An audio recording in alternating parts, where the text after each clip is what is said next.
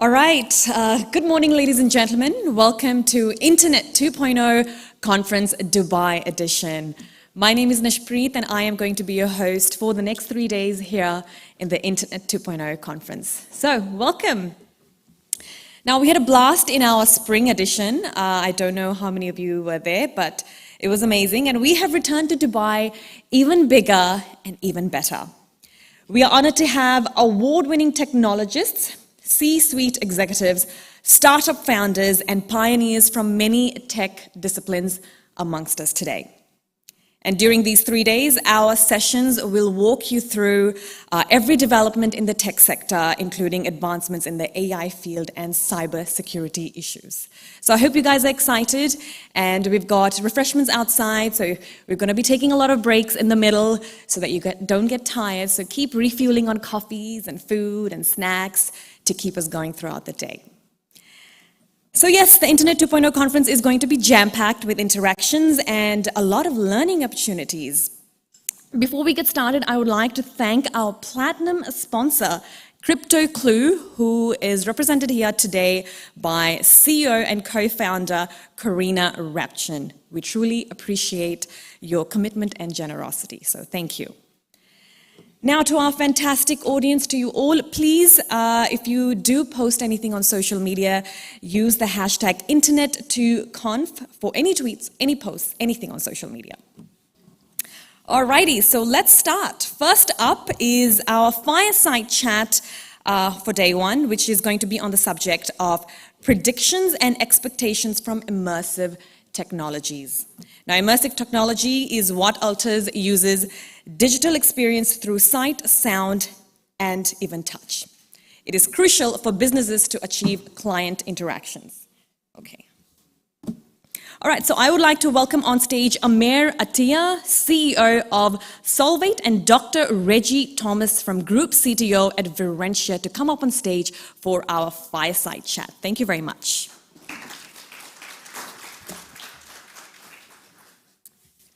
Can we please have 2 mics up here?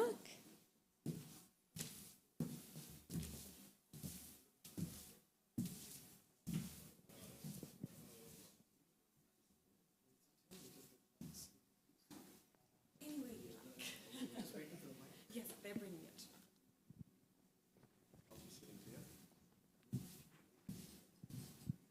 Are they working on?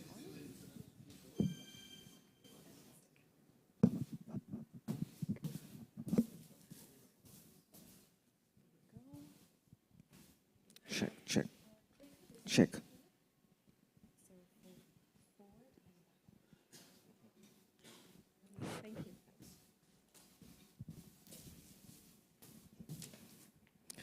So Amer, it's good to see you. How was your journey to Dubai? Hello. Yeah. It was great. Thanks, Dr. Reggie. Great to meeting you, and good to see all in the lobby here. Good. So I think we have about 45 minutes for this session. So let's start with a basic introduction of ourselves, and then I think both of us have made some presentation we can show everyone, and we'll go to the rapid fire question and answers. So why don't you introduce yourself, Amer? I know about you, but what about all in the audience? Great. Thank you so much, Reggie. So this is Amer Attia, and I'm actually the CEO of a company called Solvate. I'm the founder as well. This is how you get a CEO position easily. So yeah, Solvate is actually an IT company that is specialized in human capital management that we have built on top of Microsoft Dynamics 365. Microsoft Dynamics 365 is a business solution that is, that's being provided to the world, basically. We exist in Saudi. The majority of our business is in Saudi, like 85% is in Saudi, although we have other customers in UAE, Qatar, Oman, and almost everywhere in the region. And I've been into this business since 10 years. And yeah, that's it. Okay, I'm Dr. Reggie Thomas, and I call myself a technologist. But I've dabbled in multiple fields. I'm a veteran from the Indian Navy. I spent 20 glorious years in the Navy. And in this time, I had the fortune of traveling the world, coming across frontier technologies all over. I've also flown, I'm also a pilot, I've flown 777s. It's a very amazing aircraft, and which uses a lot of immersive technologies that we're going to speak on today. And learning is something I really continue to this day. I'm past 50 years, and this learning is only made so that I can do something for society, contribute to society, help those in need.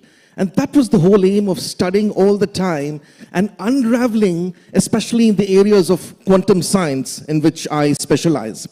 So, Amer, I think I will start with a presentation from my side and then hand it over to you. Sounds good? Thank you. All the best, Dr. Reggie.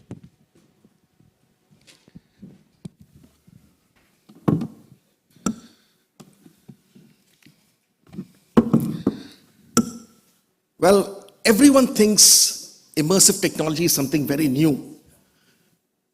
Trust me, it has been there since 4 to 5 decades. In fact, 1957, we still had immersive technology.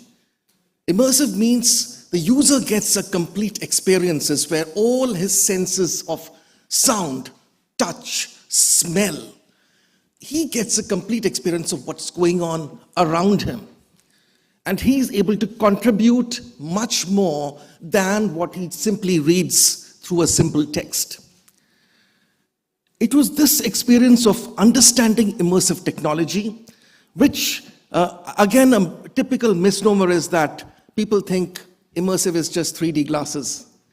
So it's the endeavor of Amer and myself to really explore which are the areas where immersive technology has been contributing and will contribute in the near future. Just to put things in perspective, we have various forms of reality. Now, what is reality? For example, I may see a particular color as black. Amer may see it as dark blue. Both of us are right because we are seeing reality based on what our senses are telling us, based on our genetic structure, our eyesight, our knowledge, standard of knowledge. We have come to an idea of reality.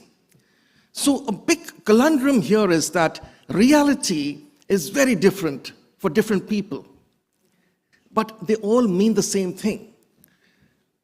You are able to understand me because I'm speaking English. But if you speak a different language in reality, you may lead to a clash. So you can see from this screen, there are different forms of reality. We have virtual reality. Typically, you know, the ones they wear with 3D glasses, you enter movie theaters, you get an immersive experience. That's what they tell you in 6D. Then we have something known as augmented reality, where you get one layer on top. A mix of all this is mixed, and the whole gamut of reality, which we will talk about later subsequently, is extended reality. So 5G is an environment we in Dubai have been having it for many years, and now many cities in the world are getting the 5G plus experience. It is very important for a very good bandwidth to get something which is extended reality.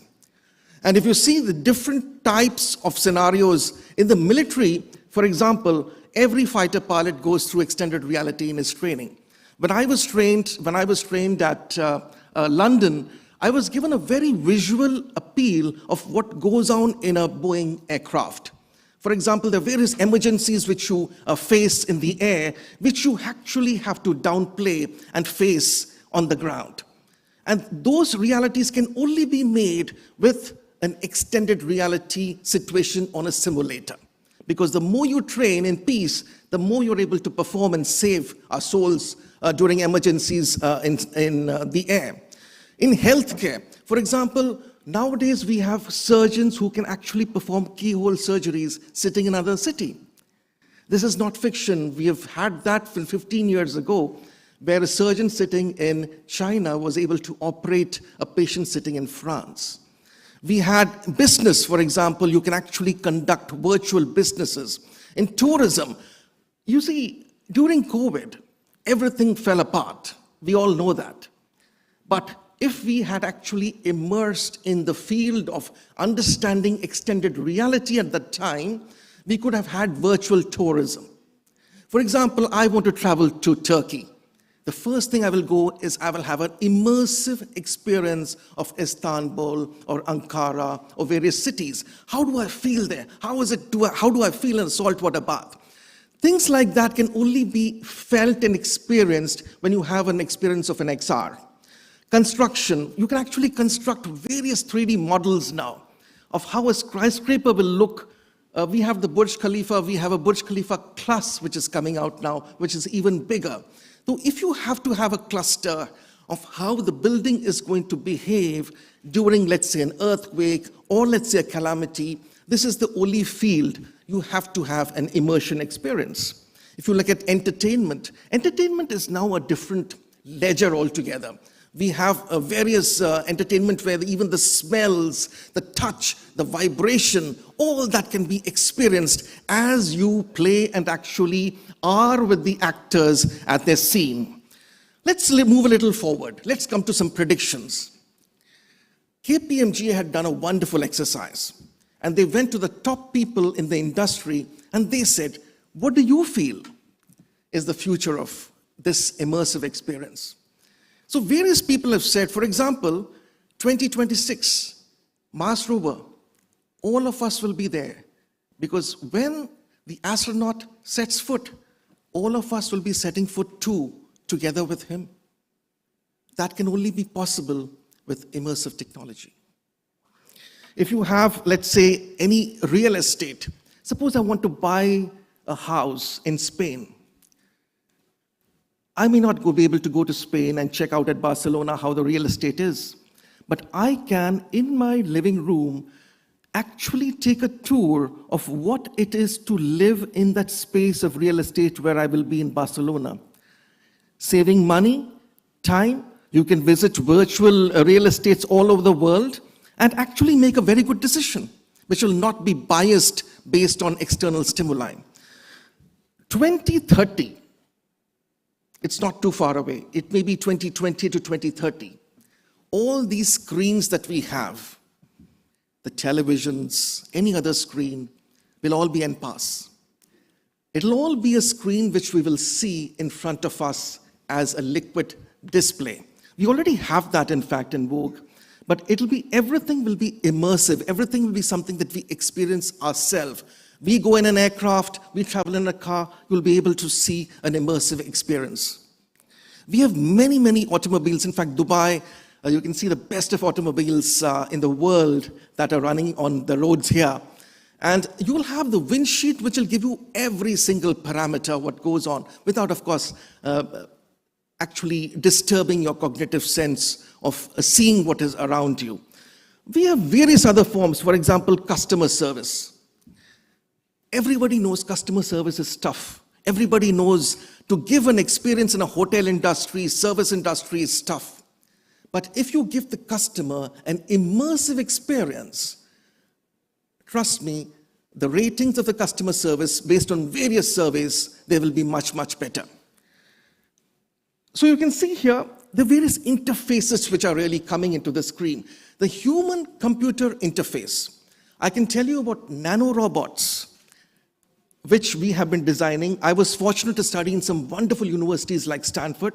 So in one of the universities, we were designing nanorobots, which are actually being able to understand our thoughts and put it into reality. Just imagine, you don't have to press any button.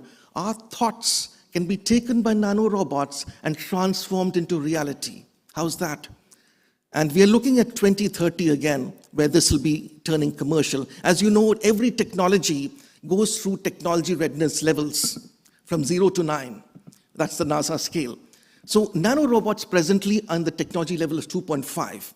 By 2030, it'll be around 7 to 8. It can turn commercial. Anything above 5 is commercial. Artificial intelligence is something we've been hearing day in and day out. AI is something that is ingrained, ingressed inside the metaverse. So let's see. Within 10 years, what we predict is that we will be waking much more in the 3D world. Much, much, much more than what it is at this present world. The physical world will lose its real charm because the physical world is always got a bias. depending on how the sun is, depending on the external stimuli. If you have to have a real experience, an unbiased experience, you have to spend more time in the 3D world. And that will be able to be recalled only with the help of immersive technology. In fact, I just met a student here. He's come all the way from India, from Vellore Institute of Technology. I have something very interesting for students. No longer do you have to learn by rote. All along our careers, we have to cram textbooks. A to Z.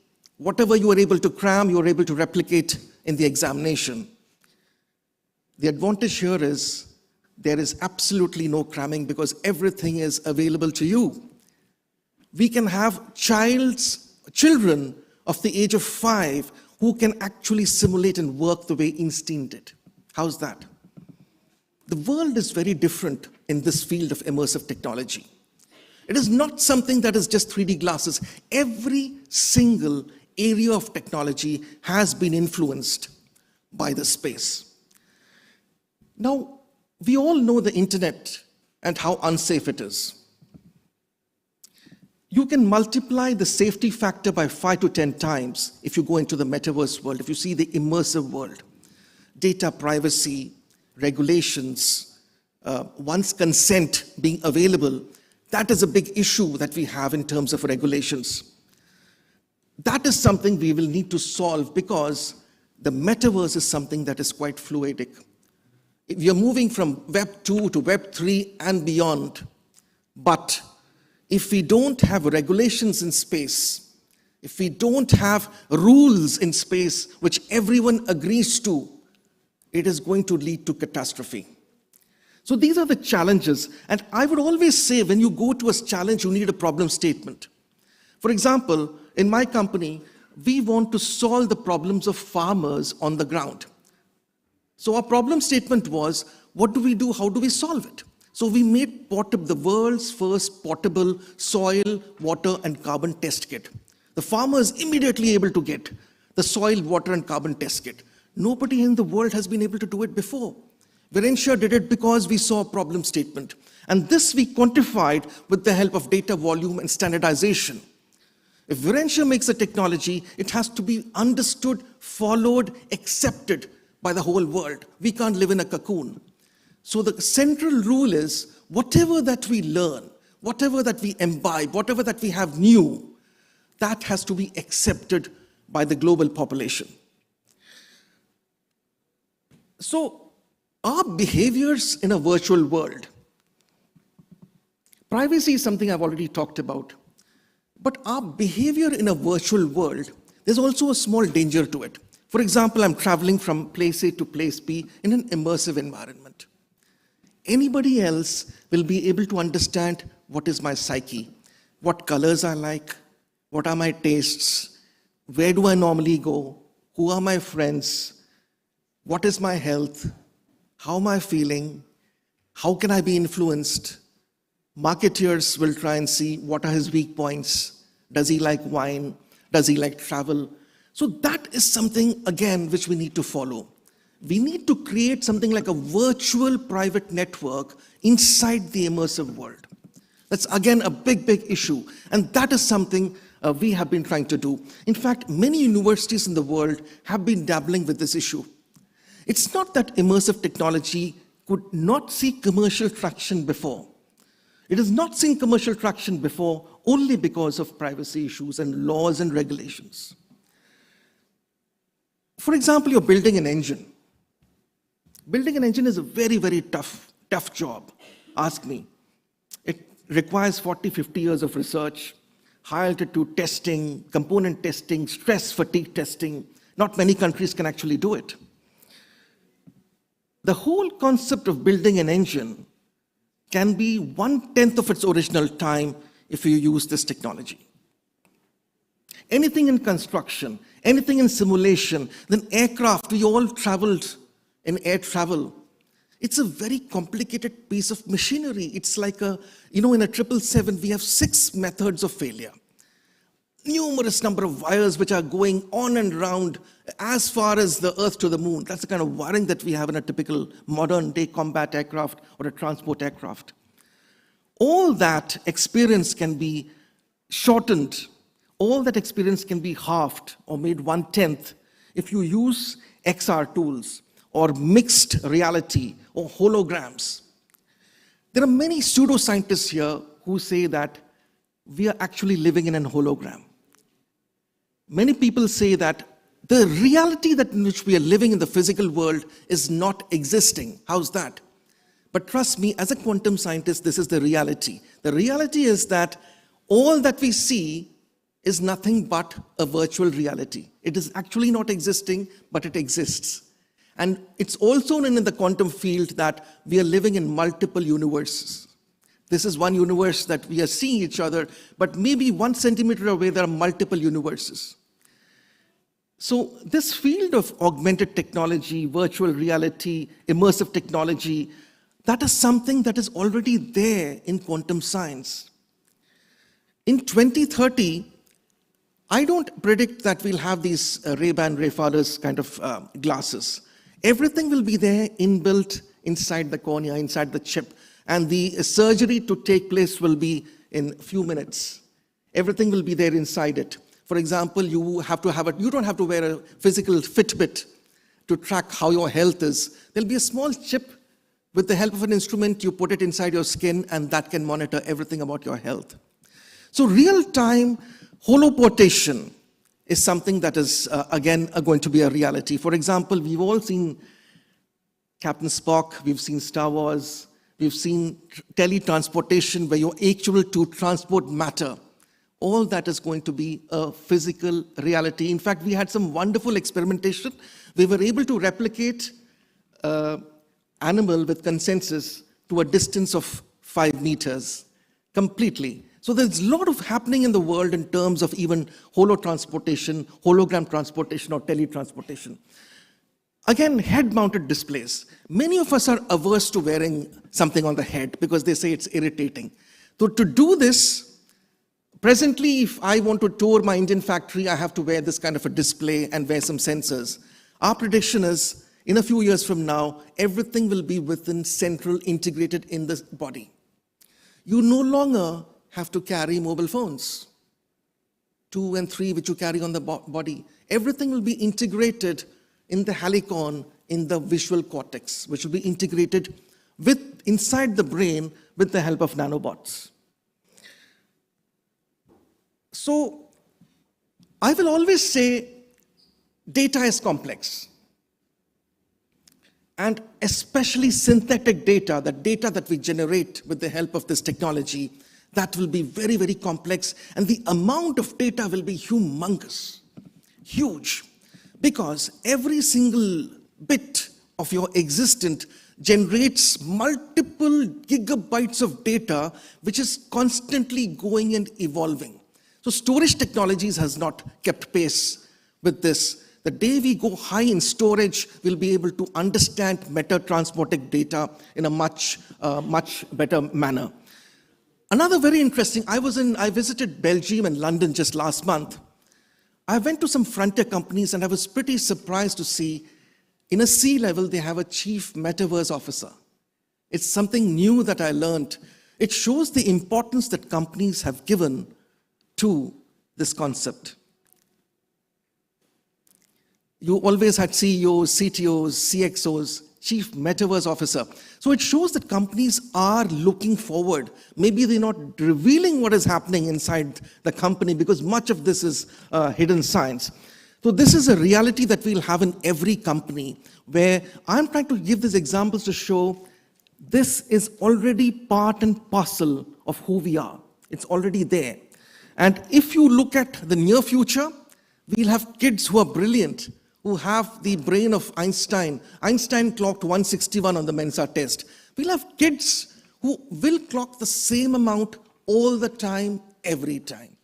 So that's a huge possibility that mankind, with the help of the IQs that we'll have in society, will be able to learn, grow, and evolve at a much faster pace. Another thing I wanted to always mention was the golden triangle. So I will say simulation, AI, and physics These are very, very important in the Golden Triangle to make a prediction or to understand and take science to the next part. So when you read a book, you read about 10%, you recollect about 10% of it. And typically, if you go to a lecture, 25% is what you can assimilate. But when you experience a book, you can remember about 80-90% of it. That's the difference. That's the difference immersive technology can create and cause to this whole thing. So always I will say, living inside the extended reality is a complex topic. Because we, in a physical body, interact with other bodies with the help of a technology which is haptic. Haptic means something that you can feel and touch. And you also have to remain anonymous. This is the problem. How do you remain and safeguard your anonymity without revealing your identity in the metaversic hologram? The day we do that, I feel that we'll grow much, much ahead in terms of who we are, what we can do, and how we can take societal consciousness to growth, and together where we can thrive together and collaborate together to take mankind to the next quantum heralding of science. I think I'll give it to you, Amer. You can take it forward.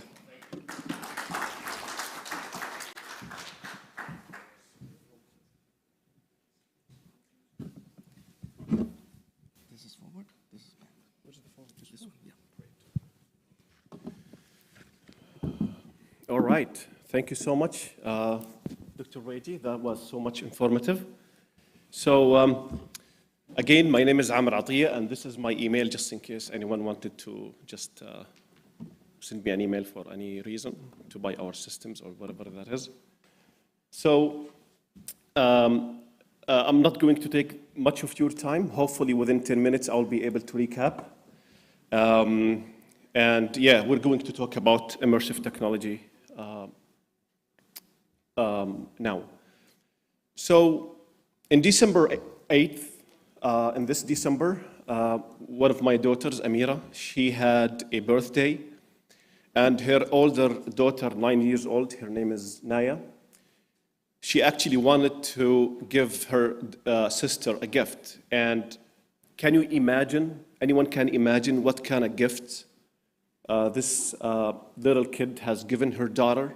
Can anyone think of any gifts? From, you know, a small kid, 9 years kid, to another 8 years kid?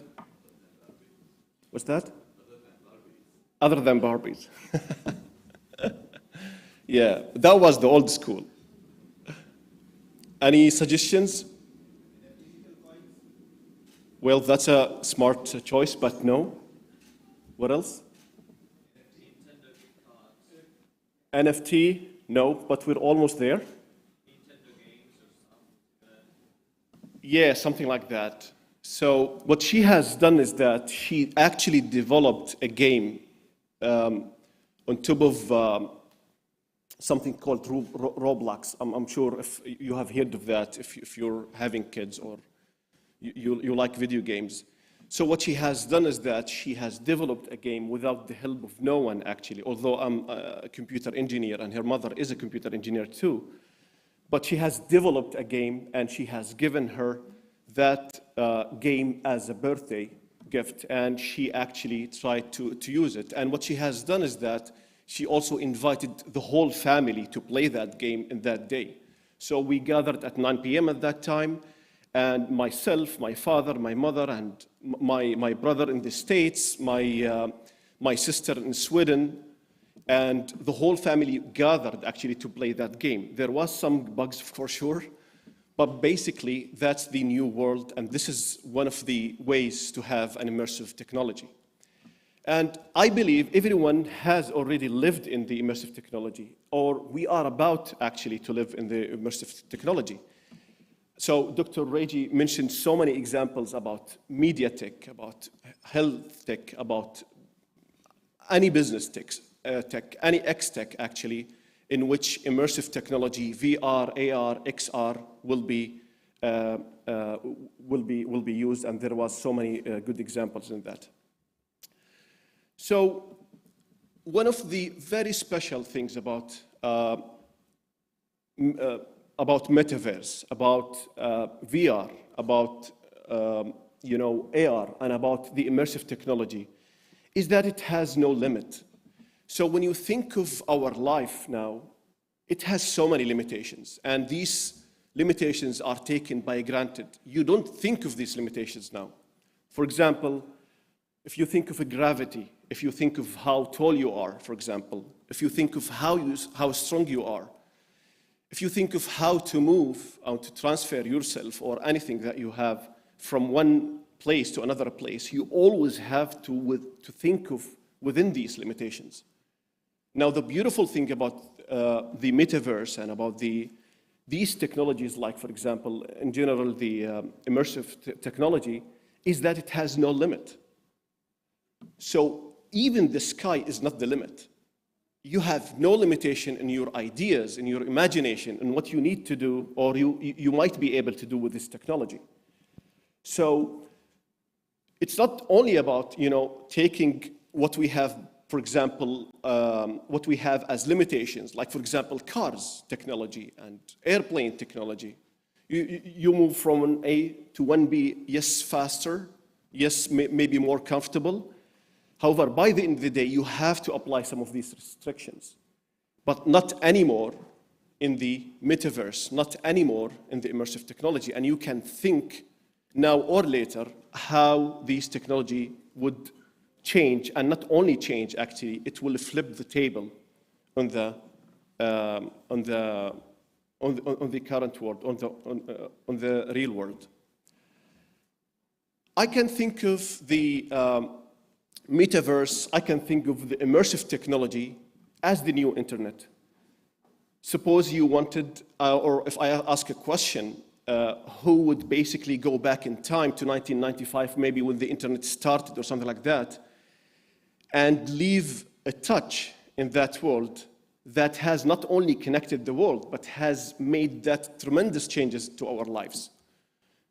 So if you, for example, go to the internet, if you go to Google now and you typed, for example, the market size of the internet, there is nothing called internet actually market size, because internet is simply everything in the current world.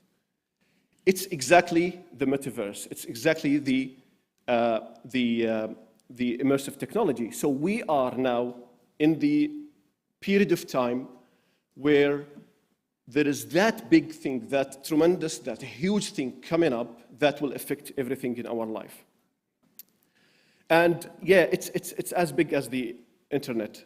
Now, I'll give you an example from manufacturing, for example, perspective, just to see how immersive technology can change life, can reduce cost, can empower, for example, businesses, empower employees, empower individuals, empower everything and everyone. So, for example, you wanted to design, or you're a manufacturing, and you wanted to design that big or huge, for example, tool to cut, for example, steel, or to do some machinery stuff. Now, from designing perspective, you can do that with the help of augmented reality and with the help of virtual reality, and see and almost feel what's happening with that machine before you even start manufacturing it. And you start testing it and testing the design and sharing it with other engineers, for example, in order to have that sense of feeling to that machine. Think of that, how that should reduce millions of dollars in only one transaction for one factory, maybe, or for one machine. This is not only for design, but also in sales. You go to a conference, you cannot grab that amount of, or that big machine with you to display it, for example, in the conference or in the exhibition. So all what you have to do is to take these glasses with you and these hand tools and basically hand them to the people to your leads, basically, who are interested to see the machines. Not only in sales, but also in training. You can train your employees, train your team, or train the laborers in the manufacturing factory, for example, to use that machine before even you buy it. Again, think of how much millions of dollars have been saved only for one type of transaction. That's a simple, idea about how you can, for example, utilize immersive technology in businesses. These are some numbers that I have taken from McKinsey and Brothers and company, and I'm sure everyone knows McKinsey, the analyst. So in 2021, $13 billion, that is billion dollars with a B, have been invested only by VCs and private equity funds in immersive technology and in Metaverse, which is part of the immersive technology. In 2021. In 2022, $120 billion have been invested so far in this year. Can you imagine the difference and the growth that has taken place from 21 to 22? It's expected that the industry of the metaverse will reach up to $5 trillion. That's trillion with a T. It's a phenomenon, basically, how you can think of how big that thing is. Now, I have another slide that shows you how these $5 trillion have been almost calculated, and just to give you an idea. But let's see now how these technologies have affected, or how in 2030, for example, this will affect consumers and businesses. We're talking about B2C and B2B. And as you can see, for example, in B2C world, one of the main, industries that will get affected by a metaverse and by immersive technology is e-commerce, let's say, gaming, ads, education. You already can go to game, and I'm not talking, by the way, about gaming only. I'm talking about every aspect in our lives. For example, again, when you go into a video game, you can see ads, for example. You can purchase items. It's already there. We're already in the metaverse world. And also at the enterprise use cases where discrete manufacturing, banking, media, telecommunications will get affected by the metaverse or by the immersive technology.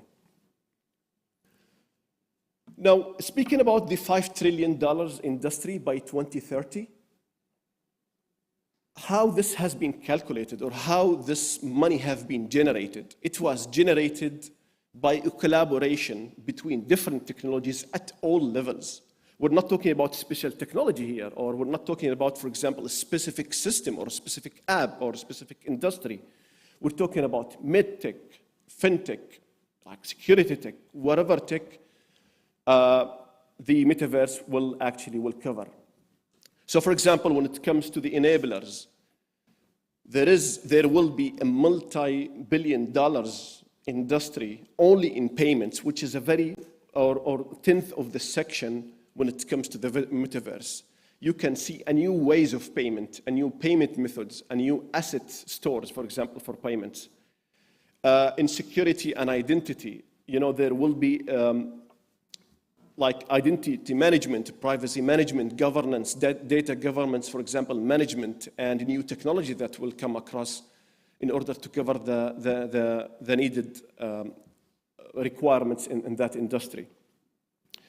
In infrastructure and hardware, you can think of the cloud, for example. You can think of 5G, 6G, Wi-Fi 6, for example. All these new technologies will help the metaverse, and metaverse will help, for example, to evolve and to develop. Again, we're talking about billions, if not trillions, dollars of businesses in that area. Infrastructure, platform to create and develop that 3D, for example, to develop and to design these new landscapes, to develop this tools and systems that will live inside the metaverse. And the content and experience level, we're talking about applications and systems and social media, for example, a new social media for the metaverse, a new banking, for example, application for the industry-specific application for the metaverse. That will also take place when it comes to the immersive technology. So huge opportunities for leaders and business innovators and maybe startup founders like yourselves. And you don't know until you see, until you imagine how this kind of revolution can take us to. That's it for now. Thank you so much. Appreciating your time. And hopefully it was useful. So, Amar, that was good. You gave some numbers, and you also mentioned about the exponential growth, especially that we have 2021 to 2022. Awesome. Those are great numbers, I must say, almost 10 times. So I also want to get some more perspective from you, Amir. So as an HR technology expert, where do you think immersive technology can be helpful in the HR market? Yeah, thank you, Dr. Reji. That's a very, very good question. Actually, when it comes to HR and HR technology, there are so many ways and use cases that can be used, or they can use, for example, the immersive technology, like, for example, in the case of interviews, in the case of learning and development, specifying, for example, the individual development plan, that, like, for example, the example that I have mentioned when it comes to manufacturing, where, for example, you give training to that huge, for example, machinery to your labor in order to get them that sense of feeling about how that machine works. So again, the sky is the limit. I mean, there is no sky even. There is no limit with the sky. You can think of creating a new world in HR and other than HR without even without imagination. And I wanted to ask you, Dr. Reji, what about the regulations? Do you think that we are ready about the regulations? What kind of regulations are needed to governance, for example, the metaverse, and where we are right now? Great. So sadly, I'll say that's where we lack. We are at least 10 years behind the technology in terms of regulations. But the good point was in May 2022, there was a very good progress that we made in regulations, and that is the Digital Regulation Cooperation Forum, DCRF. There we had many industry analysts, engineers, technologists, government people. That was held in partnership with Digital Consult. And there, some kind of a consensus was arrived at on what will be the future. So most importantly and significantly, what we need to do is in terms of permissions for, let's say, advertising and marketing. I briefly touched upon that in the presentation. In terms of restrictions in age, in every single movie you see 13 plus or 11 plus or parental consent is required. So those are the kind of permissions that we require. And third thing is health and safety regulations. It's a very debated topic on whether 5G is going to actually erode the health of human consciousness. It has never been really proved in scientific parlance, though many people have presented papers on this. So the more we move into technology, the more we move into metrics, which is broadcasted, we're also looking at health and safety. And another important thing is in terms of IoT devices. For a person like me, it's very easy to get into a device in seconds. So when the whole world is connected with IoT, hackers are going to make merry. So security, we're already facing a big issue. We can hear in the news, entire government sites getting hacked. This is an issue we'll have to really address. And what kind of data should companies really collect, ethically collect? Are companies entitled to know what I ate today? What are my ailments? That's another thing that is going to be really looked at in regulations. In terms of biometric and health data, that's another thing which really needs to do. Our biometric data reveals our digital identity. In India, we have the Aadhaar system. Most often in the news, I can hear news that Aadhaar database is hacked. The other news says it has not been hacked, everything is safe. So digital identity, because we can't change our fingerprints. They came with us and will remain with us in this physical body. So if you comprise or compromise your digital identity, that again is a big issue for the regulations. And lastly, I will say is intellectual property. How much of this data really belongs to whom? Who's the IP? Because in my company, one of the first things we look is someone infringing my company's IP? That's another issue that we'll have to really face and address. So in short, that's something on the regulations part of it. But continuing from your previous answer, Amer, is there any immersive technology developer in Jordan? Yeah, I have seen many examples actually in the region where we have applied, or at least they have applied, the immersive technology. So for example, one of the companies in Jordan has actually, let's say, developed a mall, a digital mall to one of the biggest malls in Saudi, and that mall company has actually invested in that company and acquired part of it because they wanted to have their next level of, or their next branch of malls on the metaverse. They wanted to have the, for their consumers to have the ability to go and visit the malls. And not only that, can you imagine how economy sharing, or shared economy has actually put on the place in that idea? For example, they have given, let's say, these brands companies the ability to purchase or to acquire or even to rent places in that metaverse, for example, mall.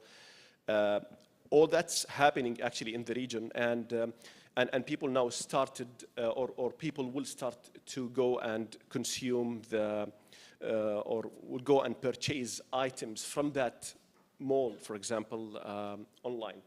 And yes, so I have seen not only application for the immersive technology, but also I have seen an investment that has taken place to enable and empower the industry when it comes to technology.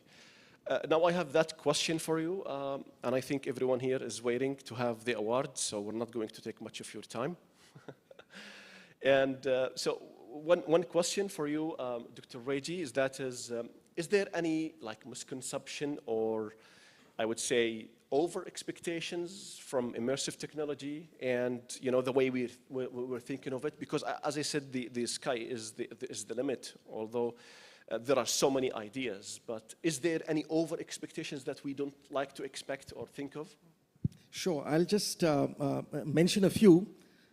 One of the major misconceptions is that it's only for the gaming industry. That I think we broke that myth today. Second, very important is that people think VR discourages physical activity.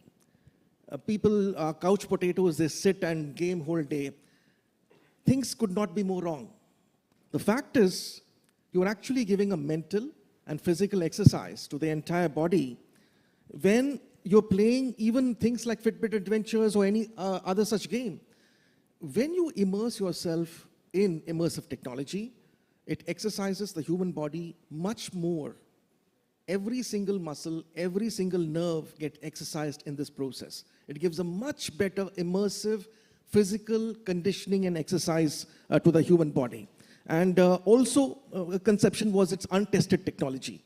As I said, 1957, we've still been using immersive technologies.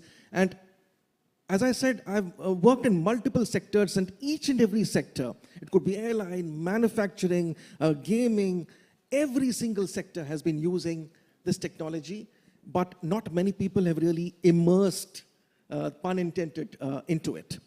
So also as a follow-up, I wanted to ask you, are there any particular challenges in setting up business in immersive technology in this region? Yeah, right. There are so many challenges that I can think of, especially in this region, for example. First, the one that I was just talking with my friend and colleague, Muhammad, and we were talking about imagination. The first challenge is in our brains, is the imagination and how ideas will be evolved and developed at that level to have that next level of everything, for example, in our life. The second thing is the capabilities of I would say, the manpower when it comes to the quantity and also when it comes to the quality. Other than that, there are so many maybe regulations that would control, like, for example, financial transactions and payment that we were talking about. Cloud, for example, is also a concern for data, privacy, and these kind of things. So mainly these are the challenge that I can think of right now. So one last question for you, Dr. Reji, please. Do you think of any examples that you have in mind when it comes to health tech, education tech, or education and media, when it comes to how, for example, we can use immersive technology with? Already being used. So in terms of health tech, we can do remote surgeries. We had a case of an astronaut in space. He needed surgery. We were able to do surgery in the ISS. In terms of, again, continuing on health tech, we have small nano robots we introduce in the human body, which actually go and does a self-diagnosis inside the body. That is only possible with immersive technology and virtual reality. In terms of education, I think since I've spent so many years in the field of education, studying in multiple universities, this is something that many universities have been doing over time. In Stanford, for example, we have our own immersive labs in which we are able to understand a textbook. For example, we have a textbook, let's say Shakespeare. We're actually able to imbibe what Shakespeare wanted to show in the textbook. For us, it is not just a couplet. It's not just a rhyme. We're able to immerse and experience what the author wanted to convey in the textbook. So that's something, again, that is very, very challenging and encouraging. But before letting you go, Amer, I just wanted to know, you talked about, some metaverse, I think in your presentation about metaverse consumer use cases. You talked about some enterprise use cases. Any examples? I'm very curious to know this. Yeah, we talked about, for example, the manufacturing use case, and there are so many, for example, ideas and use cases in the education. I have seen schools, for example, in the region where they apply and employ, for example, the VR and AR in order to educate or have that next level of education, for example, to their students. And as you said, the operation, for example, which is very, very interesting, where medical operations can take place from one place in another place, that gives no limit actually to the world and to everyone. These are the use cases that I can think of. Great. I think, Amer, we run out of time. Yeah. So I think it is from Amer and Dr. Reji signing off. Yeah. Good day to you. Thank and you. Have a beautiful experience ahead. Appreciate it. Hope that wasn't boring. So thank you. We can take a few questions from the audience if you want. 1, 2 questions from the audience. Anybody? Yes. We've got a mic in the middle, so if you have any questions, you can sort of walk up to the mic that's right here, right in the middle.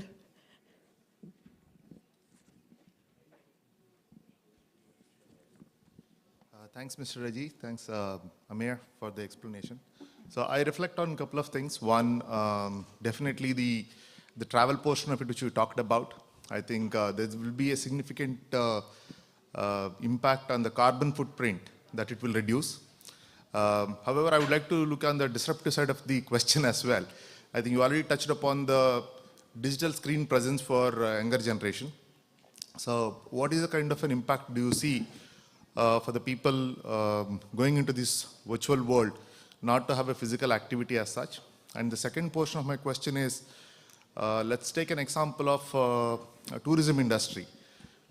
Doesn't it show like this is going to be more disruptive for them?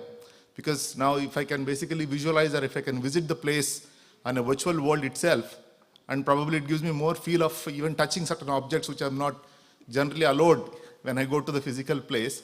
How does it play around? What are your views on those two areas? I think, Amer, I'll go first. Very interesting questions. I must compliment you for that. So regarding the physical part of it, as I explained in the previous one, immersive experience is not sitting on the couch. Immersive experience is seeing, believing, understanding, and being in reality of all the physical senses. Instantly, there are many more senses in the human body than sound, touch, and smell. You've heard about the other senses, extra perceptory senses. Those all can be also experienced in immersive. So the physical body gets a complete workout. In fact, there are many games itself. You talk the gaming industry, where you have to actually be present in the ground. The kind of workout that you get in, let's say, Fitbit Adventures is much, much more. You talked about a very sensitive point, that is carbon footprint. And Varencia has taken all steps to ensure that this game of net zero, which is the buzzword now, and greenhouse gases, that is fulfilled. You talked a very interesting point. I really love that question on, will you visit a journey to a place when you get the full experience sitting immersively? Trust me, this was a survey which was conducted for me, and part of the survey, which was overwhelmingly what I'm going to tell you, is that when my experience of, let's say, a place like Machu Picchu in Peru, I experience sitting in an immersive environment, my desire to go to that places exponentially increases, because there is no physical being in that place in the physical reality, right? So the question is very interesting, but overwhelmingly everybody found that when I experience, let's say, Peru in my immersive environment with a complete scenario change, I will also like to go there. And I will go there with my family and friends. So it turns out to be a very good boon for the tourism industry. Ahmed, you want to add something on this? I think you nailed it. Thank you so much. Do you still have any questions? Yeah, I understand. I think what you're saying is more of, it is going to act as a promotion rather than as a disruption. Firstly, you're saving the economy money, because everything, you talked about carbon, that itself is a money. Everything, time is money, that is one, you're saving on time. Secondly, in terms of understanding a place, you have a choice of, let's say, 10 places. You can actually home on to where you want to go, because you had an immersive experience. So it gives value for money for the customer, also in addition to saving the GDP of the country overall, when you look at the overall perspective.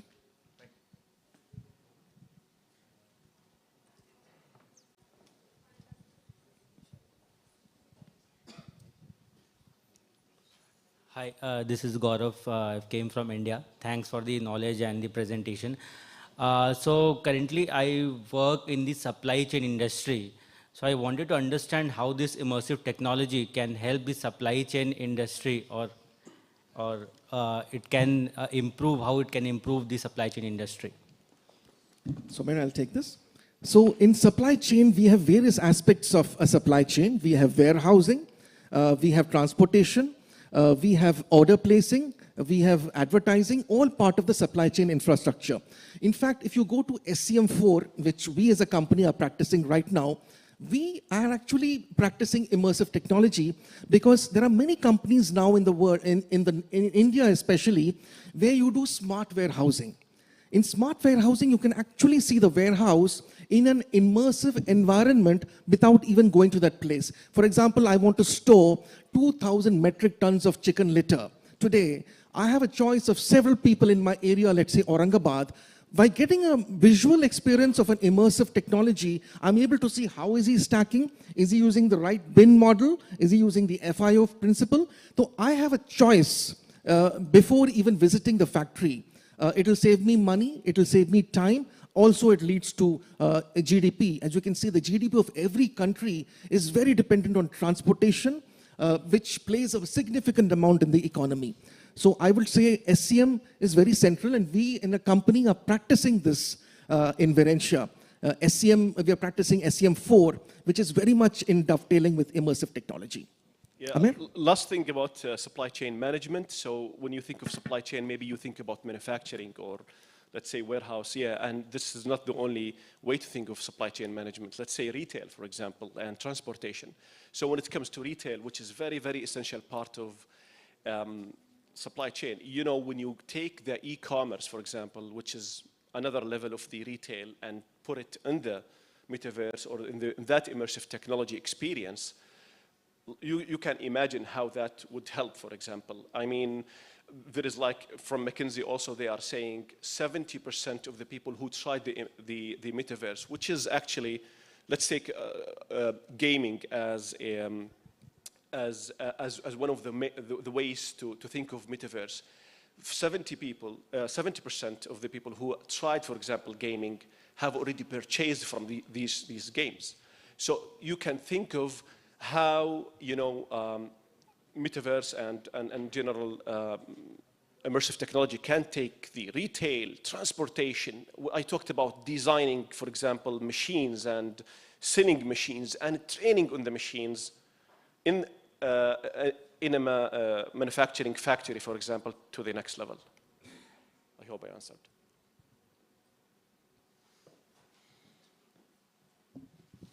Hello, good morning. Yeah, it's more of a comment than a question. I remember my previous job, I was working in the elevators industry, and one of the main challenges that we had is having the final approvals on the finishes, which requires sometimes to take a couple of people from the client side to the factory, fly them over all the way to the factory and let them have a tour there, and then they see the samples, and then they can choose there, which costing basically sometimes hundreds of thousands of dollars. And I think with this technology, it's going to be really easy for them just to use the metaverse and use this technology and show them the samples without having to go there and go to the factory, which is saving cost and saving time. Thank you. Thank you for sharing. Thank you. Last question, I guess. I hope so. So I just want to thank you for the presentation. It was really good. And I had just one question, maybe for any of you guys, is given that this is new technologies for some people, and usually when we have even technologies that have been sitting in the world for like decades, as you mentioned, there is a learning curve that needs to happen for the consumers to start trusting this technology and going through it. So how do you think where we are from this learning curve and how we can increase the trust from consumers in retails or in other industries? That's a good question. Okay, I'll go first. Yeah. So thanks for the question. Very interesting again. So in the process, I can actually plot the curve where we are in terms of this technology. We have gone past the early adopters. It's already, as I said, 1957, 1982, and 2022. As Amar said, even in terms of the figures, these are cataclysmic change areas in this technology in terms of numbers too. We have gone past the early adoption, and we are now in the integration phase. You know, in any technology, we go through multiple phases: early adoption, integration, maturation, and then decline. So we are there in the integration phase, and that is why we're getting these huge numbers, 12 and 120. I mean, it's beyond, it's broken the charts, like a vertical Charlie we do on the aircraft, where the rate of climb is 100%. So this is very interesting because this technology is suddenly coming to light. COVID especially was a very big factor which enabled immersive technology to come out of its cocoon. More and more companies are now forced to reveal what they have been researching inside. For example, Stanford has been doing this research since 1960, the Russians 1950.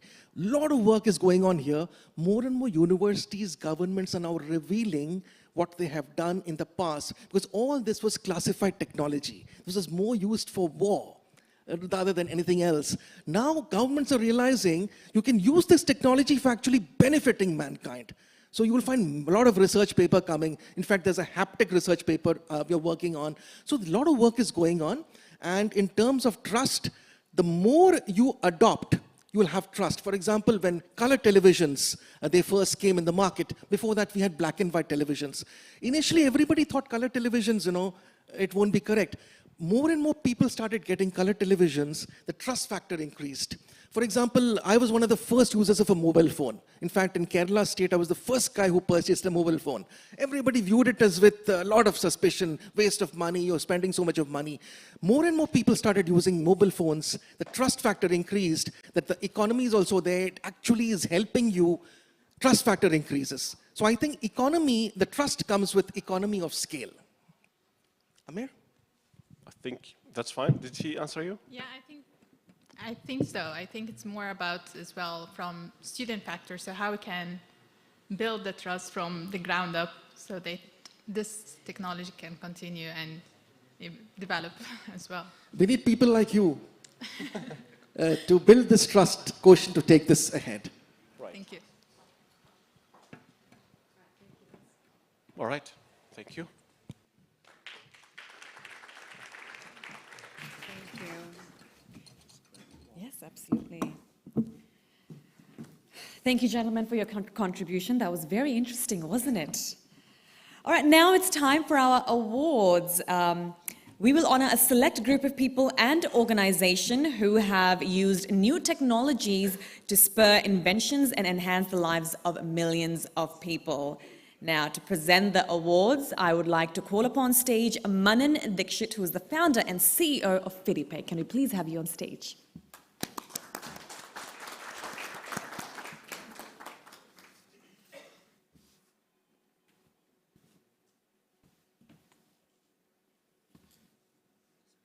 Yep, just around here.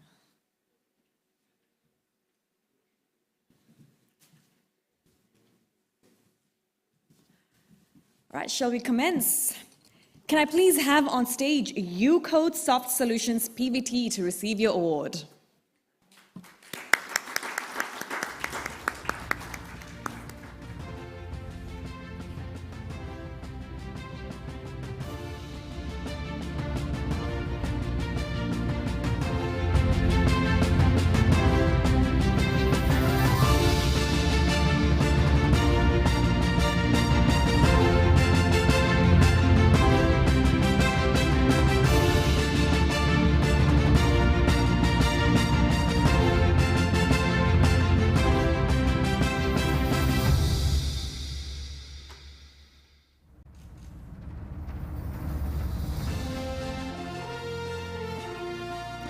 Thank you, congratulations. Would you like to say a few words?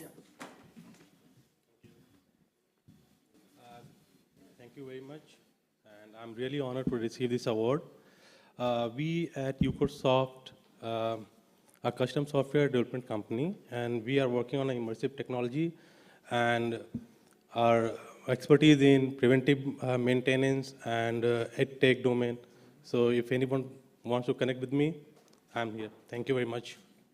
Thank you, congratulations. Next up, we've got DGC UAE Limited. Can we please have you on stage to collect your award?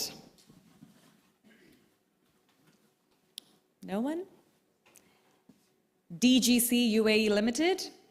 All right, no problem, we're gonna move on. Next up is Dino Uber. Can we please have you on stage to collect your award? And if you're not here, then I think we have Julian on behalf of Dino to receive the award.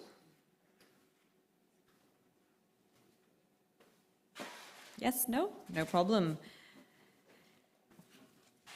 Rubayat Islam Sadat, can we please have you on stage to receive your award? Yes, we've got a show. Congratulations.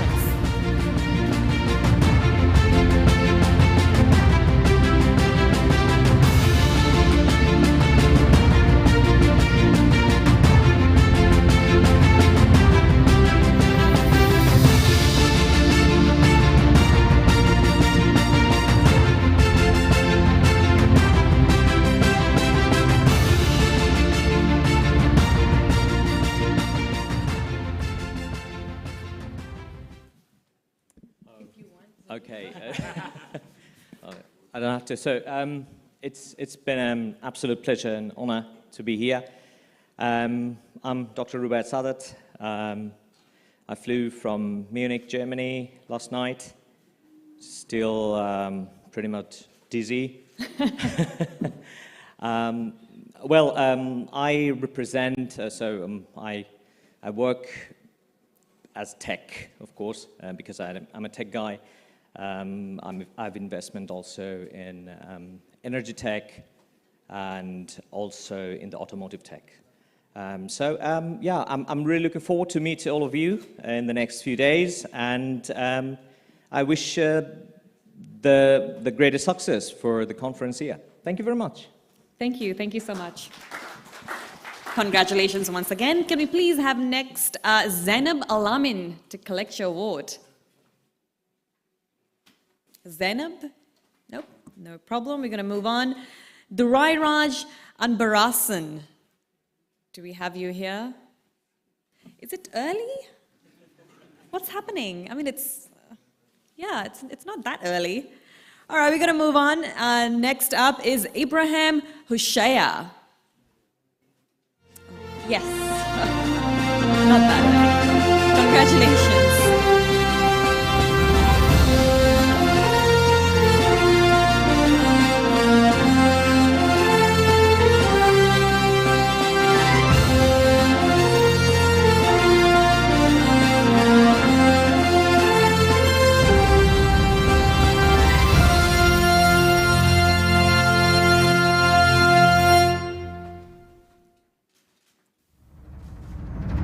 Congratulations. Would you like to say a few words? So it's my pleasure having been here. This is my first visit to Dubai so far. It's an amazing city. It's an amazing conference. I love to be here with you, decent people. We are working in different technologies from digital transformation to custom development. And we have also a deep expertise on ERP systems, budgeting, and fintech. So I'm looking forward to meet you in person and exchange experience. And I'm happy again to be here. Thank you. Thank you. Congratulations. Can I please have on stage Tan Kun Ling for your award? Congratulations.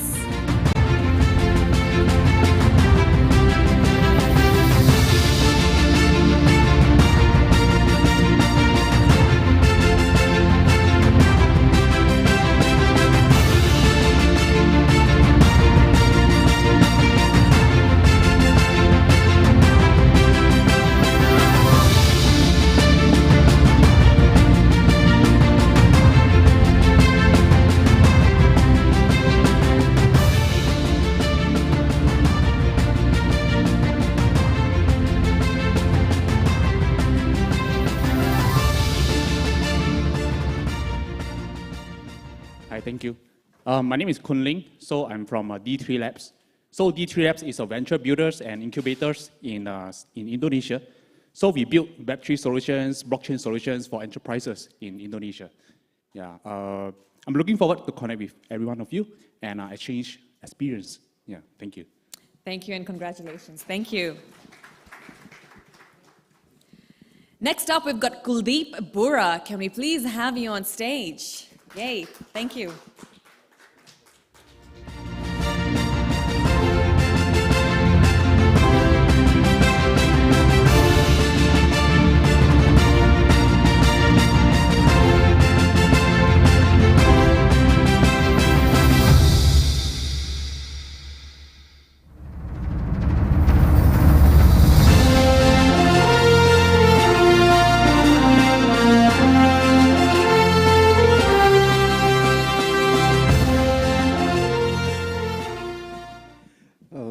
Good morning, ladies and gentlemen. My name is Kuldeep. I represent Hala Infosec Private Limited.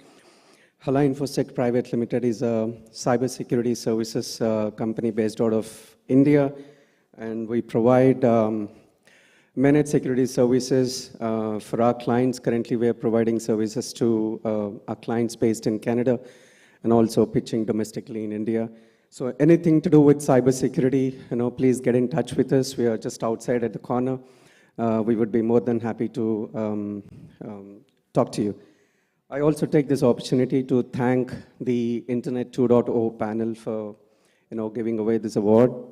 Privileged and honored, humbled, yet grounded. Thank you so much. Thank you. Thank you.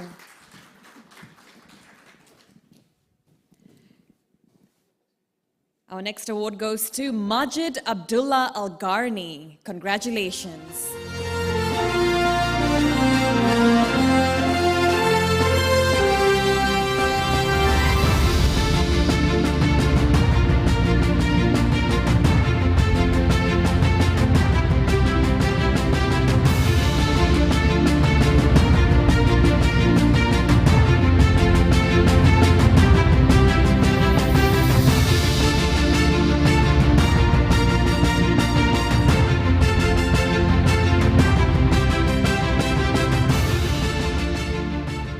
Hello guys, good morning.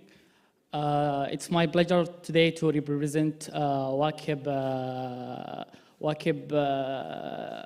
let's say, sorry, I can't. That's okay. Congratulations, thank you. Next up is Noriko Mayara. Congratulations. Noriko Mayara? That's okay, we're going to move on. Next award goes to Pratiksha Tomar. Yes.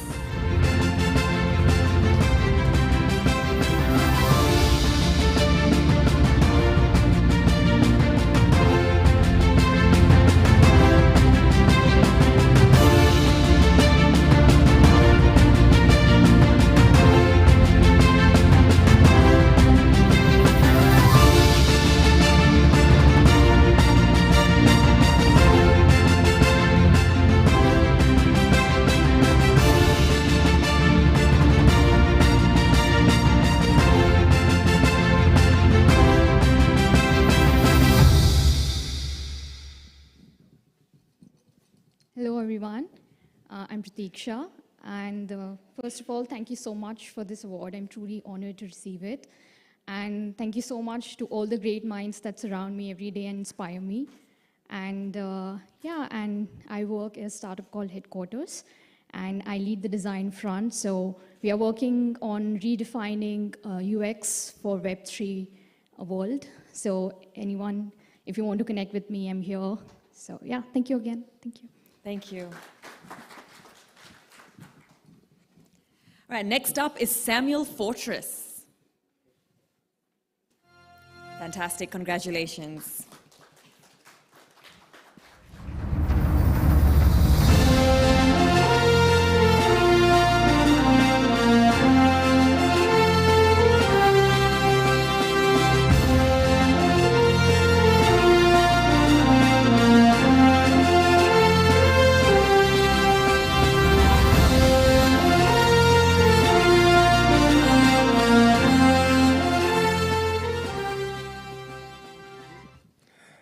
Well, just a little correction. My full name is actually Samuel Pang, and Fortress is my company's name. Okay. Anyway. Sorry, apologies. No worries. Pleasure to be here. So, Fortress is actually a Spanish headquartered firm, and essentially here out the operations pretty much globally, but based out of Singapore, to assist any enterprises, companies, institutions that holds digital asset as an operational asset, and to use that either as HR payroll or anything, just cashless cross-border payment. So we provide a treasury management solution on a crypto version to all these institutions. On the other side, I'm also very honored to be a mentor, invited by IIT Bombay to be a mentor at the Eureka startup and also F10 incubator as well. A very much pleasure to be here, and thank you, Manan, for standing here and having so many photos taken as well. Thank you. All right, our next award goes to Sean Cooper. Yay, you're here. Congratulations.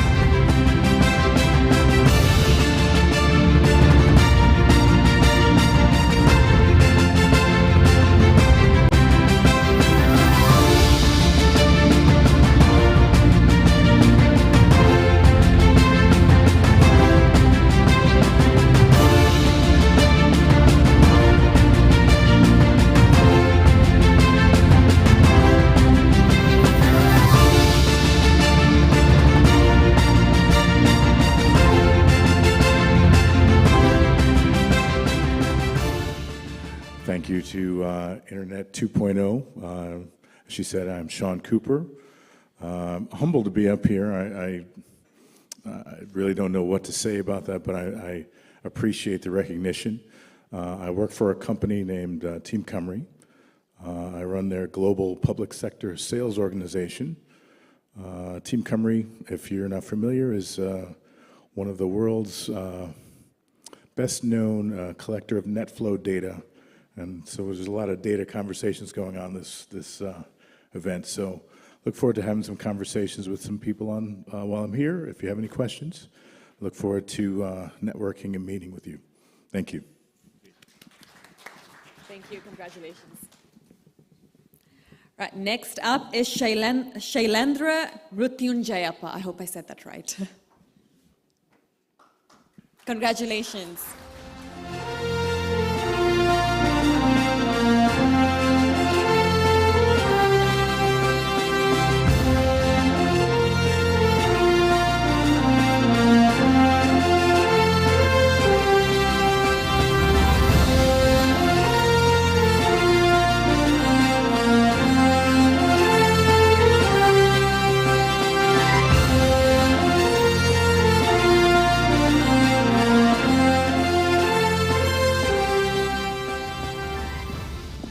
Thank you.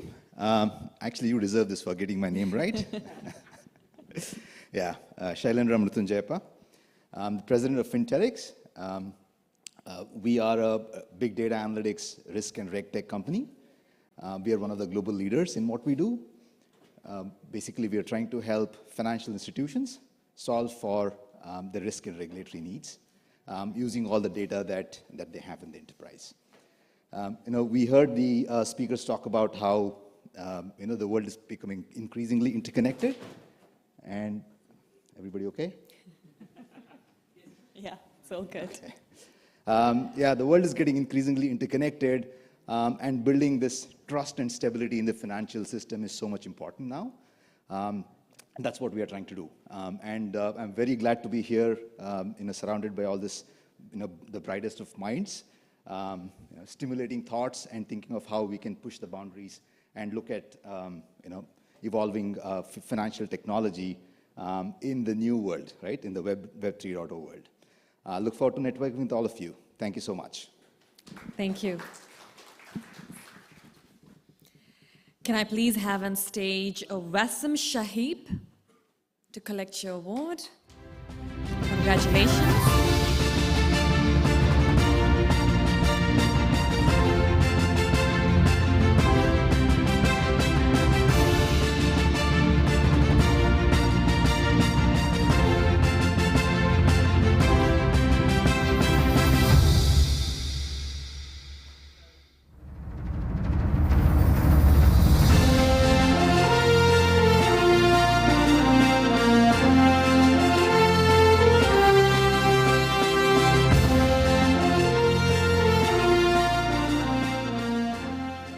Very much for the lovely event. I'm Wasim Shahib. I'm the CTO of Analytica. We specialize in customized softwares, Metaverse, and also telemedicine. I personally have medical research and image processing and hyperspectral imaging. So anyone who is into these kind of things, I would love to connect with you. Have a lovely event. Thank you. Thank you. Thank you and congratulations. Can I please have on stage now Mohammed Abu Jafal to collect your award?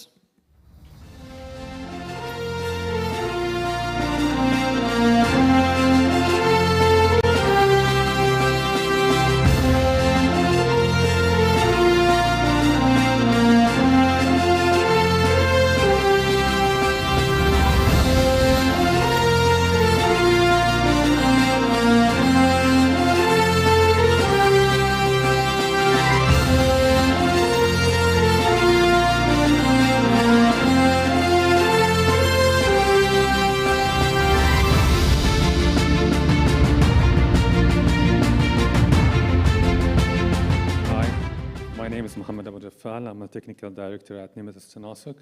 Thanks for the award and the recognition, and congrats for all. Have a nice event. Thank you. Congratulations. Can I please have on stage Yara Miles to collect your award? Yara? That's okay. Now we're done with our awards ceremony. Thank you so much. Congratulations to all our award recipients. Well done, and thank you for your contribution. We're going to move on to our next session, which is a keynote session. Thank you. Thank you, Manan. Thank you so much for being here. Moving on to our next session, which is a keynote session, and the topic is how Web3 changes our world and daily life and why education is essential. I would like to call upon stage Karina Repchin, who is the CEO and co-founder of Crypto Clue. A round of applause. Thank you.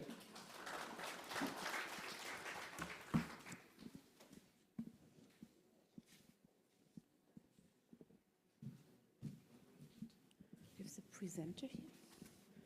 The presenter for the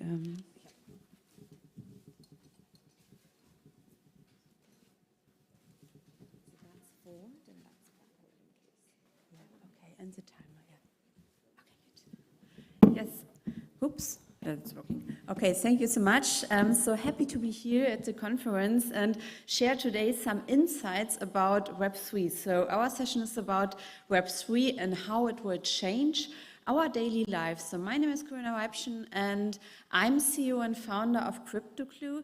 So we are an education platform for everything what is in Web3, so from Metaverse, NFTs, crypto, and yes, we want to provide education for the mass market, so for everyone, because we see right now it's a really small bubble around the world, and we want to make it different. And this is why I choose also the topic, so that we really check, so what's happening, what's changing in the whole area of Web3 in our daily life, and why also education is key for it. So starting today with a little bit background of the Web3, then going into the areas of changes we expect. We have education things, and then of course we have also time for a little Q&A, so what you would like to know, and happy to assist you. I'm also here the whole 3 days, so if you have any questions afterwards, happy to assist you there. So, but starting with a little bit background on Web3. So when we see, now it's on. Okay. So we see, the world after COVID, I think everyone knows it's not the same as we know it before. So we have a total different place of working. We have total different styles and new products and Web3 coming out. Dubai as Metaverse city of the world, of the capital of the world. We have coming new startups here into the ecosystem. We have decentralized finance. We have decentralized autonomous organizations. So a lot of new things coming up, new asset classes in crypto world. So that changed a lot also after COVID now. And when we see, the whole development, so now also it states here Internet 2.0, so but we are just in the development to the Web 3, so it's Internet 3.0 then, because when we see, 1997, the Internet started with a simple username and a password, and then in Web 2, what is currently the majority of us is in here, so with Google, with Amazon, so everything is that we connect here, we have big companies in, and this is now changing to connect your wallet, decentralized organization in Web 3, and this is all what we are speaking about. So when you see, what is Web3? Because there is no official definition, so everyone is talking about Web3, but nobody really, say, what's about? So it's a development of the internet. So and then we have several spaces. We have the whole cryptocurrency sector. We have the whole non-fungible token sector, NFTs. We have Metaverse. We have DeFi, so decentralized finance, and we have decentralized autonomous organization, and it will bring a lot of new things to the table. And I think for most of us, it's not really defined yet. So what will change? But I brought here some examples what will change. And so that it's more, the use cases in our daily world. And when we see the whole market, it's $1 billion market. So for everyone, for companies, and we see, there will be a lot of new creators, a lot of new companies coming up in the next 5 years. We think about 1 billion. But only 1% of the companies are already in Web3. So we are missing a lot of companies in this new world because they are facing challenges again, maybe with digitalization, with other things after COVID. They're challenging with globalization. But then the next thing is coming up, and this will be Web3. And there we see only the 1% of the companies already in it. And so this is also a chance for everyone who has a company and wants to go in there, and also as a private person for investments. So this is a really big chance what it's coming up. So when we see here, we saw also a lot of a lot of cons in the media, but we have really chances here. And this is everyone can participate. So no matter what education you have, so there will come up totally new skills. If these are skills in programming, if these are skills in communication, so there is space for everyone. And this is what I love in the sector, because it's not anymore so strict. So we are very flexible, very agile. It's really the chance for everyone to get into the space and find the place for it. And it's really connecting the world. When I'm in Web3 in my company, so we are connecting all countries. So it doesn't matter if you're from Asia, from Europe, from UAE, or from US. So it doesn't matter, because we can work through all countries together. And this is something I really like. And of course, when you see the whole cryptocurrency sector, you can make payments within seconds.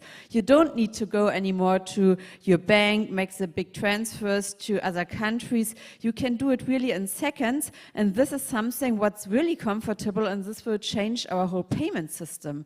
And some's really comfortable, and this will change our whole payment system.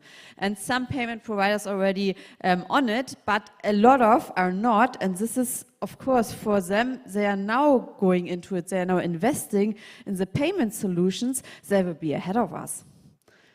And of course, it's huge chance for the whole health sector. So for surgeries, the whole artificial intelligence, it's amazing what we have in front of us here.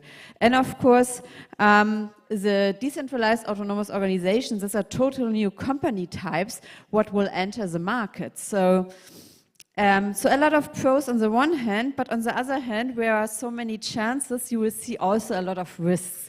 And that's, maybe you have heard also from the diverse scams. A lot of people has lost a lot of money in cryptocurrencies. And lack of education. We have education for experts, but we don't have education for the mass market.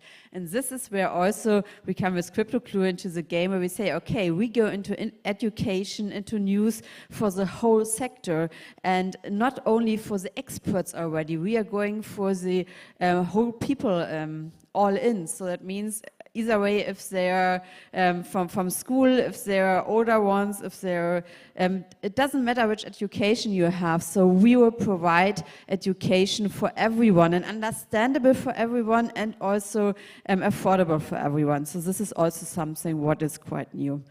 Yeah, and of course, a lot of people lost money. So you know, it's already the bear market in the crypto space, and it's, a lot of people lost money, but it's a lot of because of lack of education, I think, because they trade emotionally, and this is, not good at all. But this is why we are here. So there are a lot of new companies coming in, and helping also with getting up to speed in the Web3 sector. And now I would like to go into how Web3 will change then also our daily life, because this is an interesting thing, the use cases, and we have them already. This is an interesting thing, and where we maybe don't see them, or it's named otherwise, but we have different areas that will already benefit from the whole Web3 area. And we can start with the work, with the business area. We have financial services, where there's a lot of change, and we have the whole leisure area, we have health sector, and of course real estate. And now I would like to go into the special sectors so that we can take a look at it. So what are the changes in our daily work, in our business? So from use cases, you have heard maybe of smart contracts. So this, of course, will help digitalize the organizations and will change the whole supply chain of everything, because you can everything write in a smart contract, you cannot change in there, and it's fixed.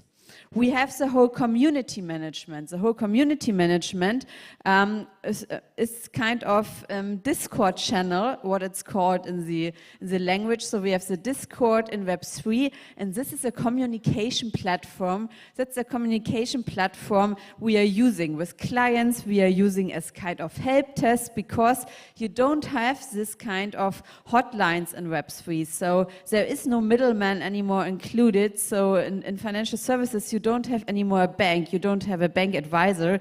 You are on your own, dependent on your own, but you have the community, and they are very up to speed in everything, and they help. So that's a good thing. And also, with the new decentralized autonomous organization, you have a total new style of working because everyone is participating in this company. So you don't have the strict hierarchy. So you have the people working, working together. Then we have the cryptocurrency as a means of payment. What I say, okay, it's the fastest way to transfer money at the moment through the world. It's there in seconds. It doesn't matter where you are in the world, if you're in Australia, if you're in US, so you can really transfer everything within seconds and at very low costs. So this is also what we need to have in mind. Then the Metaverse. The Metaverse, you can have your own presence in the Metaverse. And of course, the non-fungible token sector, it will change the whole financing of companies because you can issue also as a company NFTs and get more funds, and you get your whole financing as a company financing with NFTs. And of course, employee retention, you can also issue NFTs to your employees. So that means, it's completely new ways for companies, but also for employees to participate in the success of companies. Oops. Then we have the whole financial services industry, and I think there will be big changes. So we have, first of all, you can imagine the banks, it's a middleman, they earn money a lot also with transaction costs and so on. And now we have a sector with decentralized finance, with cryptocurrency, where you are the owner. You own it, and there is no middleman. When you send money to someone else, there is no bank included. So you are sending it directly from one to another. When you put your money into decentralized finance, then you don't have this middleman. So that means you have less cost, but of course there are risks, as we have seen it with FTX, that also an exchange get bankruptcy. But you have a lot of things also on the positive side. And of course, the crypto exchanges, they offer full banking services. So you have a kind of lending, you have kind of staking, what is a savings account, and of course, the whole payment area. So this is something what's new, so that the crypto exchanges offer full banking services. So they are on the side to banking, and you get much more staking rewards than you earn interest on kind of banking products. So that's very profitable. And then, of course, the smart contracts in place. Insurance on blockchain will be very interesting. So when we have the insurance contracts as a smart contract also, and then, it depends, the role of a bank in the future, I think, needs to be defined. So what is really the benefit of a traditional bank? So this is something where we need to think about, but it's really banking without banks. So this is what's coming up in Web3 or is already alive because the industry is already in there. Then we have the leisure, so of course it gives us more time. So we have the whole ticketing thing. So when you go to watch a football game, when you go to a concert, so you will have your ticket as an NFT. And so there's no black market anymore. A lot of scams are, you don't have a lot of scams anymore. So because it's no on paper, it's in seconds transferable. So there are a lot of positive things for the whole ticketing area. Then we have the loyalty program, the clubs, the benefits. For example, Starbucks offering now new programs for loyalty also on NFT basis. And then yeah, gaming was one of the first who already in this area. So play to earn, move to earn, learn to earn. There are a lot of things you can also earn money with gaming, and of course it's all in the metaverse there. So a lot of things changes also in the gaming area with new features. We have the whole fashion industry. Maybe you have seen already that the virtual fashion is coming into the metaverse and NFT sector, that you can guarantee claims via NFT token, that you get an NFT with a virtual suite and then get it shipped on physical things. So a lot of things will change in the fashion industry. And of course, you have a whole new asset class with Web3 and new opportunities. It's a whole new part of your wealth building. This is also, we have several courses extra in our CryptoClue app because it's so massive opportunity. You have really a whole new asset class like shares, like bonds, like real estate. This is a whole Web3 as a new asset class. Then, as we have heard also here in the conference, artificial intelligence, virtual reality will change a lot in the health sector. If it's in surgery, if it's a digital health card, we have medical trainings in Metaverse, we have supporting groups. So a lot of things coming up for the health sector, what's very beneficiary. And of course, real estate, also there a new area begins when you can see 3D, what's already in place. 3D, real estate platforms, we see the whole smart contracts also for the contracts for the housing. We see also a sharing economy. There are a lot of startups in the market for apartments, for everything as a decentralized autonomous organization.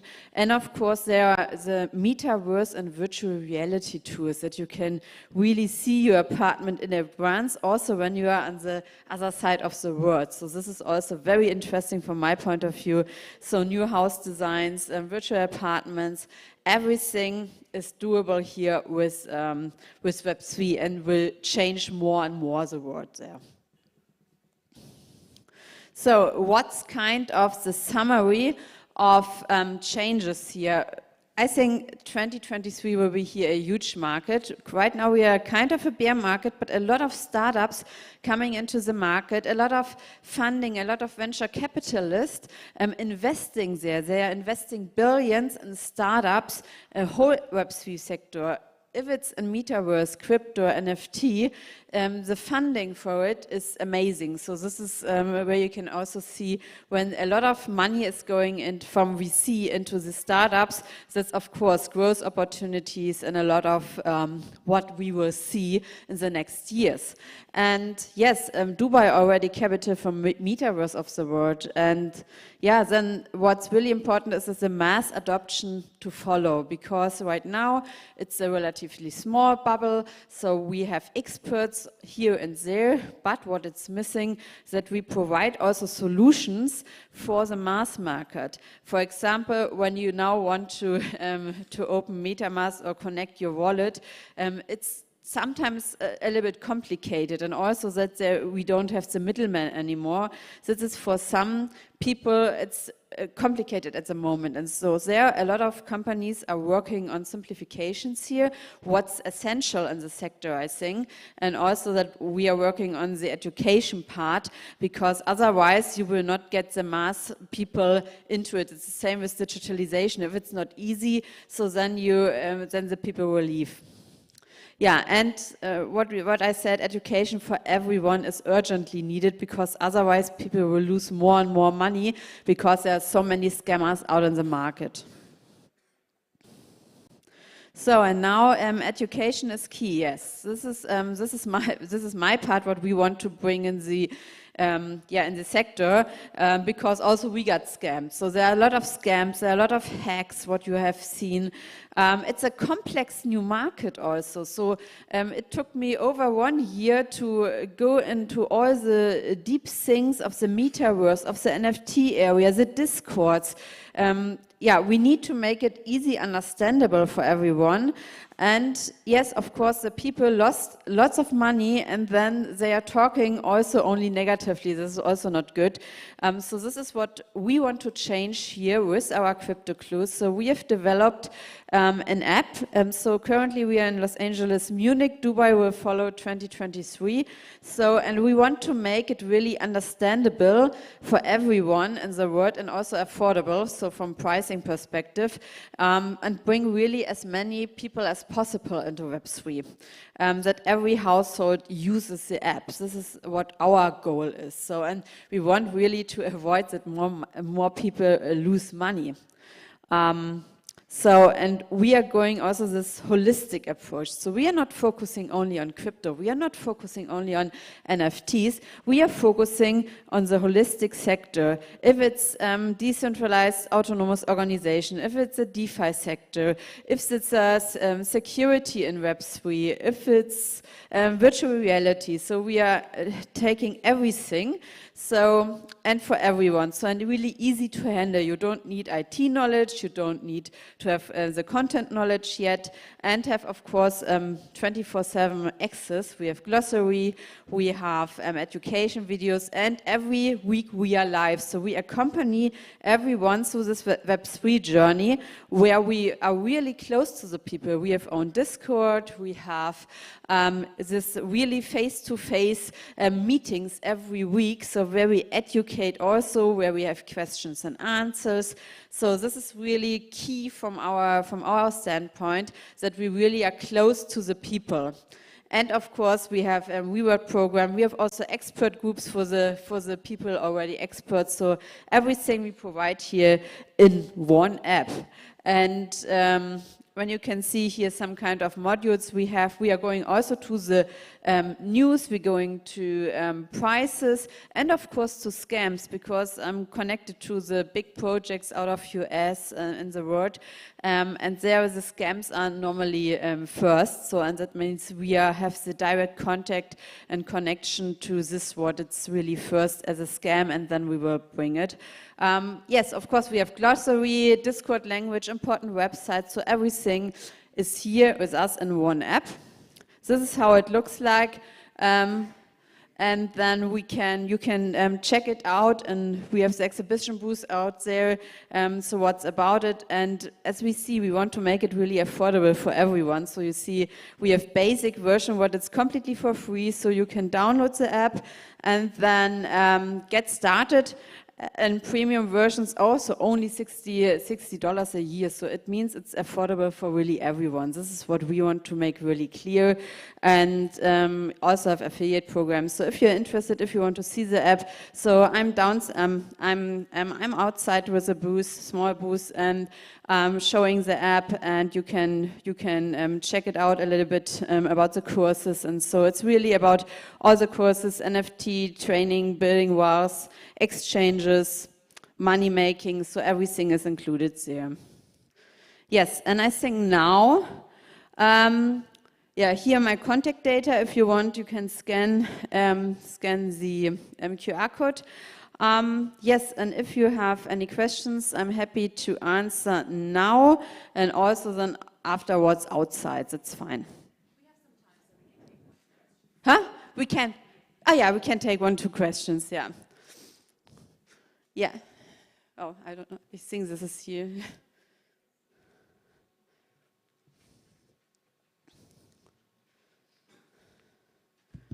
So, thank you very much for the presentation.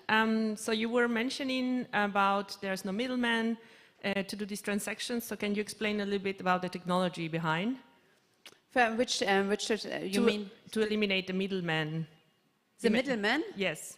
Ah, okay, so that means, so right now we have as a middleman banks, so for example, so, and in Web3 we don't have the middleman, so we have Etherscan where every transaction, for example, is recorded, but when I want to send now money here from Dubai to US, I don't have a bank in between. I'm sending it direct to a wallet address. A wallet address is kind of the account number, what we have in the old world. I getting the wallet address, and then I transfer it like in online banking, so transfer it to this wallet address. Yeah. So, but nobody is included, and then it shows directly, okay, it's now transferred. Okay, so basically the technology there would be kind of like blockchain? Yeah, it's okay. blockchain technology, yeah. Okay. That's correct, yeah. I think over there. Yeah.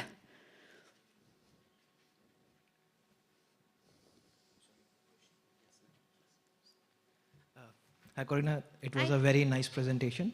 My question is more related to your experience into the this whole technology startup. So generally we see that when it's a new technology, VCs are not that much interested in bringing the awareness. So that has to be the part of these startups themselves to take that this can do different kind of activities. So how do you think that you have contributed in bringing the awareness, and what we can learn from you to bring something more into this industry? So from awareness, so can you please repeat the question? So my question is in terms of your experience related to bringing the awareness related to Web 3.0, because you are a front runner in this game. So, and have the VCs supported you in bringing the awareness or running the campaigns or in any brand awareness or something like that? Yeah, so from awareness point of view, so for me, I'm 25 years in the sector. I'm an auditor, I'm banker and everything.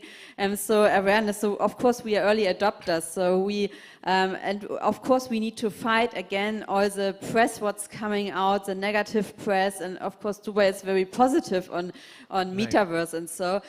But the rest of the world, so there of course we are early adopters. We need to go with these use cases out, present it and make everybody aware. So what does it mean for our real life? And then of course we see venture capitalists, private equity, angel investors, they are investing a lot of money, and yeah, this is so making aware anytime, yeah. Right, so do you think that VCs support you in the whole awareness campaign or like the campaigns that you run for bringing the awareness? Yeah. All right, thank you. I think they...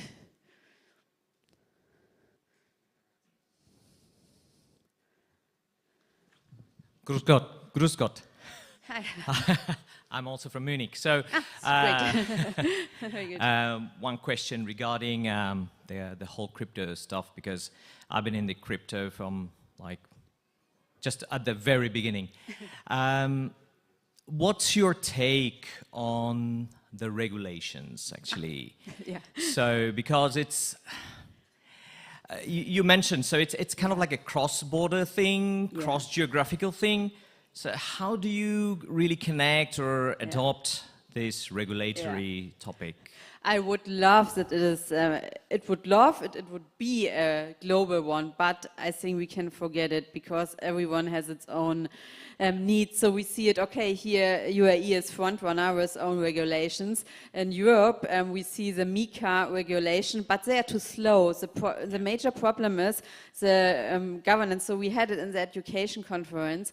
Of course, the governance needs to speed up. So of course we need global regulations. We need global standards, maybe adapted in a local. I'm coming from anti-financial crime, so we have seen it there too. So they are too slow and not getting the real problems. So I think it will be maybe global frameworks, or European frameworks and here Arabic frameworks, but then with local adaptations. But they are way too slow. So I think they will miss a lot of things. Then how could kind of like this awareness, do you also think that the policymakers should also be educated in some context? Yeah.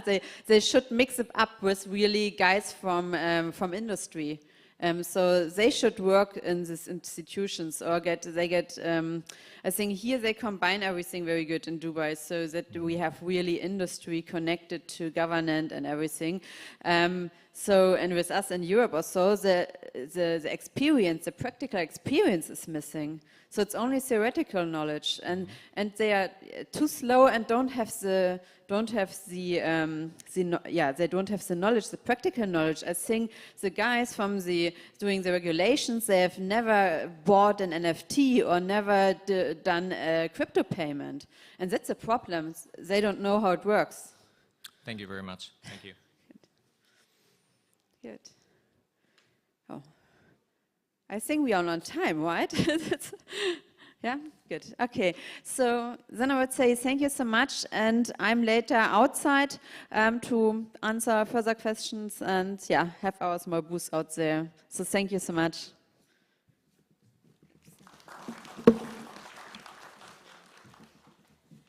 Thank you, Corina, for your valuable input. Is everything okay? All right, coming up next, we have a panel discussion on the topic PaaS versus IaaS in data management. Now, our panel discussion will be about benefits and drawbacks of each, and I would like to call upon our panelists on stage now. Can I please have Manohar Kasuru, who is the director at Verta4 India Private Limited, Mohammed Yassin, director and founder of Y Square Technology, Nilesh Kumar from Konze India Private Limited, and our moderator, Shaheen Hojabrian, who is the Senior Technology Officer at IA Sabah General Electric. Can we please have a round of applause for our panelists? Thank you very much.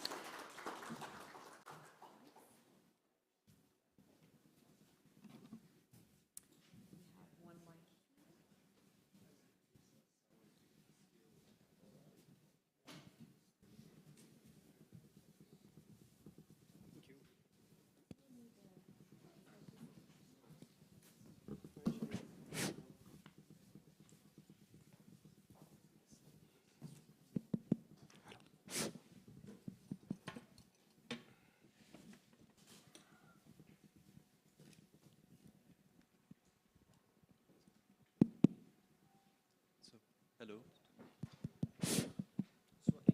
That one's working. Can you hear me? So I don't know how much time we have. We're gonna try to introduce ourselves and the experiences we had one by one, and we'll try to go through 4 different parts in our conversation, focusing on implementations that we have had or in this area, talking about data ownership, talking about industry concerns, and then if we have time, we might talk about the promises in the future that could be in terms of employment, in terms of the technology itself. So if you can start by introducing yourself, sir. Hi everyone, my name is Manohar. I represent Verta4 India. I currently head shared services delivery for the organization from India standpoint. In my current role, I take care of both AWS Cloud and also DevOps as an organization practice and maturity. I've been here in the IT industry for almost 2 decades. Happy to share some perspectives on what do I see on a day-to-day basis and whatever I learned. Thank you. Myself, Yasin. I'm a technology solution architect. I've been working for companies like Ford and GE for the last 13 years, and then I had started my own team where we try to bring in enterprise level solution architecture quality to startup community where they lack the engineering aspects, whatever is there available for the enterprise level system. So we kind of bring in right from a product problem to solutionizing, and then to engineering, and then to take it to market. So happy to share some perspectives on this topic. Thanks. Myself, Nilesh Kumar Gol. I'm working as a CTO of Konze India Private Limited, and yes, from 20 years of this particular professional experience, I have learned that yes, SaaS is the market. So let's discuss today about it. Other than that, I always love sports and promote sports. to be healthy. That's it from my side. Please. Amazing. And I'm Shaheen, and Shaheen Hojabrian. I'm from Kuwait, coming here. Mainly I help businesses find the right solution or develop the right solution for their businesses. And here I'm on behalf of one of those businesses, Al Sabah General Electric. It's an old company in Kuwait. And so mostly I'm going to be asking our friends here about the experiences they had. We know when we talk about SaaS and PaaS, and there has been a kind of a history to it. And our friends here has been in that process for a long time. So starting from you, how did you experience it the past, say, 5 or 10 years? How did it develop? I know it developed starting from SaaS, but then it went on, right? Yeah. As we all know that like infrastructure, then platform, then software right now. So current industry is basically software as a service. How we can define it in a way? See, currently we have a product called Condesk, and we are providing CRM software, and this is for B2B as well as B2C also. So SaaS kind of product will serve as a whole market, we can say. But the thing is, what kind of difficulties are there? What kind of like challenges are there? As per our discussion earlier also, that we are facing some issues in database, in performance, and in some kind of like security also. But yes, it is evolving very fast, I can say. And it will help us a lot in the near future. So yes. So it's evolving fast, that's True, what true. you 100%, 100%. All right. Now, I had a conversation with you earlier, and you said you were helping the businesses to get a break, think before they start developing something, and you've had a couple of successes in that with the businesses. So how do you see it evolving, and how do you recommend it evolving, or in your practice? Right. So initially, like when like this market is very huge, like public cloud services, like in the recent report, it is like $482 billion market, and out of that, SaaS is around $180 billion market. And like now, with this craze going on, like every startup, they are focused on getting into a state where they want to think SaaS right from the beginning.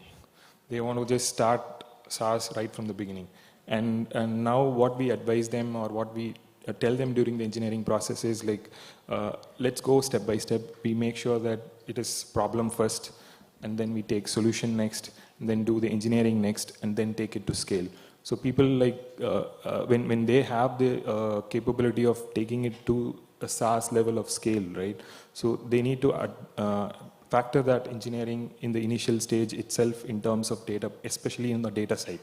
They need to like understand like how do they play the role of a, like whether it's a, how do they manage the consumer data, how do they manage the customer data, how do they manage the provider's data, what level of accesses they have, and how do they store the data is also very, very crucial. Like whether it is going to be on the partition level, or on the schema level, or on the database level, or on the service level, it's going to be very crucial. So we kind of take that privilege to just make sure that they are thinking about all this in the initial stages itself when they want to do scale. So that gives them a perspective where they'll land in the next 2 years or 4 years or 5 years. So what you're saying is people start going to SaaS first right now. Now, I remember it wasn't used to be like that. Like even an accounting program that you'd be talking about, people preferred buying it as a product before than say going into a SaaS service provider. Now it's the opposite. And right? We had a use case like that. Like we were building an ERP kind of a system for a trucking company, and it eventually the product finally became a SaaS kind of a platform for other similar logistics and trucking companies to use. So that's how people think in the later version when they start building now. Yes. Now, how did you see it? I know that you have produced some products actually. Yeah. So for me, I mean, the question what you asked in terms of the tenure, right? Let's say the last decade, how did it evolve? I probably see 2-3 different perspectives, or my answer would be circling around 2-3 different areas. One, it is the acceptability from different domains and industries that basically led what kind of a model, the service delivery model in that space that you will pick up. Because if you look at banking as an industry, probably tried to shy away for quite some time, considering the data privacy part of it, and or they prefer to have more of only infrastructure as a service or a platform as a service than software as a service. Or maybe sometimes the other way around, because they wanted to retain in their own space all the data and everything. They don't want to share anything out. And that's where probably it kind of led them to go into the private cloud kind of a model as well. The other side of it is the domain part of it, right? So there are several domains, like let's take, for example, oil and natural gas, or kind of energy sectors. So there's a lot of data that's generated where there's questions related to the security part of it, and also not so much related to the really worried about the security, but it's more about the scale of the data that they are worried about. So in those kind of scenarios, it is not more about whether it is a SaaS or whether it is a platform, but it's more about the scalability of the infrastructure. That is what they are worried about. So they were not worried much about what delivery model that you consume, rather than how much of an integration that I can do with various other systems. For example, somebody running an oil rig in Pacific, right? So the robots are basically doing the integration of the pipes, and you're basically trying to predict the amount of oil that's going to be generated on an hourly basis. So it's not about what data is coming in there or how I'm going to consume or what delivery model that I have, but it's more about what kind of a systems that it will give me an opportunity to integrate, so I can give a projection to the market in terms of how much of a revenue that I'm going to generate from the amount of oil that I'm going to find or that I'm going to be able to produce as such in a specified time period of thing. The third aspect is more from a perspective of the security and the regulations standpoint. When you come to the security and regulation standpoint, I would say probably globe is kind of divided into as many parts or as many countries that we have. Though we have some specific continent-specific regulations, let's say Europe has some and US has some. Again, at the same time, you have segregations in the domains also, right? Let's take healthcare sector. They have a specific standard like HIPAA, right? Maybe other domains may not have something specific as a domain-specific certification or as a data standard that might lead to this kind of an evolution. So there are various factors that put in, but what has happened is finally people try to evolve into a model of where centralizing at one place and being able to put accountability in one location, which gives a better perspective and also better control in terms of managing it end to end, right? So, instead of you dealing with 3 different people, you have it sitting at one location who is going to provide you end-to-end service. And when it is not more of my core activity, rather I would depend on somebody who is more like a experienced individual or who has much more better knowledge in that space, who does, let him do the job what he is and let me focus on more of my core business where I have expertise on. I think that's how it basically gave the scalability more towards the SaaS side of it. So that's whole what I kind of visualize. I see. So basically, it depends on the industry. It depends on the needs of the client that you'll be dealing with. But at the end of the day, SaaS and PaaS, and these are all experts offering software or platform as a service. That's the whole concept and idea, right? And yet again, the main concern is always security, data, whether they're in the right place, whether they're centralized or not, how much access to it is, and how much ownership of it the individuals or the client can claim. You could have claimed ownership of your software before. Now even ownership of your data is subscription-based with certain softwares, right? So imagine if you're addressing that concern with a regulator. How would you let them be, not worried about it, or what do you recommend to them in terms of improving the data ownership and improving what individuals could expect in terms of future? From my perspective, I think some of this, a part of this problem is already solved by the regulations that are already there, right? Because governments and industries have been majorly concerned about how the data is going to be produced, produced or stored and discarded and other stuff. So half of the job for that has already been defined in those regulations, which are kind of driving it already. Rest of it is more driven by the domain or the certainty and also the concerns that the industries basically have, right? Let's say a big bank like JP Morgan or Wells Fargo wouldn't probably prefer to have the entire set of data sitting on a public cloud kind of a system. Rather, they would prefer to have more of like a hybrid model. One could potentially be that they are concerned about security, and the other thing they don't want to be seen as kind of an outliers if they don't want to adopt this, right? So that is where they would probably pick up a kind of a median path going through a hybrid kind of a model. I think that is how it is changing. I see. So it's mainly the regulatory bodies that are in different areas that are shaping it rather than technology. Yes, technology is evolving, but... I mean, technology as such is probably the easiest part, I would say, because you can control it, whereas the regulatory part of it is more like you just abide to it, right? You can influence, but the influence is to the limited extent compared to the technology side of it, because which is more in your control. I see, I see. True. Actually, the thing is like GDPR, HIPAA, and different kinds of like certification means this kind of like security concerns, and the government bodies, they are like coming forward with this kind of like, we can say controls. It helps us to grow more in this kind of like situation. And yes, like earlier in our kind of product, I can say that there are people afraid of that data. Means my data is coming on different platforms like public clouds. So what will happen in that on that data? But yes, right now the people are thinking on different perspective also, that what kind of flexibility, what kind of availability we have. And based on that, they are coming forward, coming ahead of it, and they are like moving forward with this kind of like situation also. So that yes, in like our kind of like software as a service, our products, this will have a like huge feature in coming like near future. Nice. So apart from the industry and geography based regulations which are already there, which is more towards the domain and the business,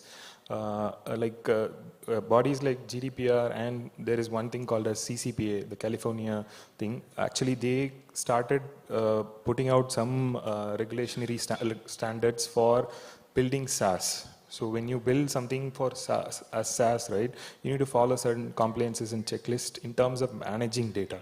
So that is also like one thing which came up in 2018 with GDPR is something which is already there, and the first thing which is going to come out in 2021 is going to be with this CCPA, where like if you are going to build SaaS, because the craze of the number of applications which are going SaaS is very huge, right?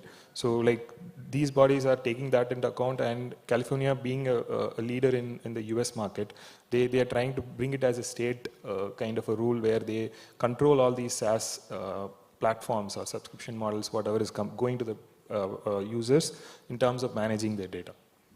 All right, so let's try and kind of reframe it into a real life scenario and an existing one. I'm from the background where businesses are trying to build it for themselves so that they can host others.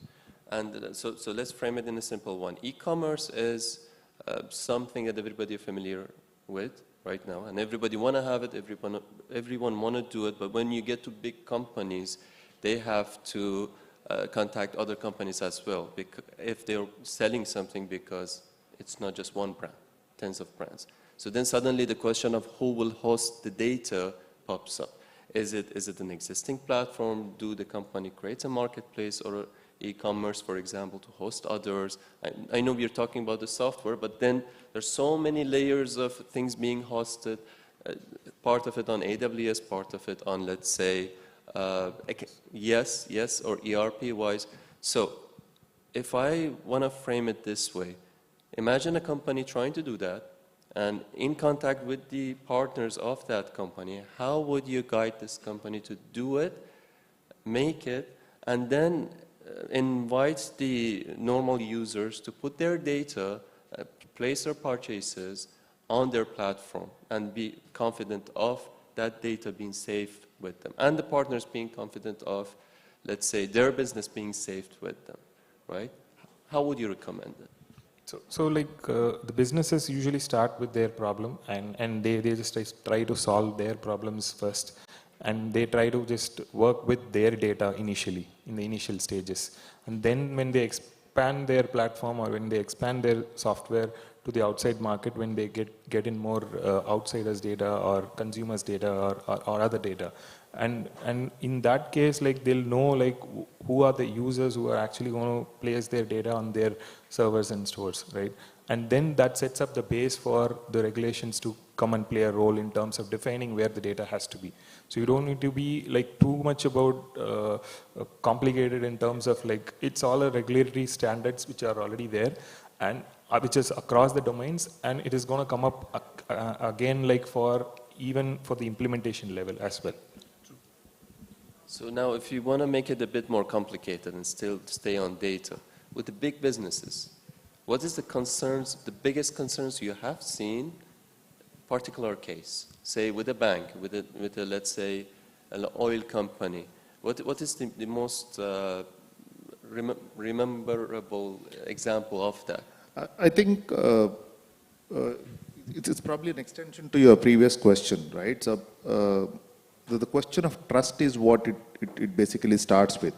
So the previous one has an interesting ideology that you brought in, because you're bringing 3 different sets of players onto a single platform, and then asking who should basically own that accountability, right? Like if you take an e-commerce as a platform, there's the player, whoever is creating the marketplace, and then the vendor and the consumer, right? So it's probably, you know, and then probably an unknown player. The 4th one is basically the government or the regulator, right? Who more or less defines this. Then comes the additional questions of, you know, what geography. Let's say, for example, the top e-commerce company like an Amazon, though they might have a global standard, then they probably come up with an element of localized version of their website where the data retention and other stuff are basically managed and adopted to be sure that they operate in that space. But then, will a shared model of accountability works, or will there is a dedicated model of accountability? A centralizing of the accountability will work. For example, there are certain countries nowadays giving you the choice. You know, would you like me to save the data in my systems? That's a choice. Previously, it was not a choice. Now it is kind of given as a choice for the individual to choose. So even the consumer is made as a partner for that discussion right now, which was not there. I think what I see is more of, you know, the risk is being diversified into 3, in all 3 of them. Thereby, you know, it's up to the individuals how you wanted to leverage whatever is available. It's not kind of, you know, unidirectional choice. Rather, it is more of a multi-choice option that is available for you, but it is more of you feel secure, you trust on the organization or the kind of an encryption standards that they leverage, and the kind of technology that they use and build on. Probably you will still go with it. You might feel less empowered when you say, like, you know, as an individual, probably I'm not sure whether I can really take care of all this. And also some portion of ease of use, right? Let's say I don't want to probably carry all my 10 different credit cards to each and every location that I go, each and every country that I travel. Rather, it is already there on the system, and I would probably just go and use it as and when I wanted, whatever be the country that I'm operating on. So I think that is the model that is kind of coming in, where you see from a centralized responsibility to a diversified responsibility. That is what probably security is also kind of shifting into different fields, different layers rather, are making it as kind of one person's responsibility or the organization's responsibility as such. So basically what's happening, from what I understand, is unlike before where building and development was about the technology or about the tool and utility, now you need an architect to actually diversify responsibility and decide whether it should be centralized or not, or say which existing tools or which existing services needs to be integrated, right? Nowadays, I think the private hyperledgers are also coming in place in terms of ensuring that this trust is being transparently provided to all the players and in the entire ecosystem. Like if there are multiple people involved in the platform, and one of the use cases where we tried to solve there was like in the insurance market, health insurance market, where like you have payers, the providers, and you have the patients, and all of them involved in the same platform. And you need to diversify the data and show them that they are responsible for whatever they are actually providing to the platform, right? So that gets a chance for some of the Web 3.0 tools like Hyperledger and all that to come in to solve these kind of problems when the diversification starts. Probably one other thought that I was kind of just running while we discuss. I see potentially there is a possibility of even that becoming a pricing model going forward. Even the security kind of is going to becoming a pricing model. Like let's say Amazon might potentially look at, or maybe any other e-commerce website can look at. See, this is the kind of a price of a security that if you want me to share, me to retain your data and operate with, I'll give you this at a specified price. Or rather, if you don't want, probably you have a base version which you can still operate the way that you are currently doing it. Right?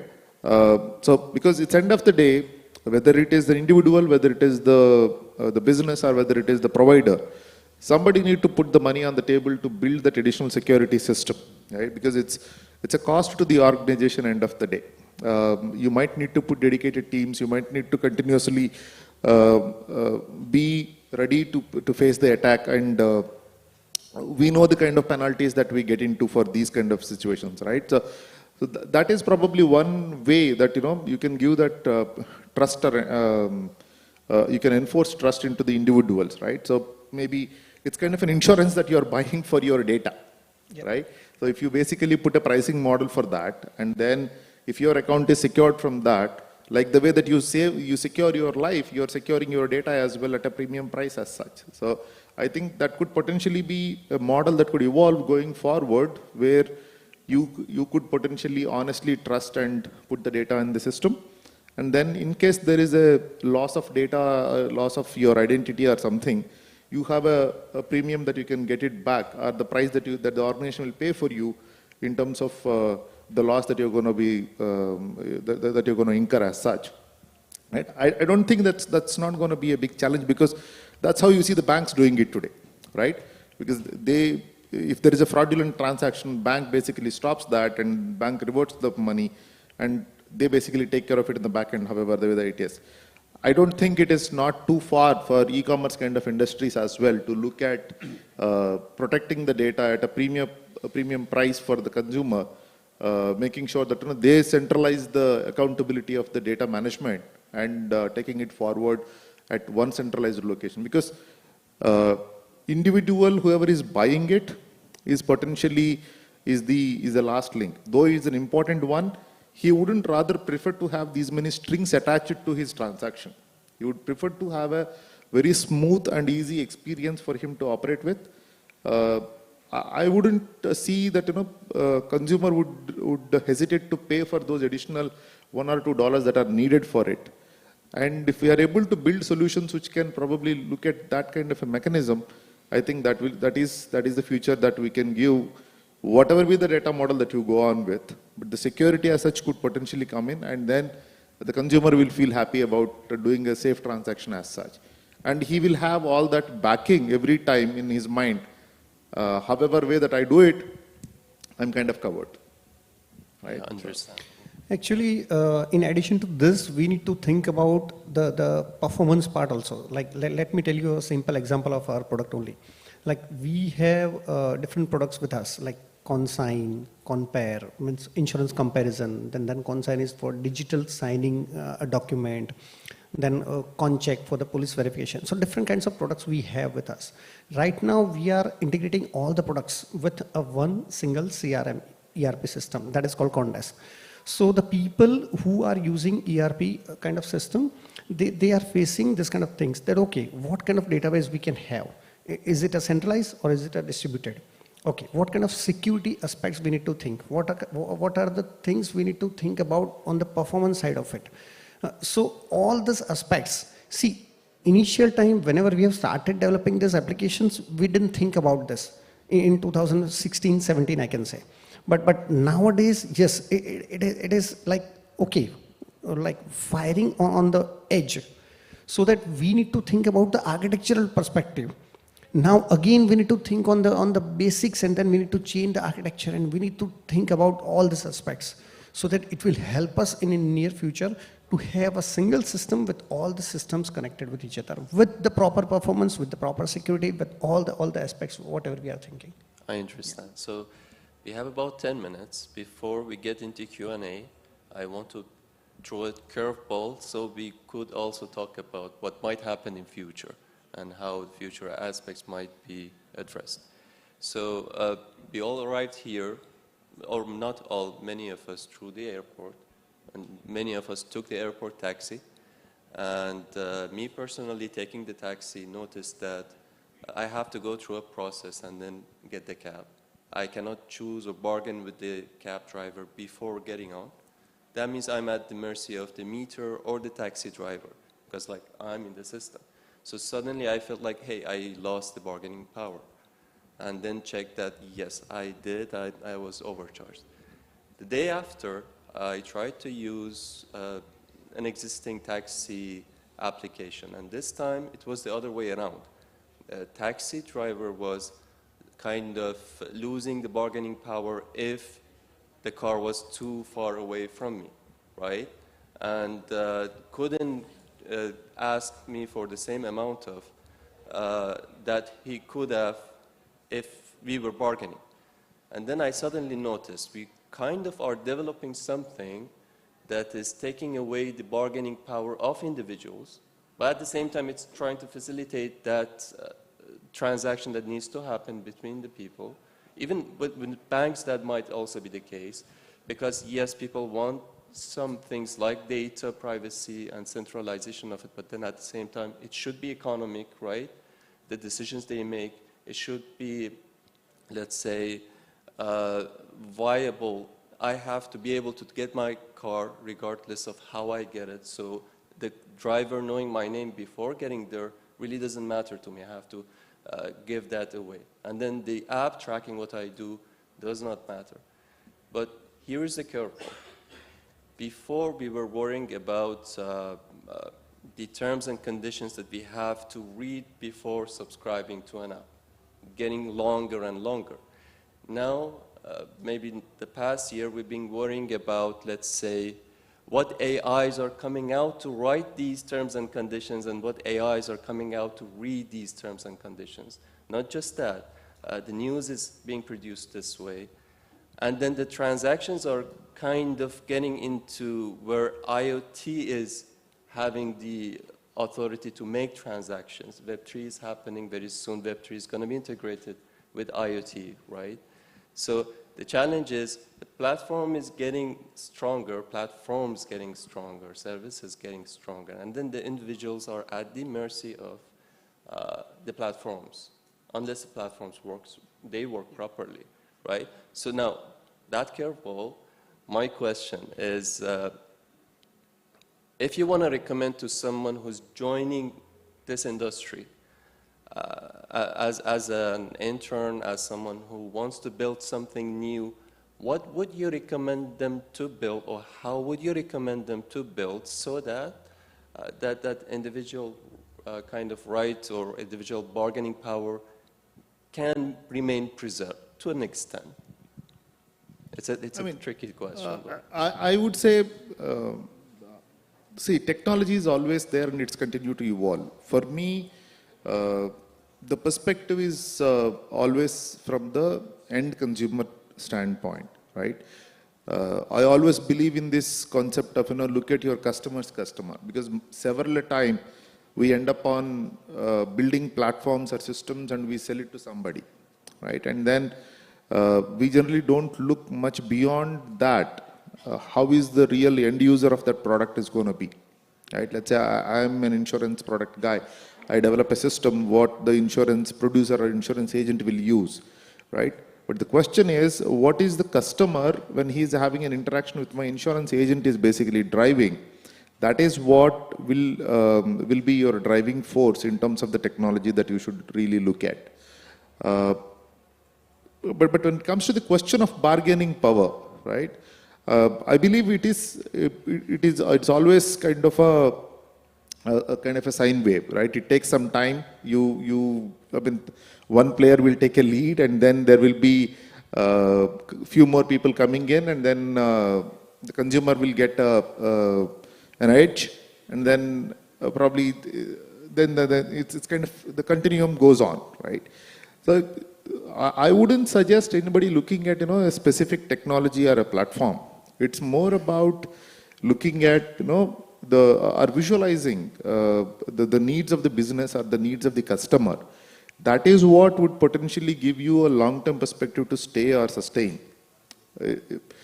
Technologies are more to facilitate those products to evolve rather than technology is something that an individual should start looking at as a solace to start off with. If you probably look at that, your horizon is going to be shorter. If you look at the end consumer perspective in terms of what are the different needs or the kind of areas that could potentially be will be useful for the consumer in, let's say, next 20 years.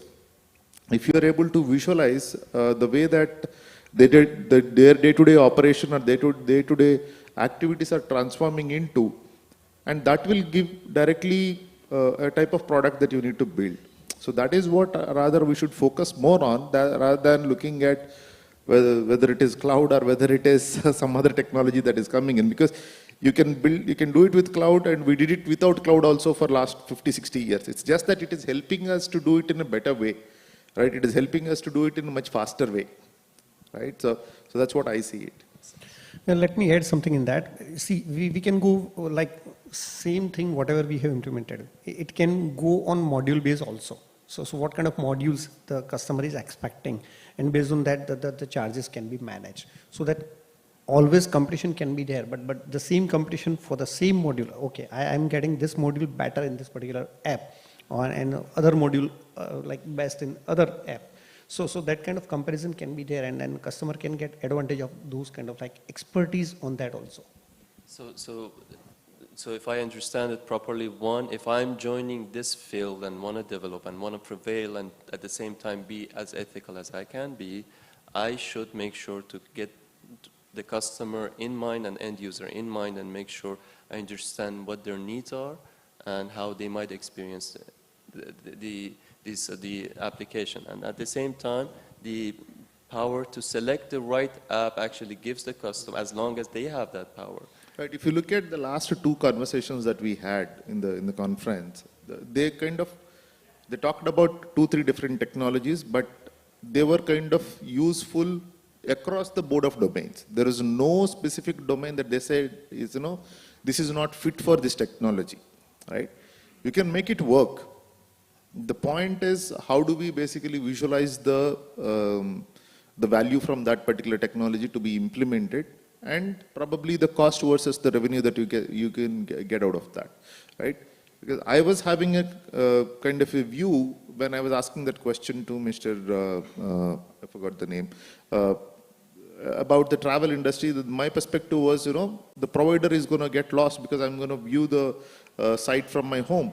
I may not be really going that place, but he's visualizing it from a perspective of, I can visualize it as kind of an advertisement, and then I probably do a better customized package, and I probably go with the whole family as such. So the point is, technology is something that you can customize, you can basically leverage to the way that you wanted to run the business for, right? And it's about different revenue models that you can operate in that.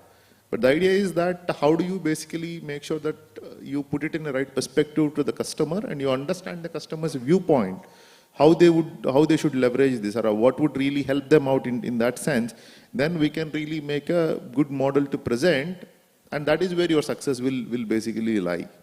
So improving on the utility and making better tools available, but at the same time keeping the customer or the end user's experience as the value in mind. So you were talking about the bargaining power and the negotiating power going away, right? What I would say is like a lot of apps are now just making us lose the power of selection. Like every app is giving me a recommendation and every product is being told to me what to buy. So it is just me who has provided my preferences and experiences to the software, which is helping me out in deciding much faster. And it is more powerful is what I believe. It is not going to be something which is taking me backward. And also like this is in the case of a business to consumer. Like take the case of business to business. Many businesses are now moving towards low code and no code platforms where like they want to host their application source code and everything, whatever they build in the platform itself, which is again, they are ready to do that so that they gain more power to develop things faster. I don't think it is something which is going to take us to backward. be concerned about. Yeah, understand. Perfectly right. B2B and B2C are the markets simply directly like just configurable product is available and then they can move on that. Yeah. True. So I think we are really short on time, and but there might be some questions. Yeah, we'll do the Q&A. Yes, so if there are any questions, we'd be happy to answer. Or any expert suggestion towards SaaS, that is also expected. All right, so I think we can move on to the next segment, and we all will be available for the next 2 to 3 days if there are questions. Actually, it's a lunch time, so that. They turned off my mic, so yes, it's lunchtime. Thank you so much, gentlemen. That was quite interesting. Any questions, though? Sure, no questions from the audience, because we do have some time for Q&A. No, everyone's hungry. All right, it's lunchtime now. It's going to be a 60-minute break, but before lunch, before we go for lunch, we have to gather at the promenade for a group photo for everyone. Only then the buffet will open. Thank you, gentlemen, for your lovely time. And if you do have any questions, you can, ask, obviously, outside during lunch or whenever you guys are free. Thank you so much.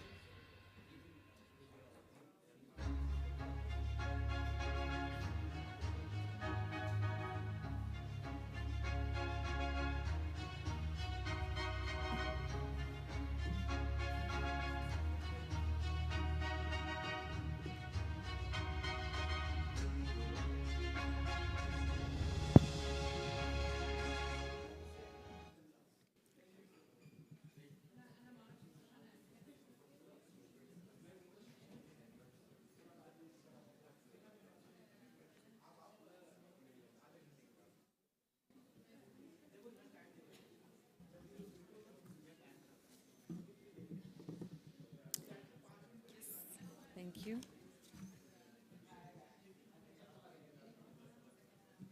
All right, ladies and gentlemen, welcome back to second half of our Internet 2.0 conference day one.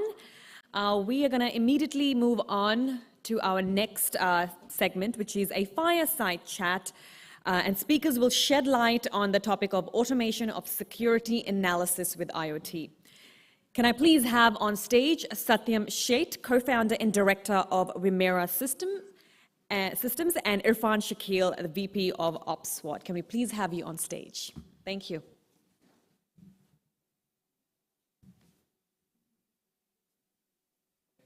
No problem. Do you need a clicker? Do you have the presentation? No, it's okay. No, it's okay. We don't. It's just very casual. Oh, you don't get one. It's all right there.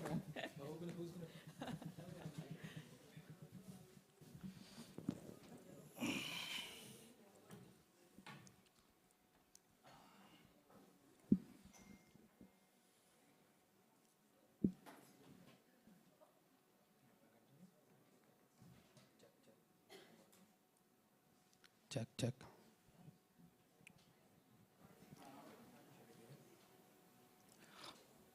I think everybody had a good lunch.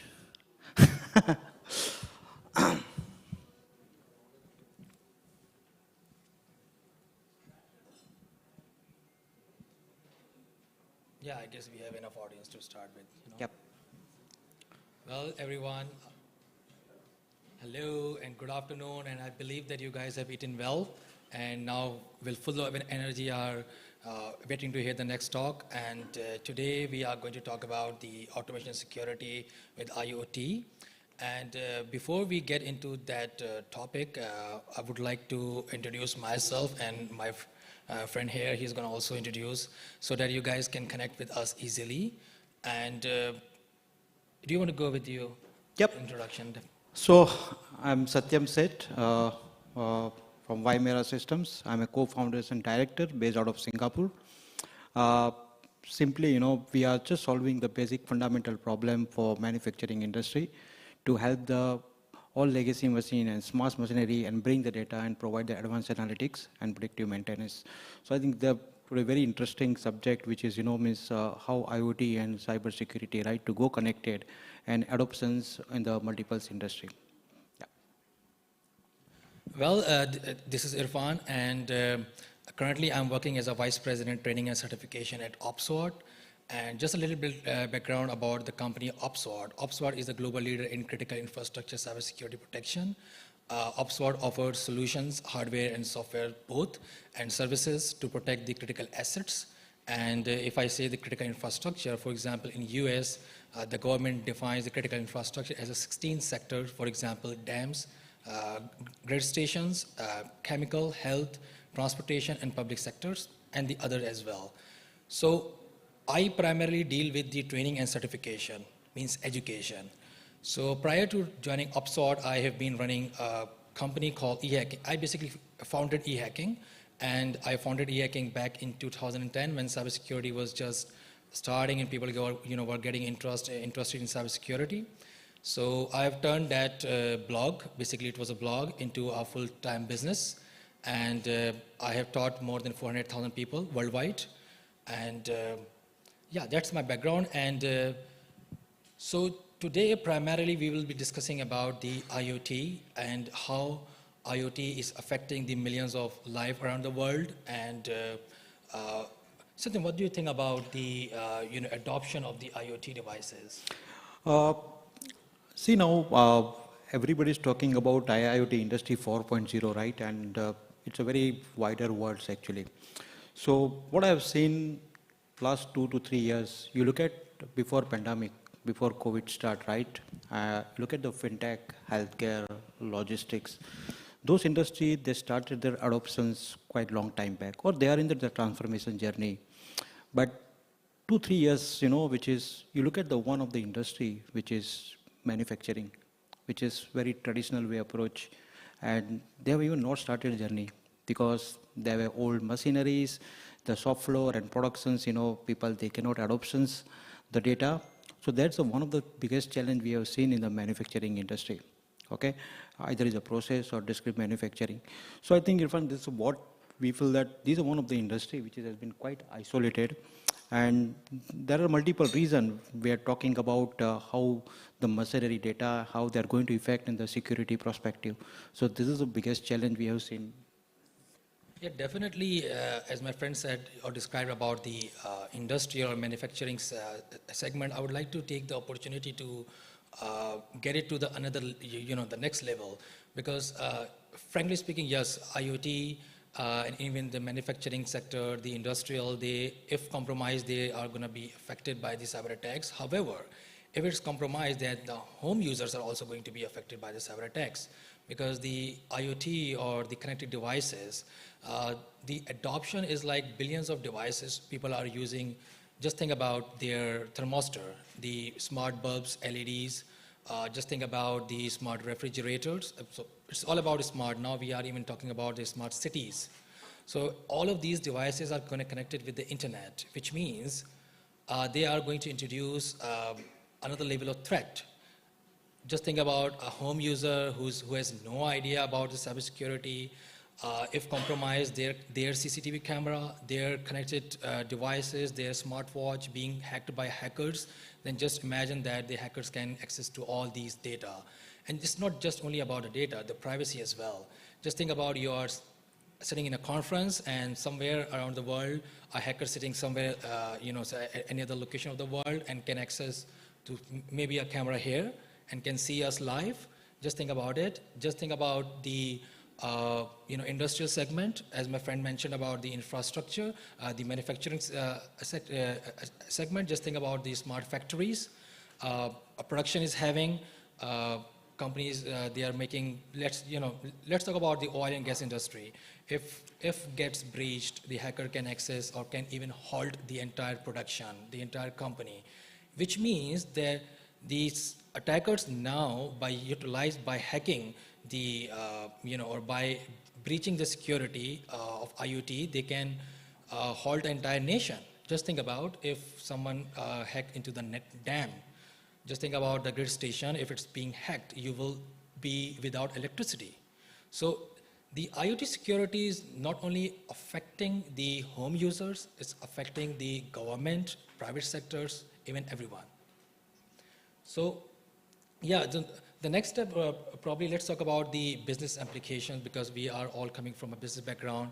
I've discussed or described about the technical or the disasters that can happen, but now let's talk about the business implications, the ROI and other stuff. I think I'm just going to make this discussion more, with you actually, right? I also want to understand your thoughts. We've been faced last few years challenges when we started the project in a IoT space on the manufacturing industry. So key 5 point which is we have seen on the ground levels. Okay, I want to hear from you, your experience, your knowledge. What do you think? One of the point, if you can tell me, at least I just want to know. Then I will just give you the idea of what kind of the use case study, what problem we face on the ground level. Can you tell me one of the biggest challenge in a manufacturing industry when IoT adoption will be very low? Interoperability between devices. Yes, correct. Anyone? Actually, like Manohar and we talked earlier about security. So IoT and security are the two sides of coin. Yes. So it will be 110% we need to tackle on that. Otherwise, it will be difficult to manage in future. That was the key point. We need to consider that. Correct. Okay. Any other? Okay, one more question. Let's say since many of people, are sitting here, coming from cybersecurity background, so I would also like to know your opinion that why it's happening, why the attackers are successfully exploiting the IoT devices. What are the causes? I think it's not just about security, it's more about the complexity that happens. So everything is evolving really fast, and basically to have the right person at firm where installation happens or development happens, that might be an issue. But then next to that, I wanted to ask a question that popped up earlier from this morning. We had a session about W3 and we had a session about platforms and now IoT. See, these W3 and IoT goes really well together, as in it's actually designed for, let's say, devices to pay to devices. That's something that does happen right now, but still there is a reach from the company or, let's say, the platform that controls those devices. But these devices are getting more and more independent, and that's what the concept of IoT is. So have you guys had any kind of inquiries about that, say, requests for development, or are the guidelines, standards for, say, to simplify it, devices paying to devices? I think you make a very nice point, right? Standardizations, okay, and the best practice, which is one of the biggest challenge. You look at now, any manufacturing company, right? There are different kind of a machine, different kind of a models. Okay, we are talking about cement machines, Toshiba machines, any CNC machine or welding machines, any machines, right? The biggest challenge, standardizations. There is no standardizations. And before even start the security, why? Because of the security threats are there, because there is no standardizations. That is one of the biggest challenge. Another challenge, which is, you look at when shop floor people, right, production manager, they have an insecurity about job. They don't want to do the kind of adoptions, where their boss or production manager to monitor what exactly they are doing. So the communications between shop floor manager to top management, that is very low. It's not going in a very structured way. Because sometimes machine is running, right? Machine is ideal. He go for lunch. He don't communicate. How do we know that machinery is running? So that's easily affect your production cycles, your efficiency of machineries and everything. So that is a one part, the business point of view. And the top on that, where when they start, okay, the company started the adoptions of IoT, then second thread about the security. And we talk about both prospect, discrete manufacturing and process manufacturing, right? And the biggest challenge, I think, discrete manufacturing is still okay, require a basic fundamental security, right? And that's what I'm going to ask a question to you. What do you think? Because process manufacturing, which is industry like talking about oil and energy, and it's a very difficult and they have a threat and is a very vulnerable. So can you just give me the idea about that process and discrete manufacturing, right? And the security component point of view. Well, I'll definitely come into that point. However, I would like to extend to what my friend there asked. That's the biggest challenge, the standardization and because what happened initially, just think about the internet. It's happening just like the internet. Initially, when internet was there in 90s, there was clear text protocol, and they did not design the internet with the security in mind. They were focusing on the usability. The same thing happened with the IoT. When IoT devices, the companies, they started manufacturing the IoT devices, they were focusing on the usability rather than the security. What happened at that time, there were not a single standardized process, neither frameworks, which means that all the companies, they adopted their own methodologies, they developed, and once they felt that the attacks started happening, just think about the Mirai botnet attack, which exploited billions of connected devices. Now the companies are more focusing towards the security as well. Still, we are not there yet. The kind of security solutions the IT system has, for example, the firewall, IPS, and other stuff, the IoT devices still, these devices don't have that kind of security mechanism. Even some of the devices, believe me, they are not even enforcing the strong password, which means that if you are using a weak password, just like ABC, they are allowing you to use it, which is, again, a security issue. So one thing is the lack of standardization, the world's recognized framework. However, it's happening. Organizations, the manufacturers, they are now focusing on the security as well. Now, coming to your point, the security challenges that industrial, manufacturer, all the industries are facing. Just think about now. Initially, the production and manufacturing, they were not connected with the internet. They were isolated network. Just think about the air-gapped network, not connected with the internet. However, due to the advancement of technology, these production facilities, all of these devices are now being connected with the internet, which means it's really good, and it's like it's now increasing the accessibility.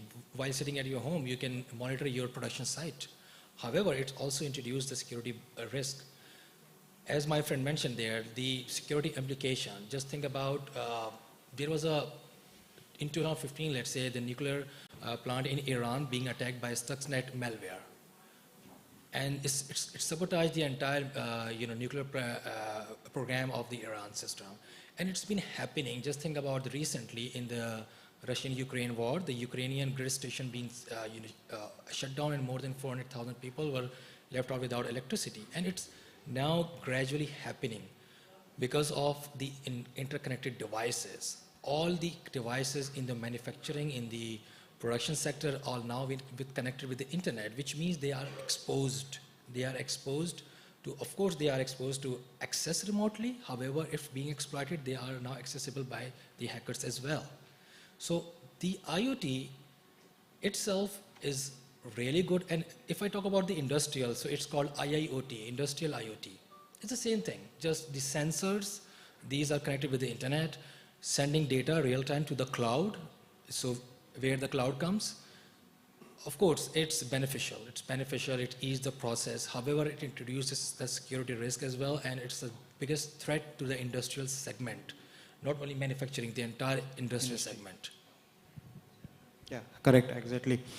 Another point which is, we've been talking about, the industry, as you mentioned, all the industry, oil and gas, energy, or manufacturing, process or discrete manufacturing, right?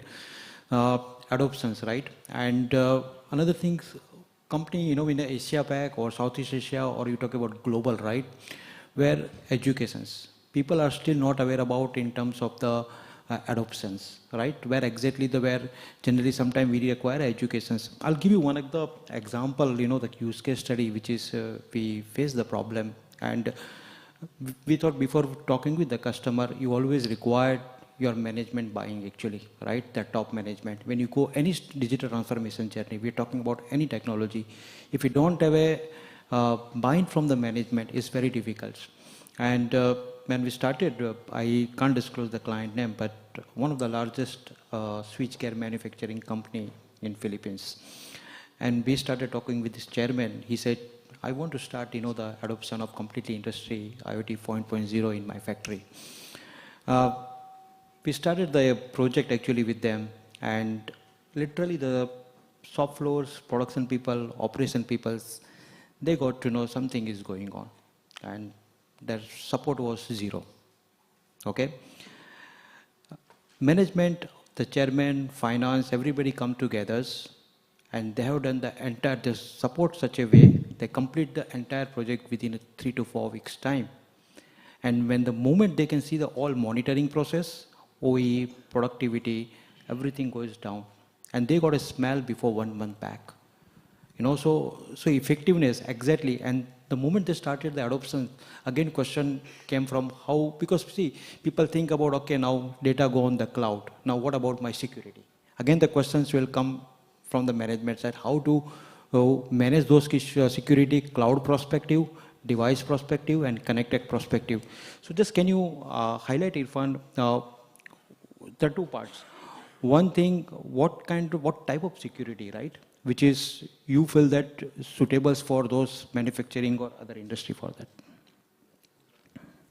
Well, in that area, basically, if I talk about the security components, then of course, first, whenever we connect an IoT or any connected devices with the internet, by default, it is accessible online, which means if you are any of you aware of the search engine called Shodan, and there are similar search engines?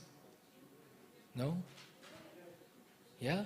So just think about that. By using Shodan, you can search millions of connected devices online. And the people working or connecting these devices in the industrial segment or even home users, they are not aware of this. So first hardening tips is to turn off that default setting, turn off all the default settings like guessable passwords, default passwords. And one of the important factor of the IoT security and even the IoT security analysis is the firmware analysis itself, the software. Because IoT, when we see the connected devices, these are hardware. Of course, it's being operational with the help of software. So the software by design, they are not secure. There are bugs. Researchers are now, hunting bugs. So, the bug hunting program, they are hunting bugs. They are doing the firmware analysis, the reverse engineering to discover the bugs. The software itself, again, it's not secure. And frankly speaking, none of the software there is 100% secure. Even your Android devices, your Windows, your Apple, all of these software usually gets exploited. Now, while however IoT, in fact, especially they are not secure. So it is one of the good practice to keep up to date, keep your devices up to date, keep check over there, and secondly, make them to not accessible. However, apart from all these hardening tips, one more important aspect is the threat modeling. So if you are installing any of these devices in your facility, you must do the threat analysis. What kind of threat a particular device can possess? Is it like, if exploited, what could happen? Is it dangerous? Could it cause any fatal accident or something like that? If I'm talking about the production.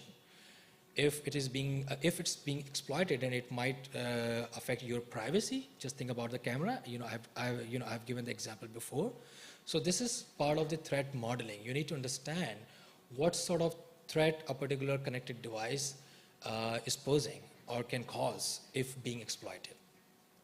Apart from this, another good practice is to conduct the pen testing, which is a regular exercise of finding the vulnerabilities in your network. So if IoT is connected with the network, then you must consider or adopt the penetration testing approach. If you have the technical resources, then you can do it on your own. Otherwise, you can hire a third-party agency to do that. It is the exercise to find the vulnerabilities in the system, not even in the system, throughout the network as well. So it's going to save you from the cyber attacks and also from getting fined by the by the government if you're not following the compliance and the other framework. So having said that, all of these things that I've discussed, the technical stuff, they have impact. They are going to impact the business. So if I talk about the ROI and the KPI that specifically the manufacturing industry companies are seeking, what do you have here? Before you are asking question to me, I want to hear from audience. Can you just give me the, is talking about ROI, right? What is the key top priority, right? People always talk about cost versus revenue, right? Means anybody just want to go for the industry 4.0 or digital transformation journey, right? End of the day, dollar value, right? Rest of the thing is story, garbage in, garbage out. So what do you think in terms of the ROI? Means what exactly the management, they would like to see the ROI when they go the adoptions this kind of technology?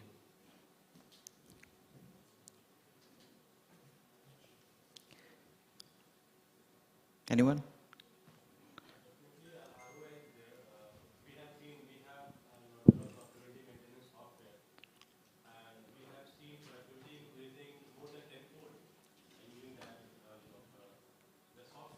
Correct. I think if you talk about ROI, there needs to be a change management plan in the company, because when we talk about enterprise adoption of these technologies, it is very important that the C-level buy-in is there and there is a plan. So basically, if you talk about like integrating these sort of technologies in your business, you need to make sure that you have a roadmap, firstly. So ROI comes later.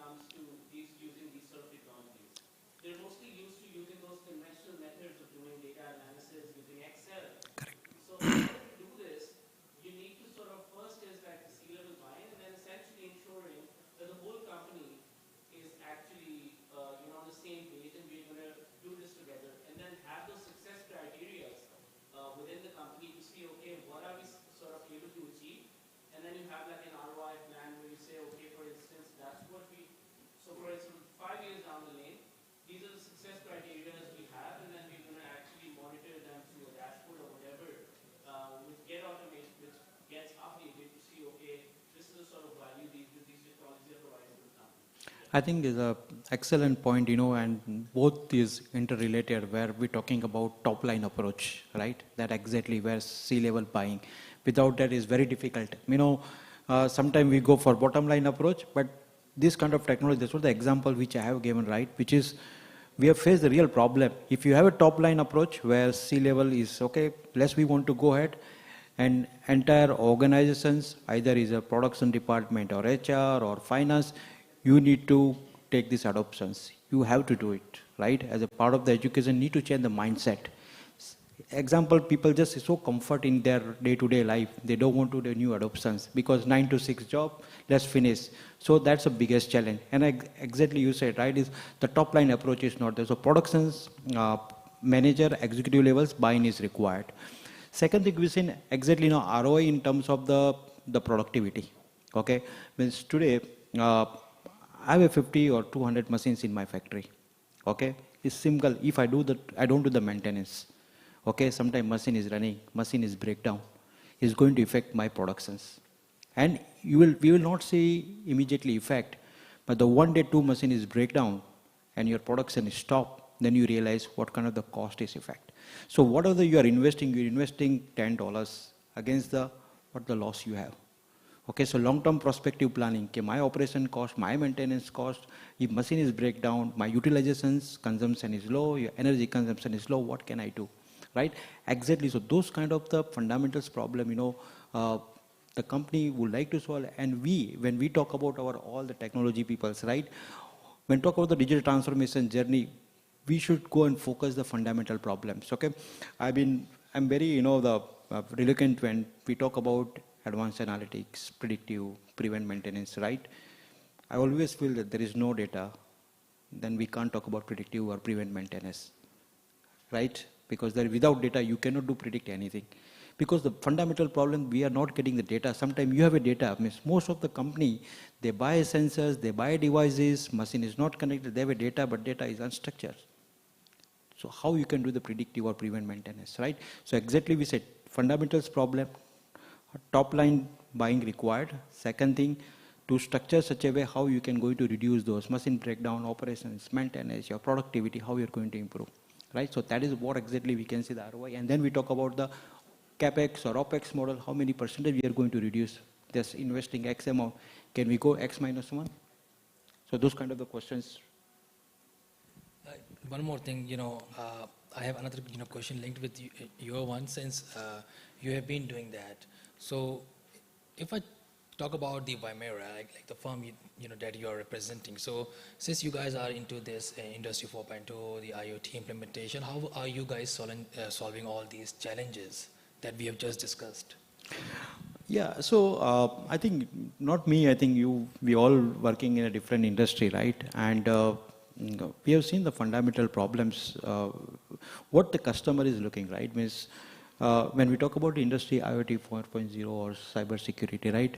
A lot of company, either in the service space or product perspective, if you try to do bit and pieces, means somebody is providing a hardware service, somebody providing network service, some the clouds, somebody has devices and advanced analytics, right?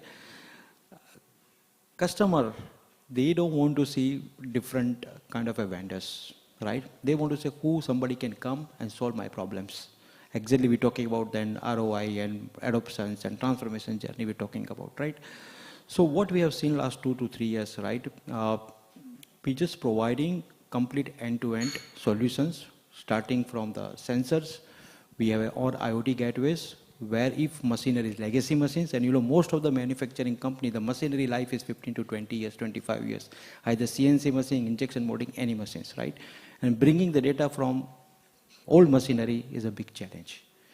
And most of the manufacturing company, even they have 100 machines, there are 70 to 80% legacy machine, 20 to 30% smart machinery. So the way we design, we can bring the data, any machines, anywhere, any kind of data. Either if you have a temperature sensor or any sensors, we can bring the data. And top on that, provide the advanced analytics. So basically, Industry 4.0 best practice report is very important. So it's just like when this company started, the adoptions, they don't need to do any customize or anything. So hardware and software combinations along with sensor, which is give the completely solutions and adoptions go very fast. You know, even though that it's been happening, you guys are doing that, a lot of other companies are doing that, other people are doing that. However, I believe that the point that this friend raised, you know, the C-level problem, I believe this is not just related to the IoT or adoption of the IoT. It's like, although we are seeing in the news that organizations are getting hacked, breached, however, still the C-level, they are not investing the funds, they are not allocating the funds, they are not getting the right resources to protect their organization. It's not only about the manufacturing, or it's about all the segments. Just think about recently Uber got hacked again. It's been happening again and again. But the problem is that the C-level executive, the top to down approach, the problem is there. They are not investing. They are not allocating the right resources. They are not giving the funds. They are not even realizing it. They consider it as an investment which is not getting any return, because of course the cybersecurity people, they are not doing any business until unless it's a cybersecurity solution provider. So they are not generating any revenue. They are not doing sales. Of course, they are protecting the customer, the organization assets. This is one of the very important thing, but they only realize once they get hacked. That's the problem. The problem is there, the C-level. They need to realize that why it is very important to protect the assets, why it is really important to protect the connected devices. Not only the connected devices, just think about your web solutions, your cloud solutions. Gentlemen, they have been talking about the cloud. They have been talking about the SaaS and IaaS and other stuff. Of course, security there as well. You need to protect your data. You need to protect your organization privacy. So that's a C-level problem, and of course it needs to be addressed, and it's going to be addressed by all of us. We need to educate people. We need to educate all the people whom we are meeting, and we need to educate. We need to create more, let's say, educational or awareness sessions, so that we need to convince our executives that they need to invest into these cybersecurity solutions. Now, having said that, as far as the implementation is concerned, let's say, again, let's go back to the manufacturing. So we have discussed the KPI, we have discussed the ROI. What do you think there? What sort of approach can someone working as, let's say, as a manager can use or adopt to convince the VP or any executive to implement the security solutions? I think a lot of people, even I'm just hearing from morning, right? A lot of people come with a software background and technical background, right? Not a single company want to heard about the customizations, right? Okay, we don't want, the moment you talk about customizations, the moment you talk about the project cycle 5 to 6 months, right? Nobody want to heard. Now today, everybody is thinking like mobile apps. How can my solution be plug and play? I can put something, I can get the results, that's all. Even they don't want to wait 1 month, 2 months to get the result, right? So again, my point to come the standardizations. If you have a standardizations, best practice, right? See, when we talk about any applications, right? The mobile applications, right? Grab or Uber or anything, which is, we know, we open the applications, transaction is finished, everything is done. But we're talking about the industrial solutions. And industrial solution today in the world, nobody can say I have a complete end-to-end solutions, right? When we talk about company like SAP or Oracle's or any large ERP applications, even they have started, they realize, okay? They've realized only ERP applications or back office solution is not going to solve their digital transformation journey, okay? And they have started, to kind of a handshake with the few startup, which is they started a new technology, right? Yeah. And they have done a handshake, how jointly we can work together, right? And give the industry best practice. So that exactly, I'm talking I would like to stop there. So you've mentioned the industry best practices. We have been discussing the compliance. So what do you think that are we going to adopt any standard compliance for IoT worldwide? Is it happening? Yeah, exactly. So, as I said, right, and based on our experience and have seen the ground level, we should always start with the basic fundamental problems, right? If you try to go on the moon day one, it's very difficult, right?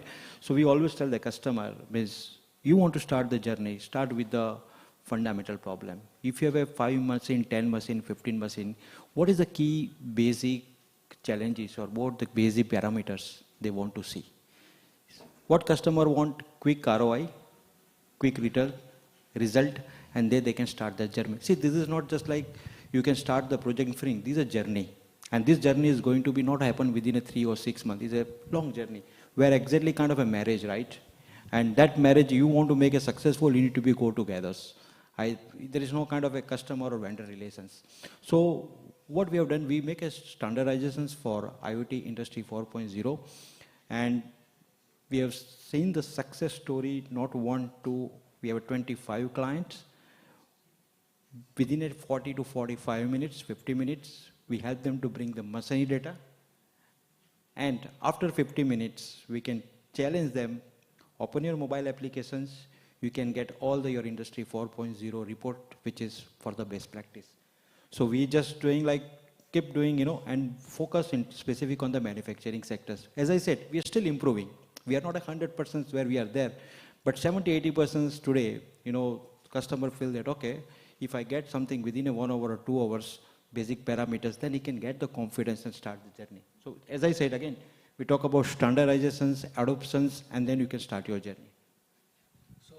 Now I would like to take input from the audience as well. Any question or anything? Yeah, hi, I'm Ashutosh. We're talking about IoT, and with IoT, I think comes a lot of data. So is there any way that based on those data or maybe some algorithms or some artificial intelligence, we can predict those security threats in advance?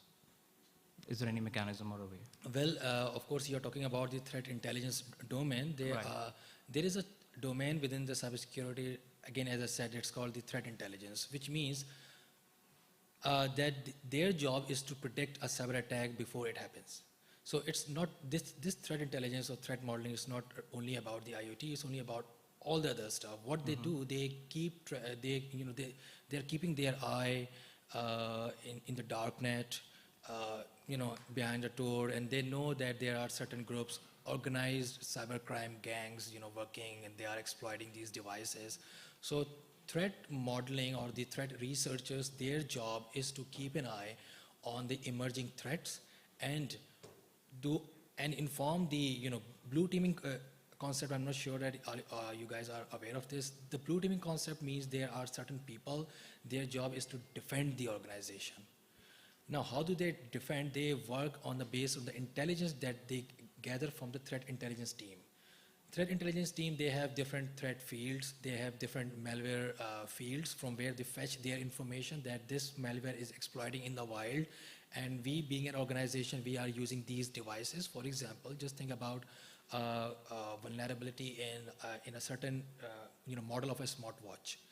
And if the information is out that this model is being now exploited in the wild, then it's the threat intelligence job to keep their organization up to date and keep all their devices updated with the recent framework. And if the update is not available, then they must have a backup plan to move on to another devices, because they don't want to also disrupt the operation. However, meanwhile, they want to secure their information as well. So this is the job of the threat management team, because there are different roles like threat intelligence analysis. There are some open source analysts as well. So they are using open source mediums, just like, think about all the information out there, free information. You just need to know how to utilize these information to predict the cyber attack. Right, so basically they collect the data from various sources and have it centrally located and visualize that, right? Yes. For example, there are seamed devices. There are some indicator of compromise. It's called IOC. you need to find out that indicator. If you're getting that indicator, then by using the automated solution, you need to stop right there. For example, if you know that port number 23 is being now exploiting, then you need to stop that right there. Right. Okay. Thank you. Any questions? Yeah. I just want to understand if there are any standard cybersecurity rules or anything which you could recommend, because if you talk about AWS, GCP, or Azure, there are some standards you could follow to secure your data. Right? So for instance, if you were using S3 as your data lake, Correct. you would essentially make use of AWS Macy, which is a service to secure PII, which is personally identifiable information. So what I want to understand is, do you guys recommend, because there's so many services out there which take care of data security and governance across different clouds. What do you guys, would you recommend both, or is there a standard rule, okay, you need to follow these cybersecurity rules to ensure that your data is protected? Okay, as far as the this question goes, for example, you have mentioned a framework being managed by Amazon for its own product. For example, S3 bucket you're talking about. Now, all of these organizations, for example, if I talk about the Google Cloud, they have their own set of rules. However, again, this is being provided by the vendors, not generalized, not the industry standard. However, there are some industry standard as well. Now, if I talk about the general information and cybersecurity, there are NIST, it's been NIST NIST framework out there, and there is another model called MITRE attack model. You need to create your organization security based on these models. These are generalized models and can be applicable to any environment. However, there are vendor-specific models as well. Even if I talk about only cloud at the moment, then OAPS, it's basically, OAPS released top 10 security attacks with the guide and a model for all the domains, like it's for the web application as well, it's for the mobile application as well, it's for the cloud as well. So OWASP, if you search online, you'll find tons of information. It's very general, applicable without the restriction of any vendor, which means that if you search OAPS mobile security guide, which means that you can implement all these rules without the restriction of the vendor. Either it's going to be iOS, it's going to be Android, or any other operating system. Similarly, if you go for OAPS cloud security model, then you will be able to implement all these security rules without the restriction of the vendors, such as maybe Azure, AWS, cloud, and so on. And again, it's industry to industry, because depending on those industry, right? You go in healthcare, the patient's data is important, manufacturing, machine data is important, right? So industry, the security, has to be changed actually. But exactly said, there is no framework. There is no standard framework. Again, security, industry to industry, the deep down, of course, varies, but generalized, of course, there are some general information that can be applicable to all the industries. For example, you have mentioned the governance. So there are some GRC rules. It's called the governance, risk and compliance, which means that you need to follow all the compliance. And there are some written set of rules. If you will not follow the compliance, then you will be fined by the government authorities. So, of course, yes, industry to industry varies. As I said, that OAPS released guide for mobile and different guide for the cloud. Of course, cloud is different than mobile. You need to adopt different set of practices, different, let's say, permission, set of rules. However, there are some general rules to protect your asset. Again, as I said, the GRC. It's the governance, risk, and the compliance. Good. Any questions? Yep.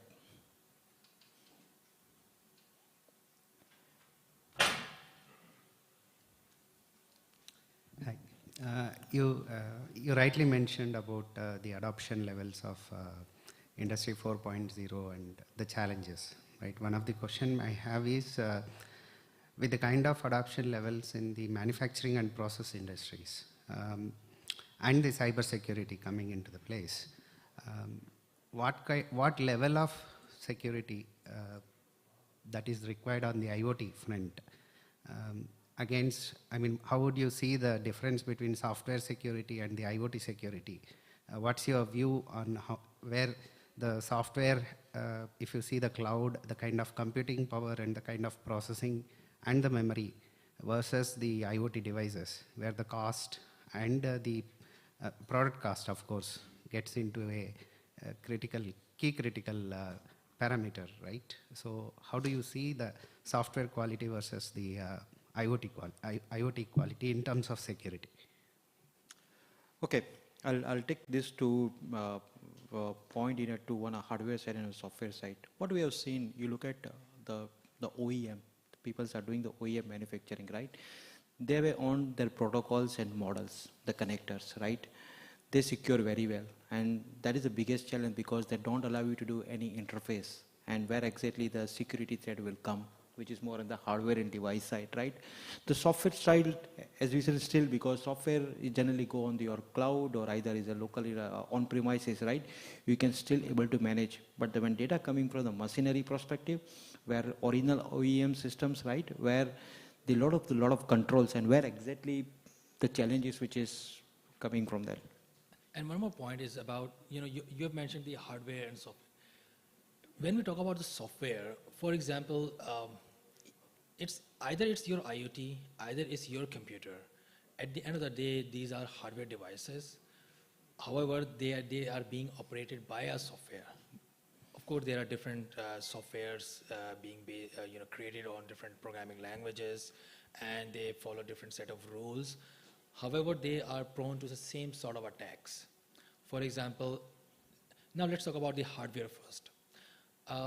I mentioned the IoT pen testing earlier. There is also a concept called physical pen testing, which means that you need to check your parameter physically as well. Maybe if you are well secure, you are using the world-class firewall, nobody can access your server. But what if someone physically comes and get your server and go away? Go home and take your servers? Physical security is also important. You need to protect all your assets.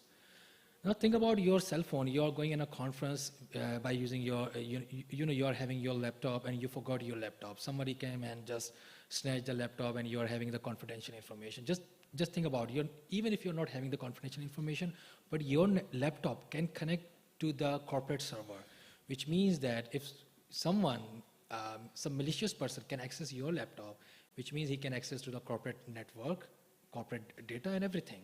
So the physical security is as important at the, the hardware security is as important as the software security.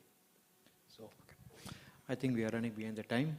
So if you have any further questions, please contact me and Irfan, and we can discuss further. Thanks. Definitely. Thank you, guys.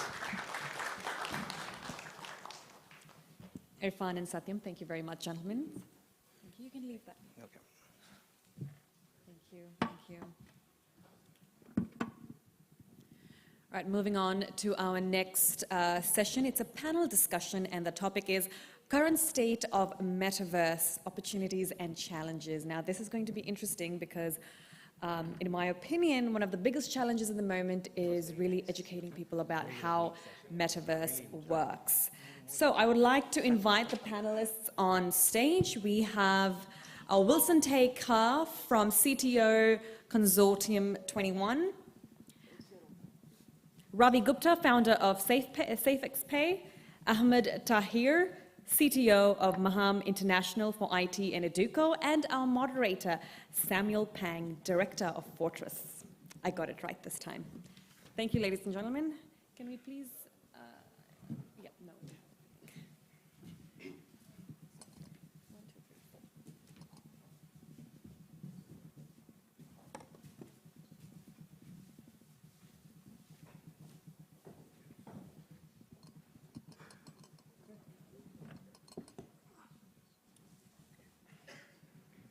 Well, thank you very much for getting my name right this time. Thank you very much, everyone, for staying around. I believe that this will be a very interesting panel discussion because I have here with me, and I'm quite intimidated by these three very, very experienced gentlemen with deep industry expertise. So I will not hog the limelight, but I shall let all these three gentlemen introduce themselves briefly. Maybe Wilson would like to start first. All right, cool. Test. All right, cool. Hey, thanks, Samuel, for moderating this discussion. So basically, this is Wilson. I represent Consultant 21. Consultant 21 is basically a technology company that helps brands to go from Web 2.0 to Web 3.0. So we work together with brands. We sit down together with the brands to come up with a very creative solution for them to have additional use cases that haven't been possible before using Web 2.0. So one of the very interesting use case that we have done with brands is, for example, e-commerce. As we all know, e-commerce is very, if you want to buy something, you go to e-commerce. But there is not much of interaction between users and merchants when it comes to e-commerce. Let's say if I want to ask for product recommendation, it's not possible for me to ask via e-commerce due to the response time, the lead time on chat box itself. So one of the things that we have done with e-commerce brands is to have this Metaverse virtual experience being represented for the e-commerce itself. So if you want to buy something, you go to e-commerce, but if you're unsure of what to buy, let's say I have a budget of 500 USD, I'm looking for a recommendation for a gaming phone. So what I will do is, instead of going to the e-commerce, I will go to the Metaverse to say, just go into the store and say, hey, I have this budget constraint, can you please introduce me a gaming phone, right? And what's different compared to what we have in e-commerce, I can now have a real-time interaction with the merchants, and this haven't been possible before in Web 2.0, and we're happy to have, be one of the first to introduce this kind of interaction in Malaysia, right? Over to you. That's amazing, Wilson. I think you just hijacked quite a few of my questions I wanted to ask. Hi, everyone. Good afternoon. This is Ravi. I'm the founder of SafeXpace. So we are basically a fintech company, right, which powers platform and the API infrastructures for the businesses across the globe. What we have done for the case of Metaverse very recently, we have basically solved 5 use cases for a case of Metaverse for the UAE and the GCC market. So this includes like the use case of basically the real estate, right? The use cases of your education, entertainments, then you talk about groceries, then you talk about typically like a shopping experience. So what unique thing which we have done in the overall Metaverse ecosystem is, right, so whenever we see like Metaverse, what is Metaverse? People basically linked it with blockchain and the cryptocurrencies, right? So what we have done unique here is like, we have integrated typically like your online e-commerce checkout experience as a part of Metaverse, which no one has done in the world. So that's a unique thing which we have created as a part of Metaverse. Rest, of course, we'll take the further questions and then we can discuss around. Thank you. Hi, everyone. This is Ahmed here. And to be honest, I saw some discussions earlier and I was blown away. This is one of the best, definitely, events that I have attended, to be honest, in terms of the type of people who are putting out there what they're thinking at the time, right? Or what they're working with, definitely with the latest trend in technology. I work with the company called Maham International. What we do exactly is content creation. That means that we create content within VR. We've been in the market for more than 6-7 years. We already have an app before we had Web3, the boom that everyone used to talk about or is talking about, right? So we used to create engaging content on virtual reality aspect. We also, based on these guys, apparently we networked earlier, and we can definitely, have shared synergies later on. But earlier we did create a project that's called Luxury Design. It's been implemented with different vendors related to interior designing, as well as architectural firms. So what we do is that we create an entire house for you based on your requirement, based on the size, and what that does is like, this is for architectural design, and they can have an intuitive, a very immersive experience before they understand how the construction is actually going to look like when it's completed. The second thing is that we created an application where you would be able to design your entire house. That means starting from furniture, what kind of furniture you have. We have 3D photography that we would convert to VR assets in Unreal Engine 5. And what we do is that basically you would be able to see that under different lighting situations, under different use cases, how it would look. You design your entire house and you have a way of creating a purchase order within the VR environment itself, which connects to a POS system. Because prior to Web3, I guess, people did not trust having to pay on VR or putting out their information on VR, and there were not a lot of SDKs in order to do payments through them. So I think this is something that we can definitely dive into, because this is what we want to do the transition to. So where we actually give people the sense of responsibility when it comes to ownership of assets and definitely ownership of money in general, right? Okay. Thank you. Right. I just forgot to introduce myself as well, and after hearing all three of you, I'm under pressure. Right. Well, basically, I'm based actually out of Singapore. I work with a Spanish firm that provides digital asset treasury management solutions. And in my previous life, I spent 20 years in mostly front office commercial roles, helping institutions to grow the businesses within APAC. And that has spanned across capital markets, financial markets, derivatives, and in the last 4 years only, crypto baby here, into blockchain and crypto. All right, so right off the bat, let's dive into this conversation. Before we talk about the current state of Metaverse, perhaps help us all to understand what exactly is Metaverse. Is Metaverse, say, the internet? Or, I believe all of us here, we play games now. Perhaps just a show of hands, who has not played games before? Nobody. So all of us have played games, right? So when I think of Metaverse in the past, I think, is that internet? Or maybe Mario Bros. That's how old I am. Or is that Roblox or Minecraft? So I'd love to hear from the panelists here, what exactly is a Metaverse? Perhaps, yep, anyone?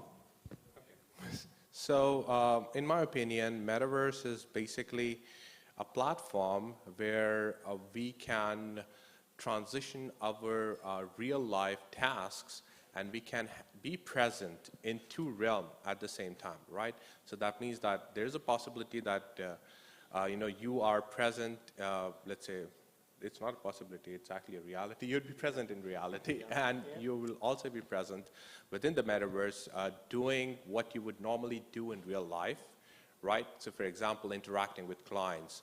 From business owner aspect, I would say that this is very relevant in the service industry, because right now, especially after COVID, a lot of things have changed and transitioned to a more online platform.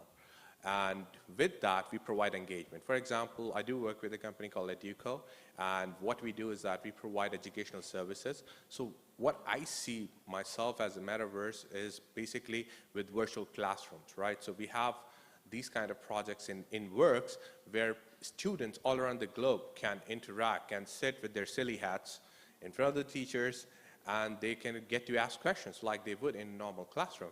They would be doing labs, they would be doing different activities, right? So as a business owner, it's very important that Metaverse, to me, is something where you can project yourself and your real personality with taking ownership of who you are. Because in reality, if I say that this is Samuel, basically what it means is that he is Samuel, right? So that means that there's no other Samuel that I'm pointing at. So this is what happens when it comes to Web 3.0 or Web 3. We're going to get to that. But that means that you're taking responsibility of who you claim to be. Amazing. Right. Ravi, would you like to take it? Yeah, so from... Hi. Yeah, so if you talk about my opinion, like what is Metaverse, so... Before that, Ravi, I'd like to add, Ravi was very humble when he introduced himself. In fact, Ravi has more than 10 years of experience in payments. Yes. And also currently helping companies to develop cashless cross-payment as well. So yeah, so maybe like I can add few more lines, right? Because I just talk about the Metaverse. So we are of course a fintech company which gives the ready-made platforms in terms of neo-banking. You talk about Metaverse, you talk about payouts, you talk about facial recognition kind of a payment which we are launching in this geography. Right, so all these technologies, we white label it and we give it to banks, fintech companies, governments across the globe. So that's the thing. So coming on to the Metaverse, right? So Metaverse for me basically means, right, it's more of a virtual environment, right? Where the people can just create their own avatars. They can go, interact it, right? They can they can feel the product, right? They can create their own weight, they can create their own sizes and all those things. They can try the product, they can buy the product, and right, and they can have the delivery after making the payments into your house, right? So nowadays, the shopping experience have been changed. Like earlier, we used to do generally go to the offline stores and shop around it. Now, after that, then online world came, right, where we used to just go to the e-commerce site and then buy the product, right, using the checkout experience. Now, in the metaverse environment, which is like a very new term, which just started a few years back, right? Now you can just create your own avatar. You can go try the product and make the payment. The product will be delivered at your house. So that's the meaning of metaverse for me. Yeah, thank you. That's awesome. Wilson, anything to add? Yeah, I think my definition of metaverse is very much similar to what the rest of the speakers and also Samuel has mentioned. It's essentially very similar to something that we are very, very familiar with the game, right? Because metaverse is actually the same as what we have in game. The only difference between metaverse and game is when you go into the game, everything you do is related to virtual currency, virtual economy, and it has almost no correspondence to what you have in real life. Whereas for metaverse is, you know, in terms of infrastructure, in terms of how the things are being represented in a metaverse, like what Ravi and also Ahmad has mentioned, I echo to what they have mentioned very much. You can go into the game to create avatar. You can also go in and linger around with your friend. In metaverse, you can also do the same, except that when you go into the metaverse, the building that you see, it could be a building that represents a brand. And when you click on the building, you could be performing a real life activity, you know, performing a food ordering, and probably you can also be, you know, talking to friends, real life networking, like what we're having, like what we're doing here in the panel session, right? So essentially, what we are, I mean, in terms of the definition of metaverse, I would say it's very, very similar to what we used to have decades ago. It's very much similar to a simple 3D online game. Yep. Amazing, right? So would I be right to summarize what all three of you just shared is that in the ideal world, the metaverse would be a synthetic virtual environment that mimics or is parallel to the real world, whereby a person in real life can make use of his or her avatar to go not just explore the virtual environment, the metaverse, but also to create what he or she imagines and experience that as well. Would that be correct? I would say that would be the ideal metaverse in that sense. So before we come to the current state of metaverse, you know, I was just thinking back to the games that I used to play, and also some movies I watched before in the past. Maybe some of you already thought about that.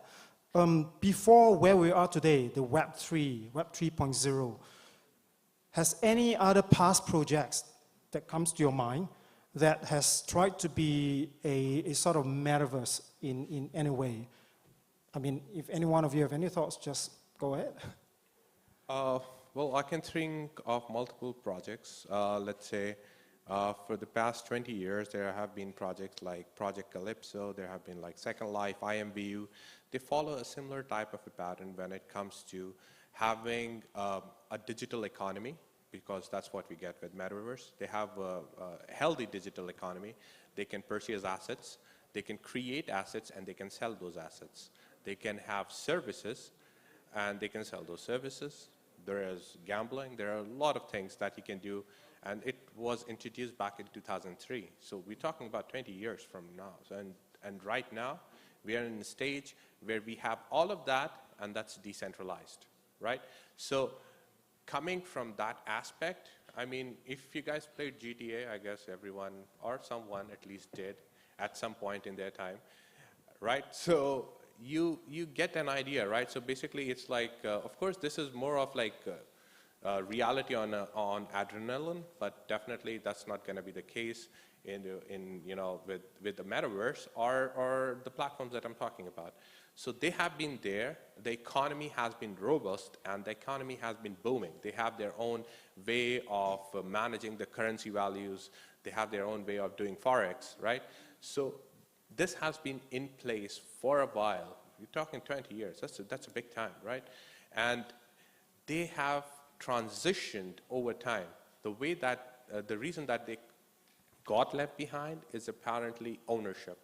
So this is where Web3 actually helps us in that domain. So that means that we have now actual ownership of things that can transition to real world value. How do you create a value for that's available online? You actually equate it to how much it's worth if I'm going to take it out and if I'm going to sell it to someone. Why Pokemon cards, for example, why they're worth so much? I mean, I remember Logan Paul recently purchased the most expensive Pokemon card in the world. I guess it was 11 million or something. Oh, really? Yeah. Wow. He Okay. paid that much money for a Pokemon card, but it's a game. Why is a game valuable? Because it has a value associated with reality. So that's what, with Metaverse, that's what we see now. It's funny, it's amazing. When you mentioned, I caught you saying Second Life. It brought me memories. I'm not sure how many of you here are, because looking at the audience here, all of you look so young to me. I'm turning 51 in 3 months' time. So when you mentioned about Second Life, I was among the pioneers back at Saxo Bank to have a Saxo Bank virtual presence in Second Life 20 years ago. Almost 20 years ago, to be exact, 16 years ago.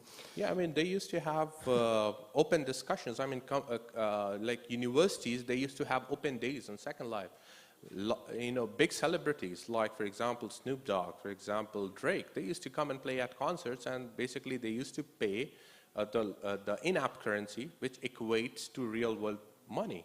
So this is like some of an ecosystem. We're talking about an ecosystem now. And I mean, with Educo, with our company, basically what we are planning is to do something similar. We want to have education in a way which is immersive. That means that when you think of education, don't think of textbook, don't think of reading material. Think of seeing material, think of experiencing material, out-of-body experiences that you cannot relate to in let's say, in a traditional classroom. Right? Amazing. Any thoughts from Ravi or Wilson? Feel free to. I think Ahmad has basically summarized everything pretty much well. But just one thing to add, I think pretty much a lot of 3D MMORPG game, World of Warcraft, The Sims, they share the same commodity as Second Life and IMVU, right? So because those games, they have, you're able to trade assets inside. There's a digital economy inside. You can chat with your friends, network within the game. And yeah, I mean, they're pretty much the same as what Ahmad has mentioned. So yeah, Ravi, do you have anything to add? Yeah, so I think if we talk about the past things, right, if we talk about let's talk about the education system, right, where people generally want to interact with the teacher, right? And the fees payments and all those things used to happen more on a offline kind of environment, right? Typically, if you talk about you are making your fees, and generally if you talk about the earlier days, we used to do most of the payment while visiting to the schools, right? And the teaching standards used to be like the teacher used to come to your home, right? Then later on, the world evolved now that students are going to the different schools, most of the classes are happening online and all those things. Now, if you're talking about like a Web3 kind of environment, it would be typically more in terms of a virtual kind of a thing where you can interact, right? You can interact, you can solve your queries, you can have all your question answers, all the kind of a live kind of a interaction can happen as a part of Web3. If we talk about now the changes which are going to happen. Yeah. Well, that is. Looks like we will definitely have quite a bit of things to discuss about. Yeah. Now, maybe I'd like to just ask the audience here right now, since we're talking about Metaverse, how many of us, just raise your hand, believe that the word Metaverse or the Metaverse actually came about just in the last 5 years? Nobody? All right, we have a few here. How many of you think that Metaverse, or maybe the concept of Metaverse, existed before 5 years? Wow, there are even more people, right? Perhaps I would just like to ask, sorry, can you raise your hand again? I just want to pick the lucky one. This lady here, right? Perhaps you mentioned that you raised your hand because you believe that the concept of Metaverse is before 5 years, right? So where do you hear that from? I mean, where do you get that? Do you see it or read it somewhere? Yes. Yeah, it's fine.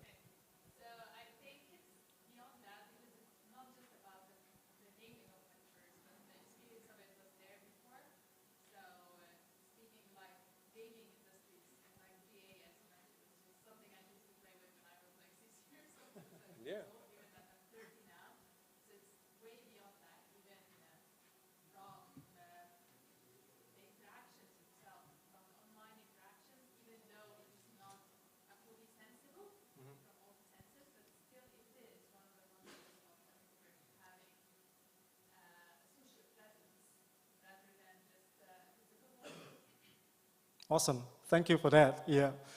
You know, and one interesting snippet I'd like to share. Before I actually came on this panel, I did some homework myself as well and realized that the term metaverse appeared, the actual term metaverse appeared back in 1992 in this novel by Neil Stephenson called Snow Crash.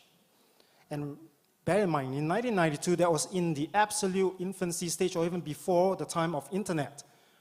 10 years before Google, 10 years before Yahoo, and 10 years before Facebook, Neil Stephenson mentioned the word metaverse in his novel, and he also mentioned that people in the real life can traverse between the metaverse world and the real world using mobile phones, virtual reality. That was back in 1992, before internet. No concept of mobile phones, you know, and he was mentioning that. So that was really, I mean, that boggles me, you know, it just helps me to think that everything that we have in the world today starts with imagination, right? And that's going to be so amazing, right? And all right, so we talked about that, the history of Metaverse, and we mentioned, I think one of you briefly also touched on Web 3, Web 3.0. In the last few months, you know, I've heard a few people mention these terms, Web 3 and Web 3.0, in similar vein. Is there any difference between these two? Or are they just the same, Web 3 and Web 3.0? Right, maybe Wilson, yeah? I think there is a huge difference between Web 3 and Web 3.0. And the thing that I see, there's a lot of people has actually mistaken Web 3 as being a Web 3.0. I remember seeing Wikipedia, a screenshot that Wikipedia is actually thinking, you know, there's this phrase that says Web 3, also known as Web 3.0 in Wikipedia, but that's not the case because Web 3.0 is very similar to, it refers to the version of World Wide Web, right? So we have Web 1.0 that says that, you know, everything that we see on Web 1.0 is related to just read-only, right? It's very hard for users to be able to interact with the website at that point of time. Then we go into Web 2.0. That's when we see Facebook, YouTube, Instagram. Now users are presented with the option to be able to edit content, upload content into the websites. And users are also presented with a more vivid, more higher level of interactivity with the content itself. Whereas for Web 3.0 is like a new version compared to what we have at the current state, Web 2.0. So Web 3.0, we talk about the data, not only that it should be readable by human itself, it should also be readable by machines. So potentially we will see, you know, articles or images, it will be incorporated with the metadata, which is something that describes the resources that we have in the internet, so that it can be easily be processed by machines, right? So for example, say article. In Web 2.0, you know, we have articles just like that. But in Web 3.0, I suspect there's going to be metadata that describe the article. So we might have, you know, the name of the article in RSS, in this JSON format, and the content of this article, and also the stuff within the article itself will be represented using metadata. And for Web 3, is a totally different thing compared to what we have in Web 3.0. Web 3 is more towards the mindset about governance and also decentralization, right? So it talks about how do we intermediary from existing business processes so that stuff can be processed in a more seamless and a much cost-efficient way. And we also talk about how do we come up with decentralization of business entity. So as you all know, when a centralized government has too much of control or something, then we talk about monopoly, we talk about data privacy issues and stuff like that. So Web3 is more coined towards solving that kind of issues. Right. Anyone else? Right. So, based on what Wilson touched, I guess I'd follow up on that. I believe that if we look at, let's say, certifications, right? So you have certifications like TOGAF, you have certifications like PMP, you have bodies for certification, right? But it doesn't matter that even if you have a TOGAF certified enterprise architect, it doesn't mean that you would implement everything that's written there. So I would kind of using that as an example, I would say that Web3 is like a governing framework on which Web 3.0 operates. So 3.0, basically it means that how we connect with Web 2.0 and Web 1.0, keeping those standards in mind. So as a governing body that provides a set of rules, set of guidelines for us to follow relevant to the privacy statement, right? So first, that there was an age of internet. Second, there was an age of data. Now this is an age of privacy. So this transformation, you cannot remove one part of this transformation. You cannot remove the part of web, you cannot remove the part of data, and now you cannot remove the part of privacy.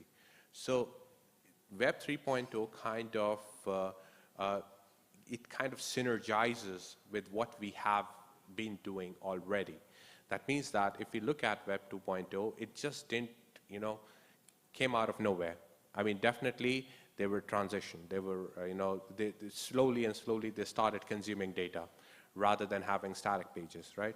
So, but it doesn't mean that static pages ended. Even today, we're using Web 1. That means that we're using pages which are static, which only has information to consume, which does not take any input from our side.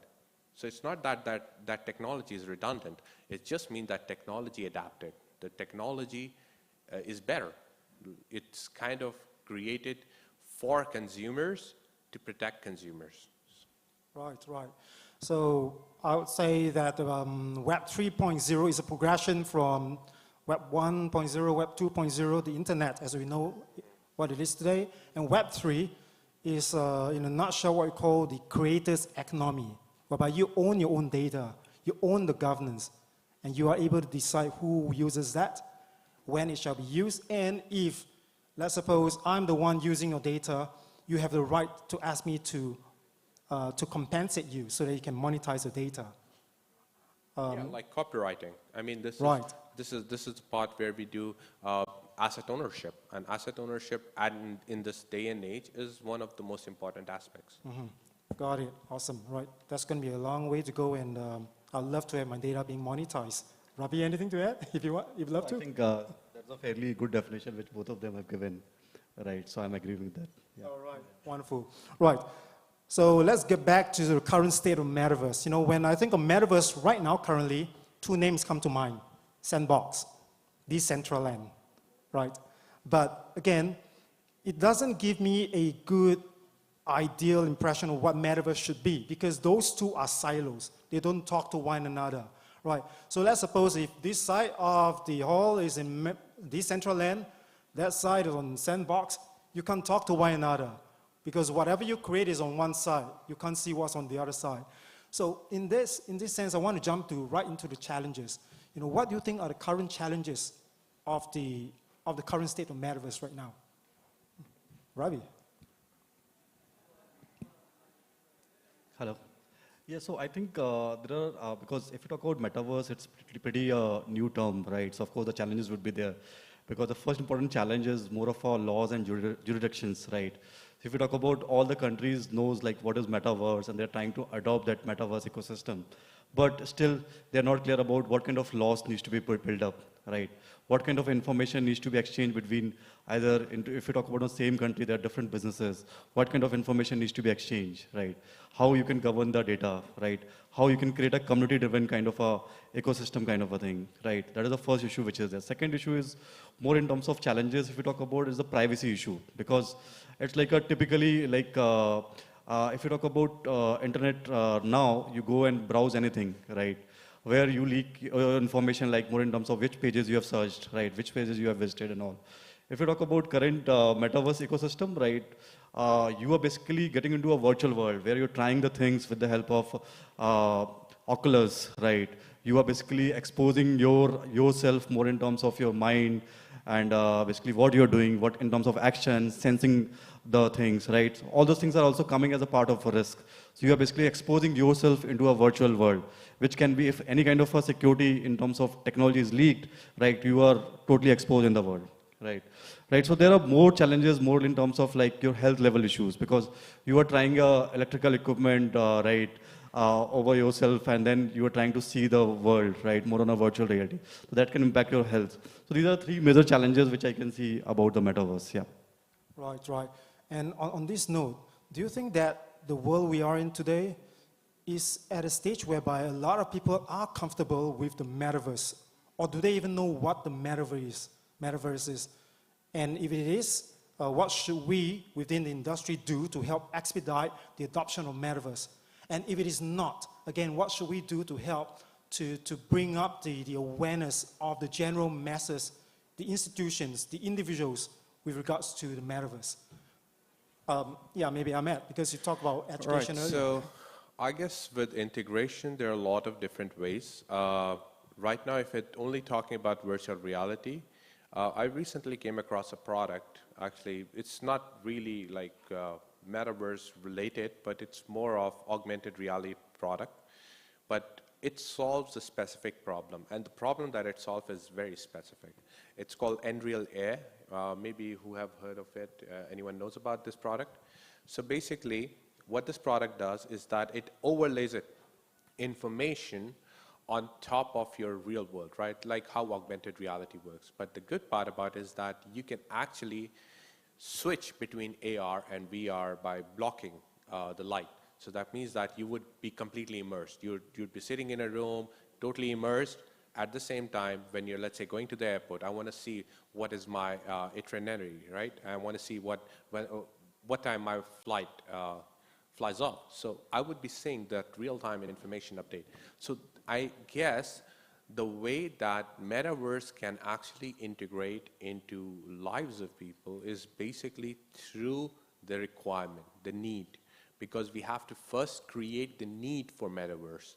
Right now, the need for metaverse can be, fulfilled by, let's say, Web 2.0. Right now, they can be fulfilled by different means or even a personnel that you hire for yourself, right? That for your company or to manage a product or whatever. So right now, I think the basic thing is that, let's say that we never knew that we needed mobile phones, right? We used to have an age of pagers where you get like a text message, or used to get like informed that you need to call this number. There was an age for that, right? At that time, and I remember my father used to tell me that, he never knew he needed mobile phones, to be honest. I mean, for him, it was convenient that he received a message, he went to the phone booth, he called the person. So for him, that was convenience. Right now, our convenience is our mobile, everything we have on our mobile phones. It has replaced almost all the gadgets that we have. Well, definitely it has replaced Spotify for me, to be honest. I never use Spotify anywhere else, so I use it on my phone. For alarm clocks, I don't need them. Reminders, iPods. I don't need them. In the past, there was iPods. No more iPods. Sorry? iPods. iPods, yeah, I mean, I still love that. So you took a few seconds to remember what's iPod, right? Yeah, I mean, that was an exceptional product. To be honest, the feel of having an iPod, it's completely different. It's like having a book and having an e-book, right? So I guess that's the best way of describing it. So I guess right now, if you want to push a metaverse to the mainstream, first of all, we have to think about how do we create the need for metaverse, right? We have to attack use cases. For example, in terms of education, we attack it by creating open classrooms, by giving access to people for open days with university that they can never actually fly off to. They need a visa to go to those universities. But in metaverse, apparently there's going to be a teacher, or there's going to be a professor, there's going to be a counselor. He can sit down with you, have one-on-one conversation with you, heart to heart, and he can tell you, you might make the cut, you might not. But this is what we need. We need to create that sense that you require this. I mean, no one knew that, when Apple released the first iPhone, no one cared about it. Why? Because it was touch screen. And at that time, everyone was like, you know what? No one cared about touch screen. We are BlackBerry, right? We have a QWERTY keypad. Now look where BlackBerry is right now. So the difference is that you have to first understand the need. You have to understand the requirement. And based on that requirement, you have to create a use case in metaverse. And that's what we need to do in order to have mass adoption. The second thing I would say is definitely the cost. That means that for a normal headset, you still end up paying a premium price, generally premium price, but apparently not that much. But there are headsets that cost way above like 20,000, 25,000. I think they're called Varus, or I forgot the name, exact name. That's beyond my league. Yeah, so no. Yeah, and you know, those guys, they actually created something that literally blew my mind away. I recently saw that they created impulses. That means that you wear something, and you would be amazed that you won't be able to, let's say, differentiate that if this is a real table or a virtual table.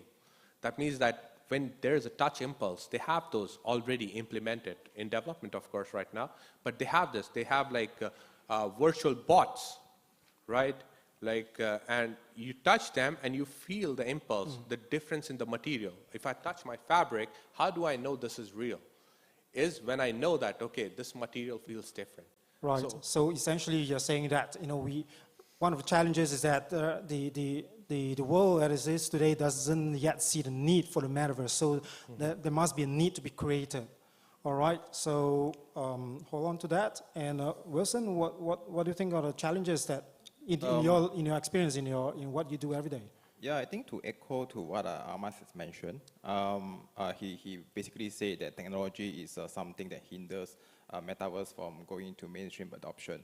One thing to add on is I also want to say that user experience is also very important when it comes to increasing the awareness for metaverse.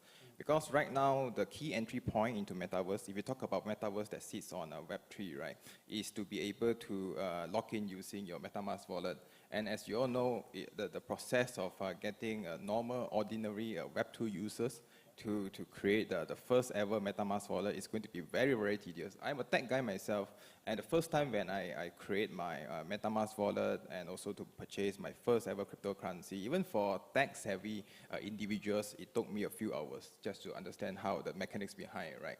So in order for metaverse to gain mainstream adoption, I think the entire process has to be very seamless as though as how we are logging into the game in the Web2 space, right? It has to be as the same process, just like just connect your. Probably we can just abstract the tedious part out. So from user point of view, just come in, just click create wallet. The mechanics behind can be done, can be automatically done, right? And boop, next second you are within the metaverse already. So I would say a very easy way to understand this.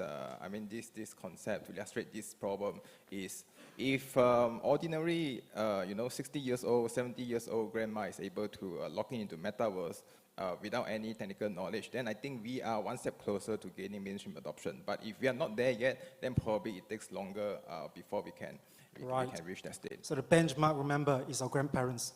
Once our grandparents are in the metaverse, we know we are there. And once they have an avatar in any metaverse, we are there. Ravi, anything to add on that? I think challenges? Challenges, so we have already discussed, like, of course, the privacy concern. Like, if you talk about, like, there are lots of gaming stuff which is happening, like, of your Roblox and all, right? The kids are more getting opted towards that kind of a metaverse world, right? Where they want to go and play the games, which is very dangerous if you talk about, right? So that's what one thing which I can talk about, yeah. Right. And there are, like, if you talk about, there is another challenge is metaverse is more in terms of making the payments, right? So there are almost 10,000 plus currencies which are available. The people are confused which currencies to be used for buying the stuff as a part of metaverse, right? So these are the broad level challenges which we have just covered. Yeah. Totally agree. Yeah, absolutely agree. Some of the I was talking to American MNC and we started discussing about having digital asset to help them mitigate a cross-border payment. Imagine you are an MNC, you have to repatriate, let's suppose you are, say, American company, right? You want to repatriate all your revenues in US dollars and you are based in Singapore, Australia, UAE, everywhere. You pay Forex costs, you pay the SWIFT transaction cost, which is not cheap. I used to work with SWIFT. I know it's not cheap at all. So there's all this, but using digital asset mitigates all that, right? So, and which is great. And that brings me to the next point, right? So with the current state of metaverse, how do you think, or maybe you can give any examples of any businesses that you know or you are helping that are currently using the metaverse as it is today to help them in their businesses?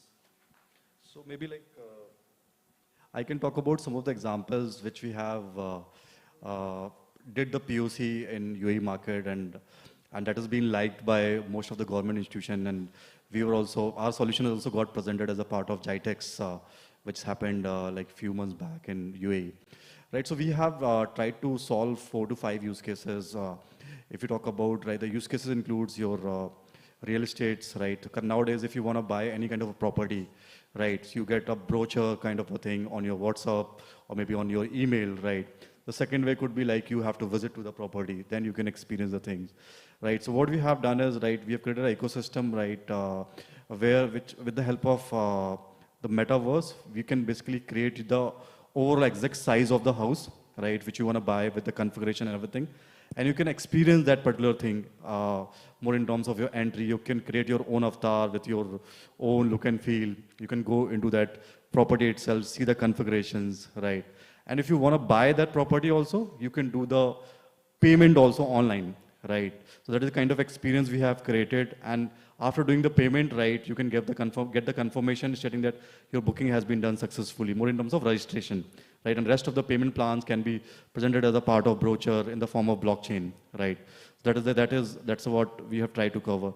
Then we have also tried to solve some of the use cases like of your grocery, which is more of a day-to-day things, right? Nowadays, how we do the shopping, either we go to the retail stores and buy the stuff, right? Or second could be that we order it via some of the supermarket grocery apps which are available, right? Third could be like you can yourself go into the virtual world, pick up the stuff, see the configurations, and all these configurations are lying on a blockchain, right? And you can basically add all these stuffs as a part of your shopping cart, right? And then you can make the payment using so one thing innovation which we have done is like nowadays, if we talk about, people talk about metaverse with these use cases and they want to make the payment through crypto. What we have done here is like you can make the payment using your fiat also. That is the unique thing we have done as a part of overall experimentation, as a part of POC for the metaverse, right? So there are more use cases, of course. That's time is the limit right now. That's amazing. I think the real experiences here, examples here, is very important to how we shall progress from where we are at the current state of metaverse to how it should ideally be. I think of Tron, the movie. Has anyone here not watched Tron? Everybody has watched it because no one raised their hand.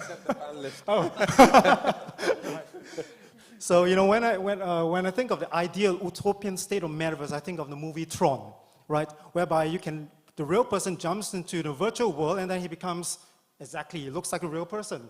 He can eat, he feels hungry, he can fight, he feels the emotions, right? Just that is also not the ideal version of the metaverse because it's supposed to be decentralized. In Tron, it was controlled by one avatar. Yeah. And I guess I'll kind of circle back on the challenges as well. Well, speaking of Tron, right? So it was amazing, to be honest. And the people at that time, they were blown away about it, right? So you would be able to see that, you know, there's a real person as well as there's an image of that person, right? And performing, interacting with assets, using them. So I guess we can come back to challenges in a way as well. So that means that, let's say, within Metaverse, we can still use assets. We can own assets. We can purchase assets, right? Like, say, we can purchase a Lamborghini in Metaverse. I won't be able to afford it over here, but definitely in Metaverse, I can purchase one, right? I can have the rights to it. Maybe it will look a little bit different. Maybe the spelling would be different, but that's fine. No one's going to pay too much attention to it. Right. But either way, my point is that owning asset and asset, let's say, business in terms of assets, that means buying, selling assets, right? Leasing assets, this is fine. But when it comes to services, let's talk about services, right? Law firms, right? Content creation services within the metaverse. Workers that the Meta is trying to do is that basically have workers work through metaverse, have the calls and everything within metaverse, right? So have that presence available, right? So this is a service that they're providing. But at the end of the day, metaverse has to interact with reality. That means you cannot really disconnect as you can disconnect in terms of assets. So for example, if you have an asset in metaverse, you can simply, you know, sell that asset or put that asset up for auction. The person pays that money and he gets that asset. There is no intervention of reality in that form. But in case of services, I guess this is one more platform where we need to rethink how we want to offer services. For example, insurance, right? I came across a use case where farmers using decentralized insurance. How it works is that basically they create a smart contract, and the smart contract gets paid out the moment that it gets the information that there was heavy rainfall or the crop died or whatever the situation. The smart contract automatically makes a payment. So this is where things are different, but at the same time, things like risk scoring in insurance, right? Things like predictability, things like fraud detection. These are still factors that Metaverse has to come up with a solution which separates Metaverse from reality in a way that it gets managed on that platform itself. Right. So we are still quite some way away from the ideal version of Metaverse, but we're definitely getting there, and we will get there with the progression of technology, and as long as everybody in this room believes in that and continue to work in that, despite all the naysaying from the mainstream media. Right. Now, due to lack of time, perhaps I'd just like to ask one more thing, and we can go around. Right. What will be your wish list if you have your way in terms of what you'd like to see in the Metaverse today? Wilson. I was here in the morning, and I remember one of the things that the other speaker was mentioning, something related to Metaverse as well. So he said, right now, there's already an invention that it's a VR glasses, by the way, but it's a very small scale VR glasses, very similar to the size of my glasses at the moment. And the fancy thing is it has, a lot of processing power and high-tech technology incorporated within the glasses itself. And I think the key to gaining adoption, like what Ahmad has mentioned, is really the technology behind the stuff that empowers Metaverse. So in order for Metaverse to gain mainstream adoption, I think this is very, very important. Right now, the way how we go into Metaverse, you look at Meta, you need to own Oculus. It's not to say that it's not great, just that it's too bulky for any average person to get access into the Metaverse. In order for Metaverse to have mainstream adoption, I think it has to be very seamless and has to be very user-friendly. It can be just, today I want to attend to a Metaverse panelist discussion in London. I could have just wear a very lightweight glasses and boom, next moment I'm in the panelist discussion. Got it. Right. So, right. Yeah. So your wish list is to have a advanced technology that is just as small, just at the fingertips. I recall, I think something comes to my mind when you speak about that, like teleportation, right? So I think recently they had a concert where they did a hologram for Michael Jackson. So apparently it was like a full life form hologram of Michael Jackson. It was mimicking his movements and everything. But of course, this is like kind of not completely related to Metaverse, but this is more related to immersive experience as compared to Metaverse itself. So I guess this is where you see, like, you see your idols, right? People who have passed away. You still see their work, and you As are. I'd like to hold that on. I'd like to ask Ravi, what's your wish list? And So then I before we think go back on to you. So I think Wilson said the very right thing, like glasses, right? So there is one company where I have invested also, because if you talk about Oculus kind of a glasses, right, that's very heavy, right? And those are like these kinds of devices become heated up very, very fast, right? So there is one of the company where I have invested, and these glasses, the VR glasses, is going to be, the size is going to reduce to very small, right? And where you can do, and it's a very lightweight, and I've tried that product, right? So that company is going to launch their product sometime next quarter, right?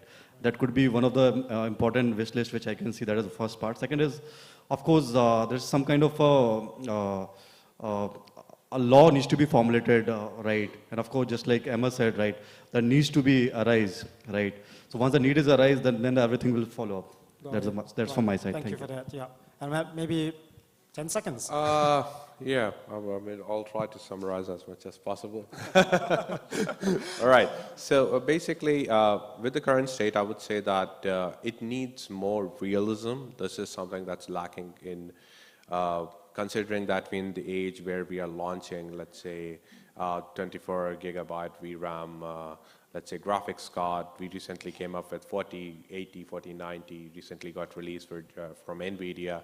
And we have currently achieved a pinnacle in terms of development, because I do come from, my company does development, and we create content on Unreal. So basically what's the difference is that currently the entire graphics part where we are talking about immersiveness, because what graphic is basically how you perceive things and how real it feels to you.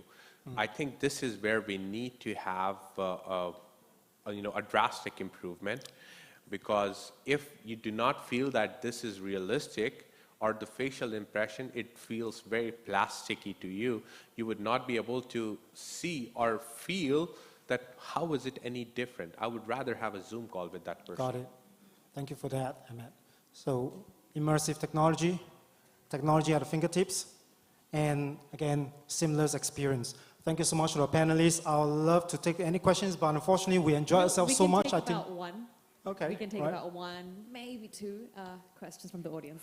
Right, if there's any questions, please go ahead and make trouble for our panelists here. Okay, so my question is about the graphics part that you were talking about, because right now Metaverse have very Metaverse look, like Sandbox, Decentraland, they all look very cartoonish, right?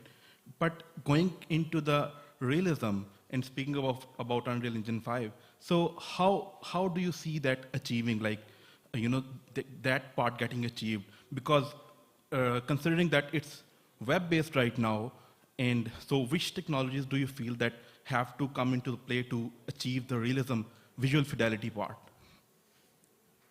I guess I will come back to my point that since it's more of a web-based solution at the moment, so mostly things are designed in Unity or lower-end engines that does support the platform. But let's say that if you want to take it out, have something that is corely relevant towards realism. For example, if you see any new games, the AAA titles that are getting released, even open world, right? So what is Metaverse? It's open world. Apparently you can do anything in it, right? So there are new titles for games that are released, which looks phenomenal, right? Of course, there are a lot of bugs, there are a lot of issues, there are a lot of updates, patches that needs to be done. And that's the same case with Metaverse, apparently, right? So what we need to do is that we need to come up with a solution for a platform which would be able to support and work with higher-end engines like CryoEngine, right? And like Unreal Engine, like, for example, Frostbite, or things like this, which gamers or which people generally see realism in. Because we are already at that stage in technology. We just need to have that adaptation within Meta. I hope that answers your question. Do you have time for any more? No? No, I think we're done. Great. Thank you so much to Wilson, to Ravi, and to Ahmed here. Thank you so much for sharing your thoughts. And if you have any questions, please don't be shy to go directly to them. Thank you so much. Thank you. Thank you, guys. Thank you. You've been wonderful. Thank you.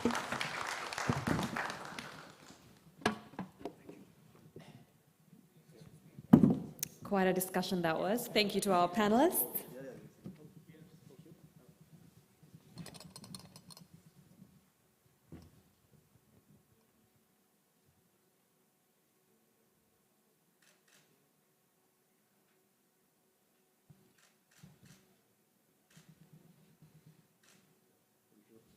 Lovely.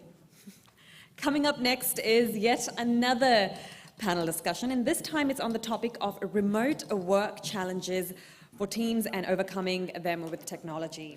Now, that was an important topic to include, foreseeing the scenario that was created post-pandemic.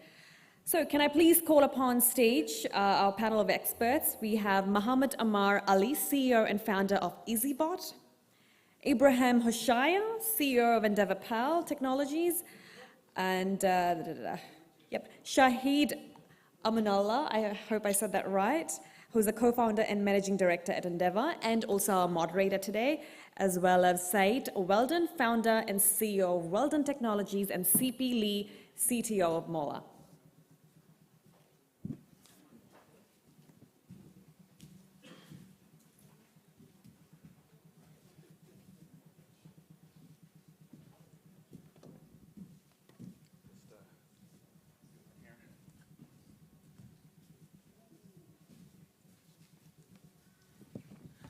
Hello, everybody.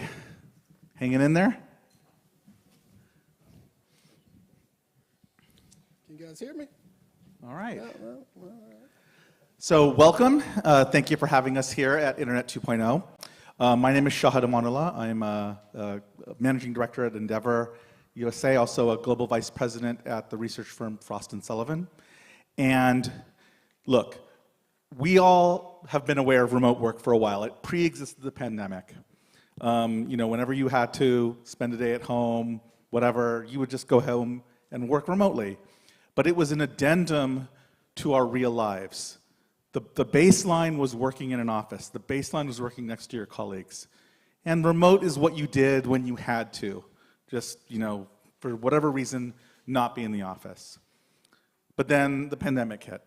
And it forced us to adopt it as our baseline. And I think at the very beginning we thought that, well, okay, we know how to do this, shouldn't be a problem. And then we realized that remote work was more than just using a few tools and doing what you would do in the office. That it was a really, really huge shift. And we've now had 2.5 years to adjust to that. And now, even as we're starting to come back in many ways to the real world work, we're realizing also that remote work is here to stay. And we've learned a lot of lessons. And I think we're really privileged to have a group of people here who represent different types of industries, who represent service providers in the remote work space, who have different size companies from startups to massive multinational companies. And collectively, we've got a lot of great experience here that we're really eager to share with you. We've been having actually discussions all day and realizing how much insight we have in this room. So I would like to start by having each of you speak a little bit. First of all, introduce yourself to our audience and explain to me a little bit about how remote work has impacted positively or negatively the way you do business, and maybe some of the lessons you've learned. And then we're going to go ahead and follow that up with some deeper conversations. So why don't we start with you, CP? Hi. Hello, my name is Sipi. I currently run the Technology Operations Group in Mola. Interestingly, when I joined the company, it's right in the middle of the pandemic. So I was sharing the team here is that I didn't get to see my team physically for at least a year. So I was really doing full remote. But before that, I think something that interestingly is I came from a big organization which was purely on-prem, full office work, 300 people all in the same office. When the pandemic hits, when Singapore implemented what we call the circuit breaker, within a week, we had to shut everything down. And you have productions, you have IT, you have QCs, the whole 300 people that were supposed to be working in the office suddenly cannot come into the office. That was a big problem, right? So running engineering at the time, we have to, within 2 weeks, really revamp everything to bring from physical usage into a full remote environment. And that forms actually something that was, I would say, a good trendsetter for me when I actually joined Mola, so that we're actually working on the remote basis right from the start, right? And from there, now I have grown my team in Mola to actually 3 key cities in Asia, in Jakarta, in Singapore, as well as in Taiwan. And everybody is really doing purely, I would say, 80% remote, because I still have operations that still needs to be running on the 24/7 basis, that we still need to do it on in our premises. Excellent. Ibrahim. Hi, everybody. Ibrahim Hoshia with Endeavor. Actually, it's interesting how we moved from this after COVID and inside COVID itself. The technology and how the fast the emerging of the technologies and how the need is being boomed in COVID time. So we have, as an Endeavor, multiple offices. We have an office in Palestine, Istanbul, and as well as USA. Now, when the COVID started, we had to come up with another office in Palestine, and it was all established remotely. In Istanbul, it was a different story, where we have limited access with all these limitations of the COVID, and it was a combination of a hybrid work. In the USA, we are representing the sales and services there and all the different time zones there. Now, what we have learned, all this process and the different culture, different processes, that what maintain all these relationships is creating a different culture that maintain the relationship between the teams. And I think when we come to that point, we'll talk more about the culture and how you maintain your culture within different work teams. This is the main point that I want to emphasize. Whether you are in a physical office or a remote, you have to have a unique culture that make the team work in one spirit, in one goal. This is the message that I need to give in short. Thank you. Thanks for those comments. So, Syed. Is this on?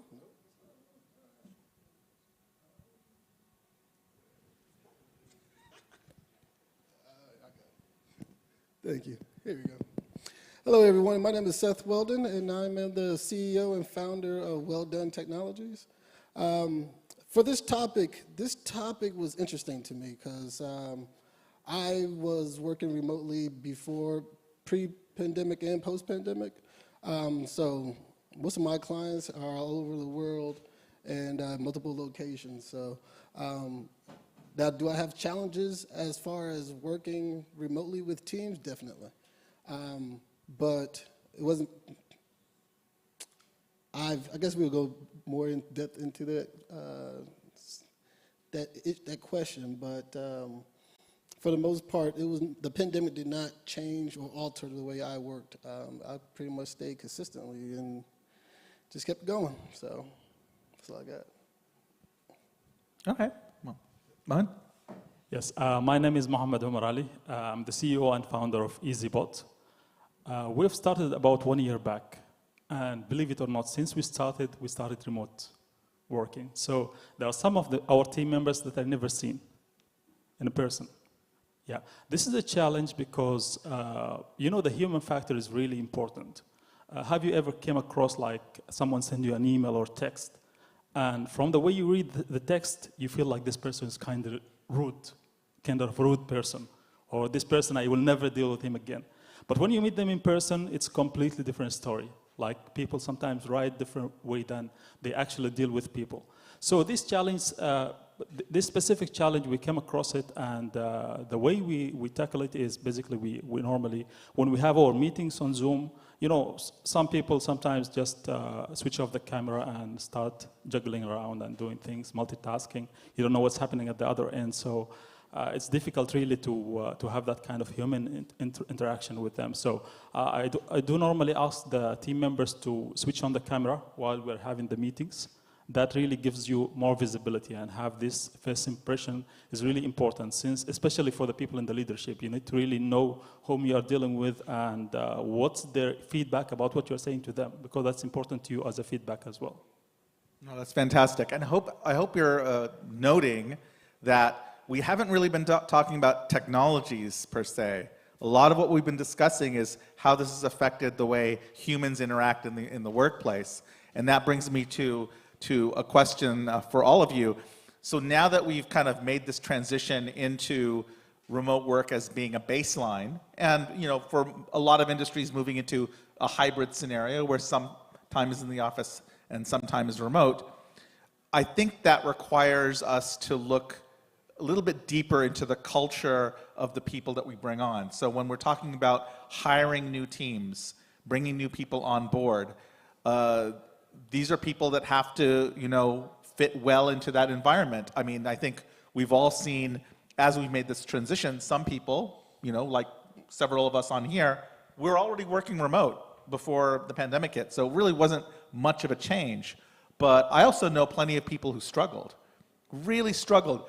People feeling alone and disconnected, and that goes both ways, whether you're an employee or whether you're a supervisor, and for some reason that's not connecting. And I think about like my children who are about to graduate college, they're going to enter a world where they may never work in an office, whereas all of us, I'm assuming, have all had the benefit of doing that. So when you're thinking about building your teams out, hiring new people into this workspace, what are you looking for in those people so that they're going to fit well and work well with your team as a at least partially remote workforce?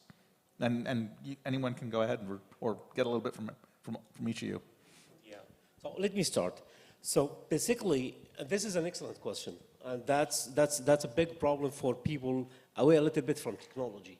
So we are, as a technology guys, and we are providing services. We're used to the technology. We used to be used in front of the computer trying to solve a problem. But that much more problem for people are used to be outdoors, used to be in, day out, talk to the people, right? Those people who really start feeling lonely. I used to be in front of the people. I used to talk to the people. And no sudden, they are isolated. So, and still, we have also some of my friends that are in technology. They did not realize that I cannot stay at home with all the kids around me. I cannot concentrate. What I can do, all these questions come around. Now, it's very hard, and everyone, even those are used to work remote. When the pandemic started, the circumstances and the conditions inside the home is different. They used to be in their own, without the kids around, but right now, all around, right? So that comes from the discipline. Now, everyone should be disciplined in what he's doing, focus on the goal, try to create an environment inside the home and in the company itself.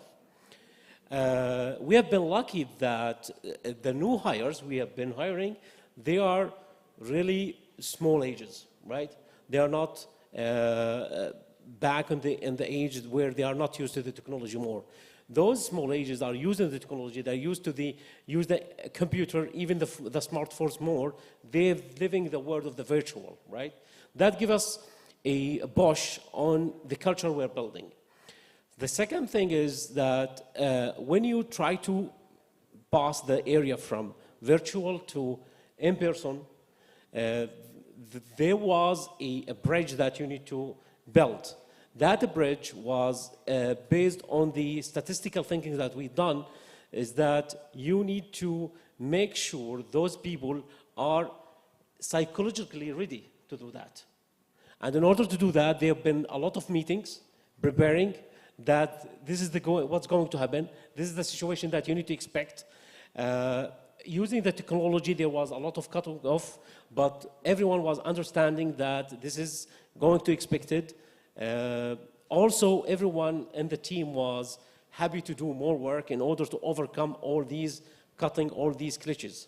That's what helped us, that having a team that understanding what's going on, having a team that is willing to give more, given the fact that being from home, this is the only entertainment that you're doing is focusing on the work, because there's no outside activities, everyone inside, everyone engaging what is doing.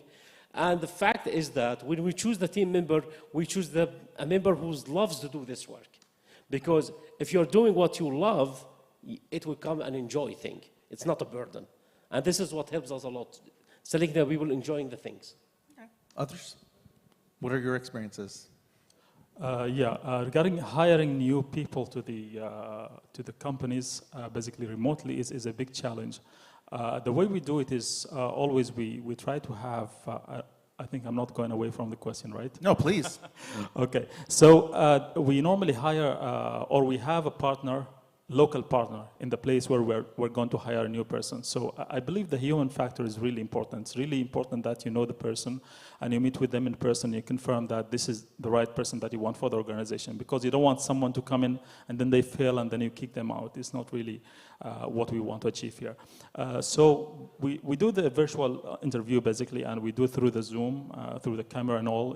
It really have made it easy for us to use the Zoom and to use the technology to meet with the people, but the final touch is really having a local partner.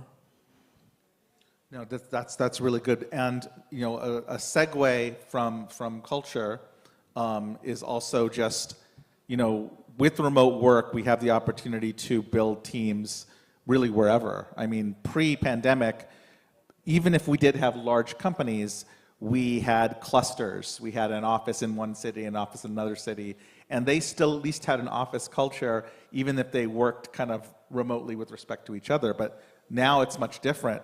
So I know several of us have institutions that span multiple time zones. And for some, it's a little easier than others.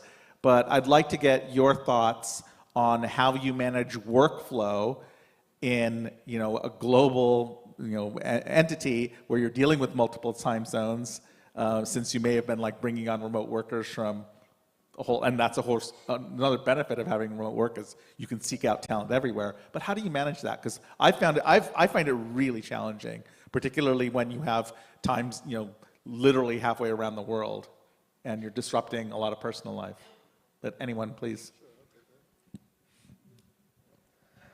One of my clients, is one of the big fours.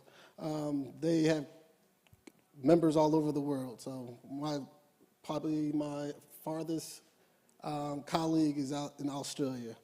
They're, I think, a full day ahead of us, ahead of us in the United States.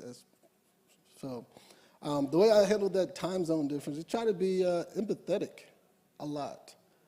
Try to be cognizant of the people's different time zones when we are asking them to work 3 o'clock in the morning or try to attend this meeting at 5 a.m. Their time. So just being empathetic and cognizant, about where they live at. I think it helps that person, not only that person, but team chemistry as well. And I also would like to lean back on some of the frameworks and methodologies as well regarding the workflow.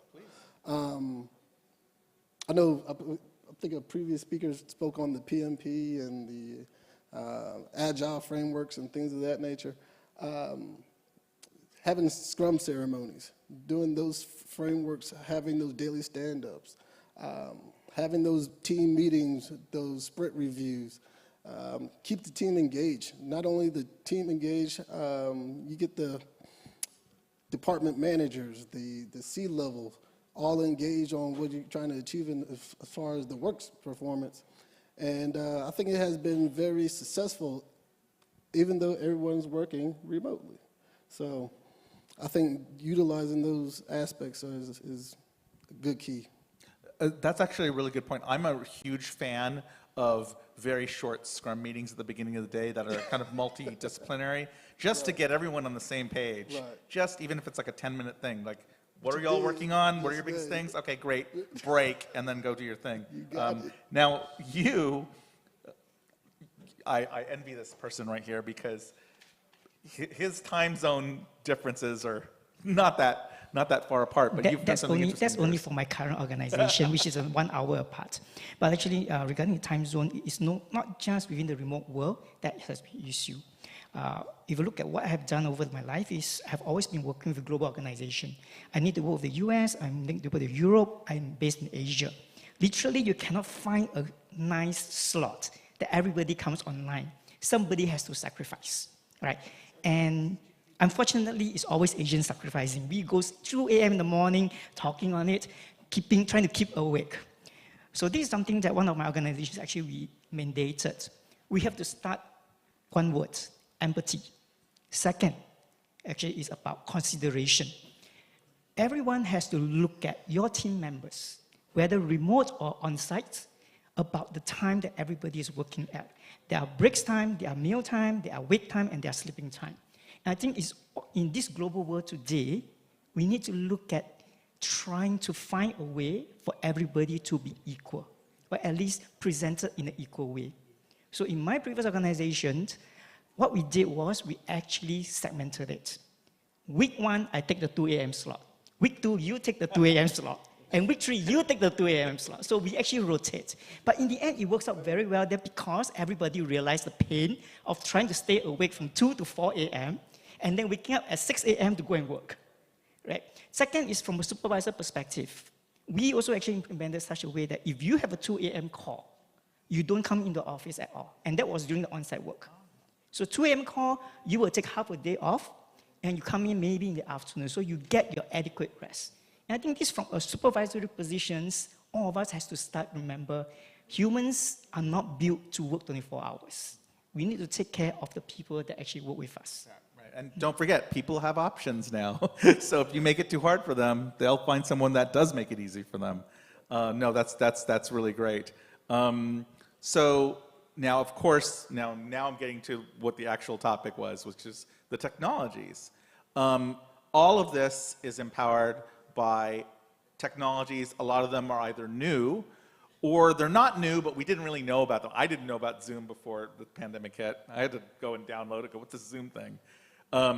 But we've now had a couple of years of experience in using different kinds of tools and using them in certain ways. And I'd really like to dig into this because I'm still in that discovery mode myself. There's some things I'm huge fans of. I'm a huge fan of Slack, for example. But like there's others I'm still trying to flesh out and feel out. So what are the technologies that you really depend on to make your organization work really well together? And what are some of the ones that don't work, or at least don't work in certain ways? I'd love to hear.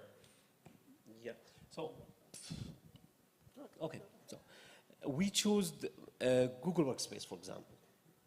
Why we choose it, it's simplicity of the ecosystem, that's it. When we look at the employees and everyone, we found everyone started using ecosystem. Google was one of the best ecosystem everyone knows, which means that the learning curve was literally zero.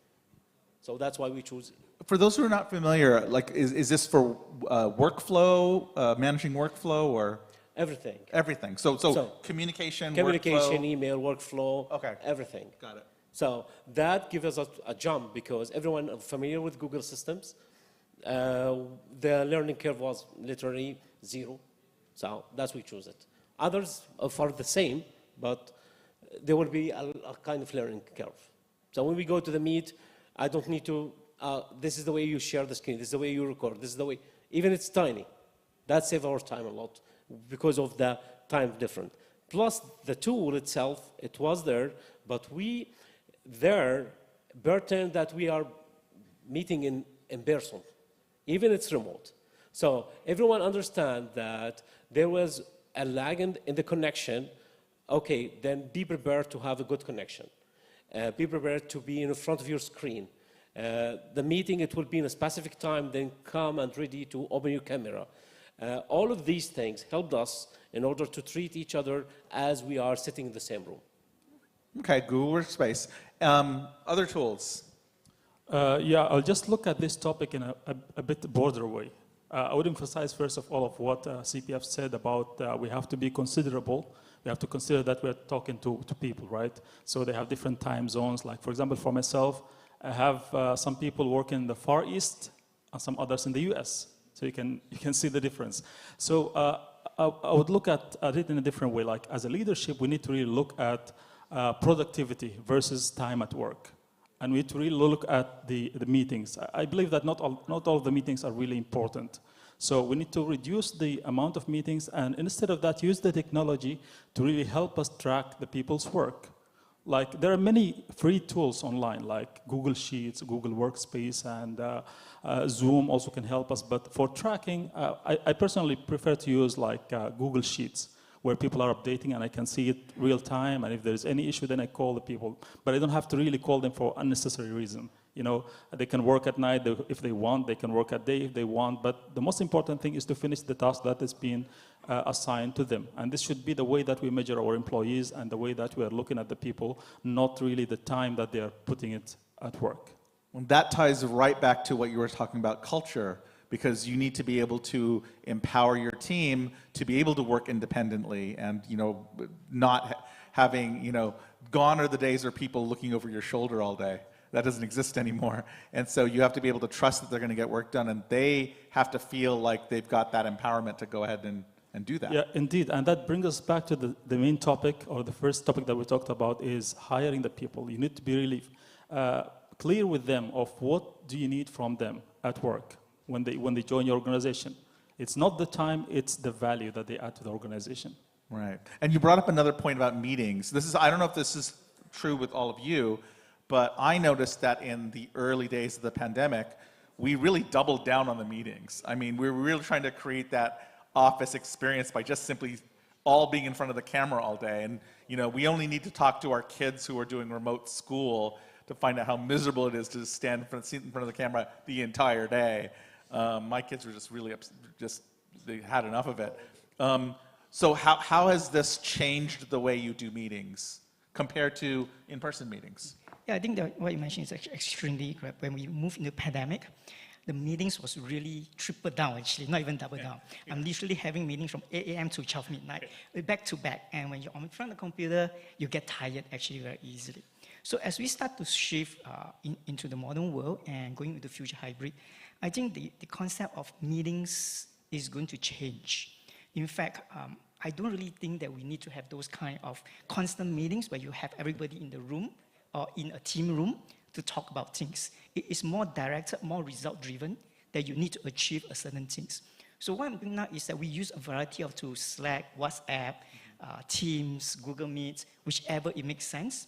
But the key is actually just having that technology as a communication channel, right? I would say that in my team today, we are using 80% on WhatsApp. The reason because it's instant, it's fast, and we can deliver on a one-to-one or one-to-many basis. We use Slack for more manageable setup where we can actually start to track and link things. And we use things like Google Meet for really important meetings, which we no longer involve the whole department. It's usually about 3 or 4 of us who says, let's get on this at this time, discuss about this, and then you start getting to your team involved. So every meeting needs to be short. And actually for me, over the last year, I mandated such that no meetings within an hour can last more than 45 minutes.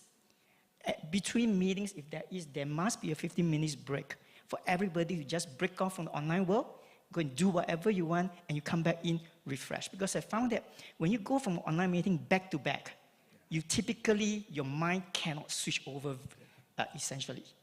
It's very merciful of you. You wanted to say something. Yes, I do want to say something. I wanted to ask, I guess, a question regarding those meetings. When you say you don't have a camera on, and you may be attending a meeting where you don't have to host the meeting, you don't have to run the meeting, but you would like to listen in on a need-to-know basis. So whatever decisions that's made, whatever the team agrees upon, you're aware of it because you sat in the meeting. But at the same time, you was multitasking, doing something else as well. So you knocking 2-3 birds out with one stone. What's your thoughts about that? I think, at least for speaking from my organizations, I think there's a generally accepted culture that if the meeting involves like 10 or more people, and again, I think meetings that big are of dubious productivity. But there's an understanding if you're not a main participant, you can just tune out and multitask. I mean, I'm getting emails from people in the meetings, as they're happening, and something that's not a bad thing. Yeah, I believe, you have a point. It depends really on the type of the meeting. Like, this cannot be happening in a one-on-one meeting.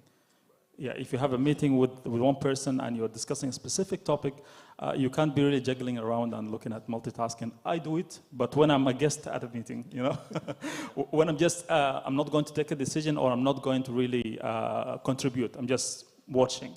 And my input is not really required for that meeting. Yes, I do it. I put off the camera and then I do my other works. But if really I'm required to focus and I'm required really to give input or to really take a decision out of this meeting and move forward, then definitely it's needing the full focus. Then I have to really focus on the meeting, not on something else. That's why I said at the beginning, we don't really need to put too many meetings. Only meetings whenever required. Right. Yeah. Let me double on this. For us, our experience was different. We've never doubled the meetings. Even the meetings go less. In our case, and at the same time, let me give you an example. In Istanbul, what we did, it's even we benefit from the pandemic more than that. Because Istanbul is a crowded city. It's always traffic on the road. We cannot do 2 things at the same day. And the culture there was the clients demand you to be in-house with them in order to present your product. When the pandemic comes, we've been much more productive. We are saving a lot of time. And instead of meeting 2 clients, we've been meeting 5 clients a day and sell our products more. And that gives us much more power than the real life. And right now, once the pandemic goes away and everything is open, still clients' demands do it virtually. That saves my time, save your time. I don't need to be in person. So that's one of the good things about the pandemic. People start to realize that I can save my time. Why I need to put myself in a room, close that, and lose a lot of time? Do what you like, I do what I like. And the multitasking thing, it depends on, it's not right. It depends on the situation, it depends on the meeting. So based on that, you can decide I can multitask or I need to stay focused.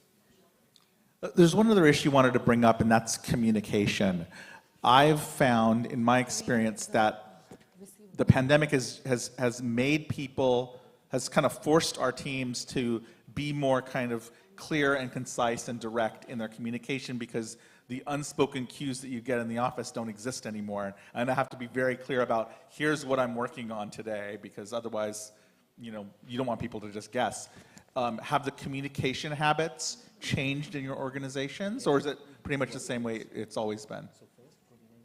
I think it's actually both ways. One, when you're in the physical meetings, the visual cue is very, very tricky. But when you're actually behind online, that's why actually I agree with Omar said, I force everybody to turn on camera during that time.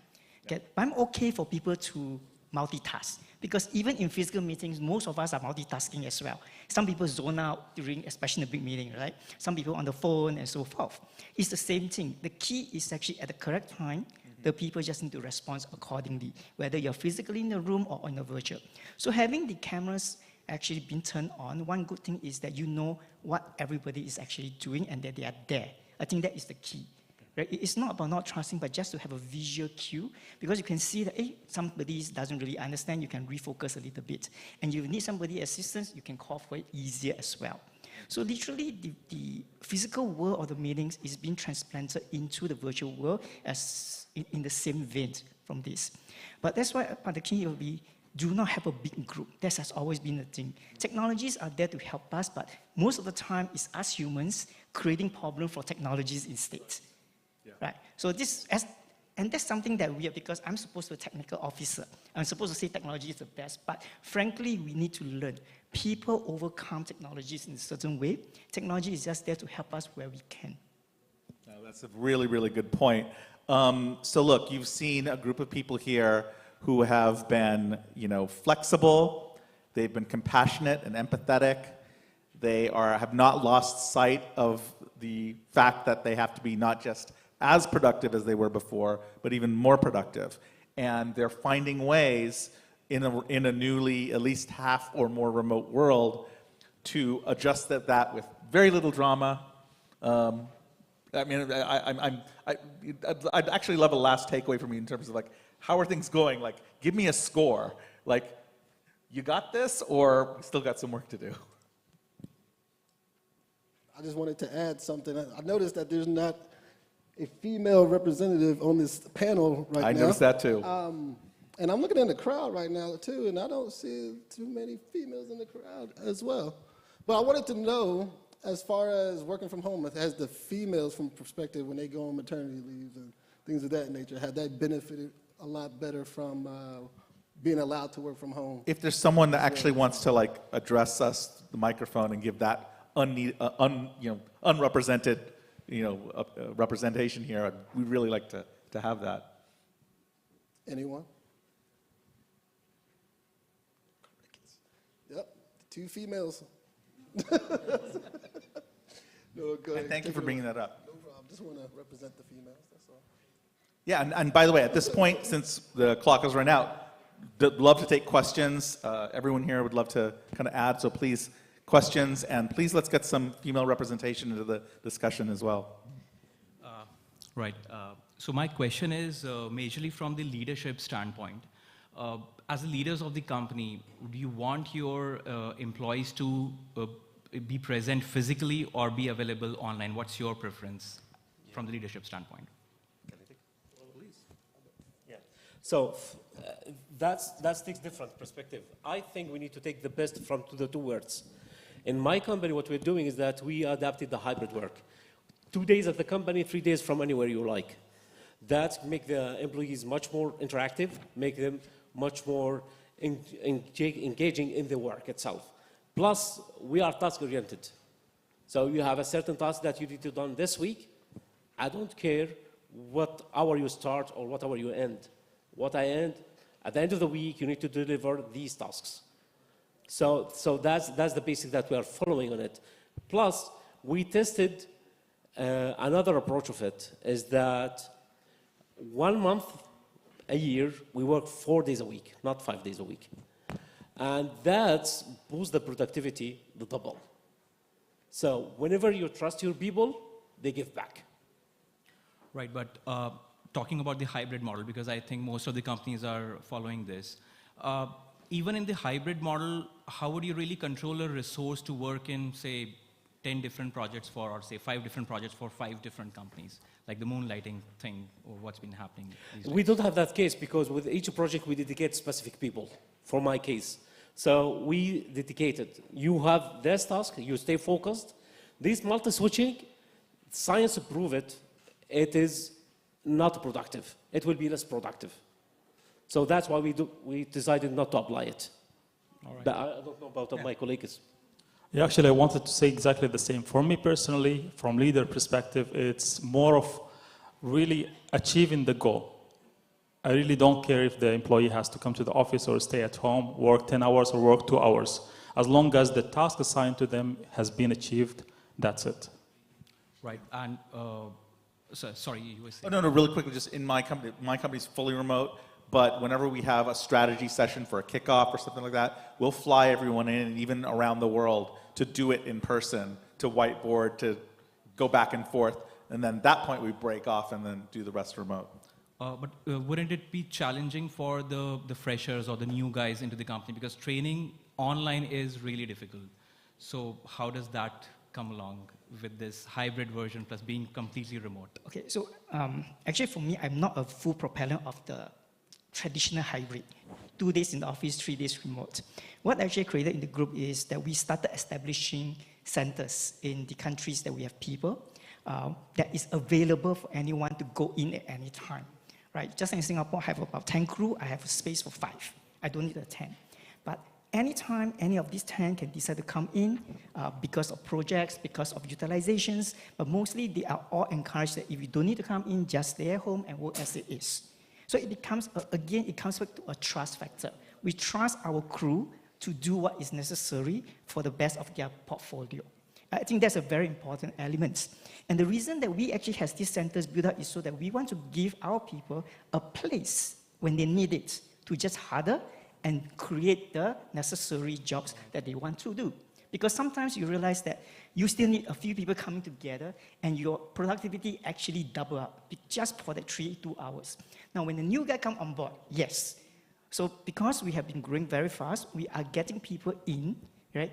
And we only comes in for the necessary people to come into the office and then work with the person until he's comfortable, and then there you go. Okay. Right. That's why I say 2 days from home, from office, to create the synergy. That's where the newcomers will feel it more. They will understand what other colleges do, and that's where it comes. That's why we mandated 2 days. Or we may have to incentivize the people who are coming to the office, I believe. Excuse me? Or we have to incentivize the people who are coming to the office more.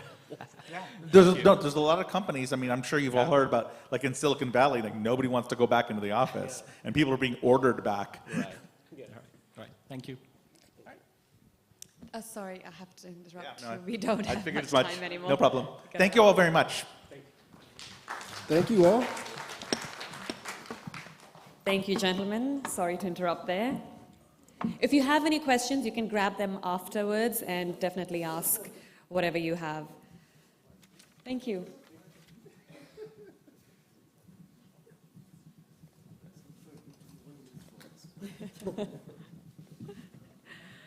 All right, so who had too much carbs during lunch and is sleepy right now? Hands up. No one? Because I saw a few people yawning. All right, moving on. So we are going to go on to our recognition session right now. So the Internet 2.0 conference is proud to have 4 thinking professionals and our sponsors here today. Now it's time to honor their excellence and commitment and contribution in advancing the tech sector through their cutting-edge projects and initiatives. So I would like to welcome on stage Wasim Jakas to present the award founder of iBlockchain. Do we have Wasim here? Yes, we do. A round of applause, please.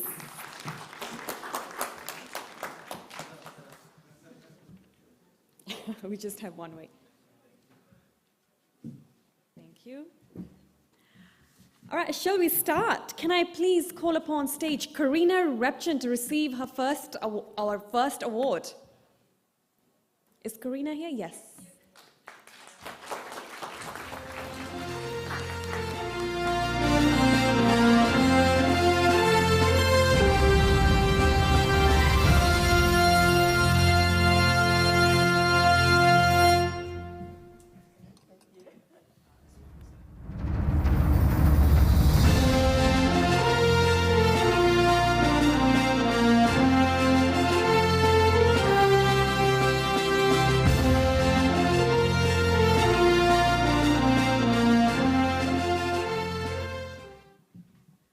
Yes, so thank you for the award, also to Internet 2.0 conference.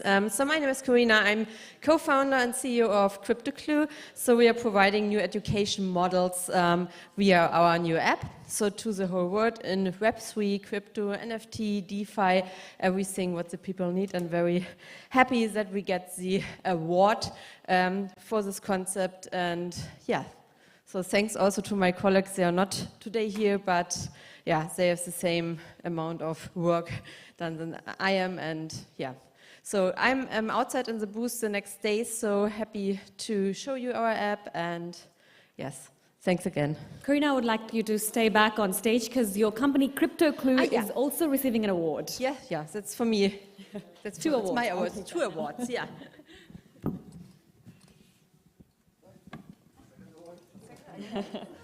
Congratulations.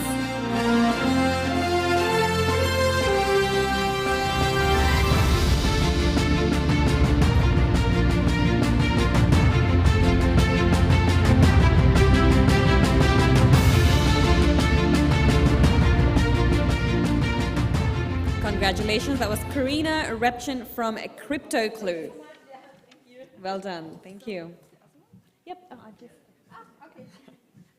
Our next up is Abdullah Al-Ashaq. Can you please come up and receive your award?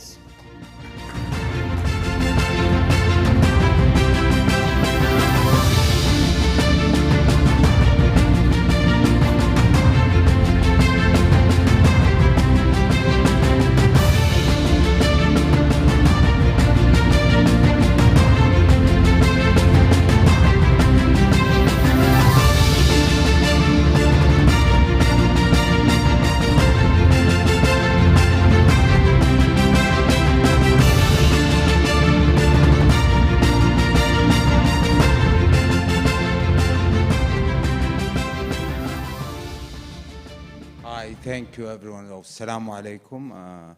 I want to thank, honestly, my family, and especially my wife and my mom, that pushed me to reach and give me the time to take this award and dedicate myself in leadership and IT transformation. I was a part of a big IT transformation in my country, Saudi Arabia, and in the region, and I want to thank Internet too for this opportunity, and thank you very much.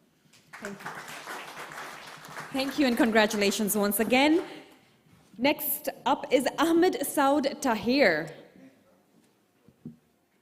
Can we please have Ahmed Saud Tahir to receive your award? No? Okay, moving on. Could I please have on stage Anupam Pandey? Yes, you're here. Lovely.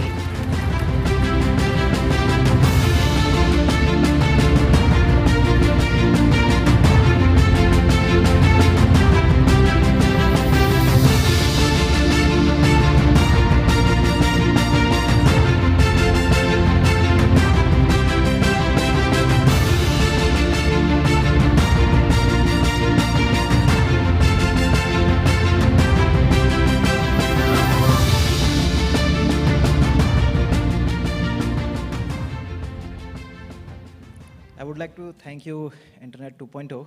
And leadership is something I would say comes by, for my team, it says that leading by the example. If my team works for 8 hours, I have to show them that I can work more than that at any age, at any time.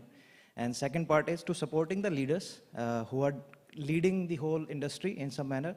That's where the company's role, Keynote technology, come into play, where we support our clients in every manner possible and providing them a good data insights and data science solutions. And thank you.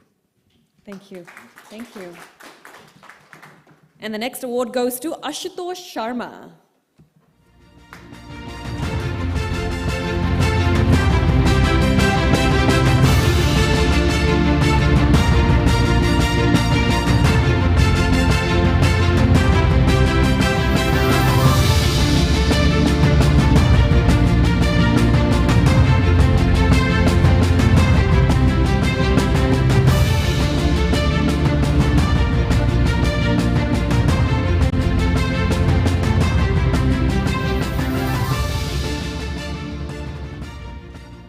Hi, everyone.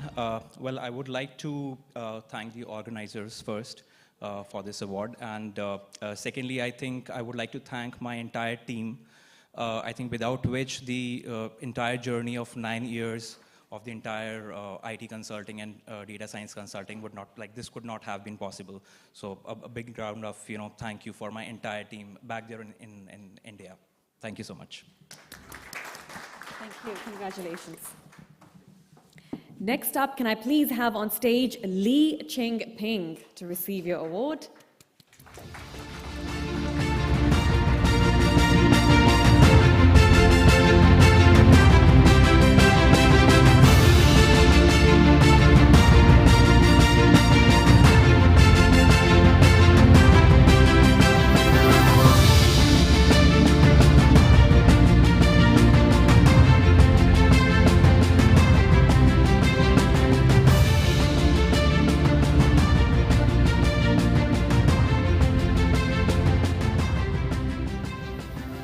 Hi, it's me again. Right. I'd really like to thank the organizer for this excellent award, and this is also due to the effort of my team, which for the past 2 years, we have been really struggling with the remote work environment. Now, with the pandemic, moving on to the endemic space, I think the hybrid setup will be something that we can drive the team forward, and you will see a stronger Mola coming next year. Thank you. Thank you. Can I please have on stage Deepak Gracias to receive your award?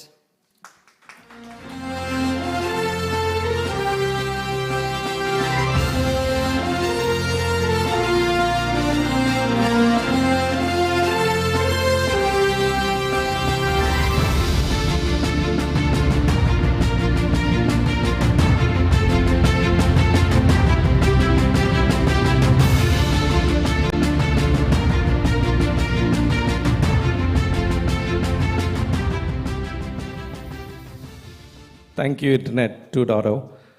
I'd like to thank my team back in India at QSC, my prior company, as well as my family who have, kind of tolerated me through my tenure all through. I'm Deepak Gracious, the founder and managing partner for Ordwig Solutions Private Limited.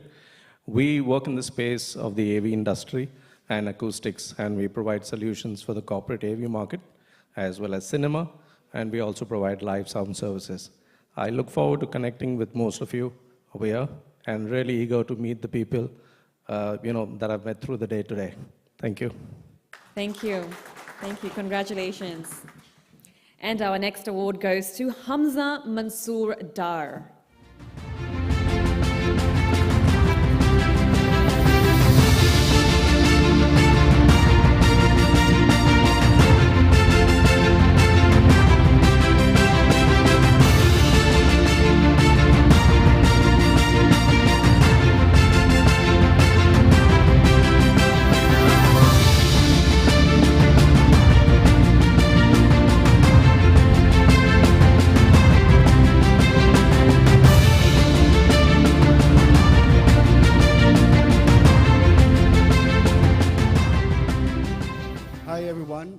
It's a great pleasure to be here with you all as the leaders of the industry. And I really thank the Internet 2.0 for hosting this wonderful conference. And this gives us an opportunity to connect with the future. So I look forward to meeting you all as well around the time. And thank you very much again. Thank you. And the next award goes to Manohar Kasuru.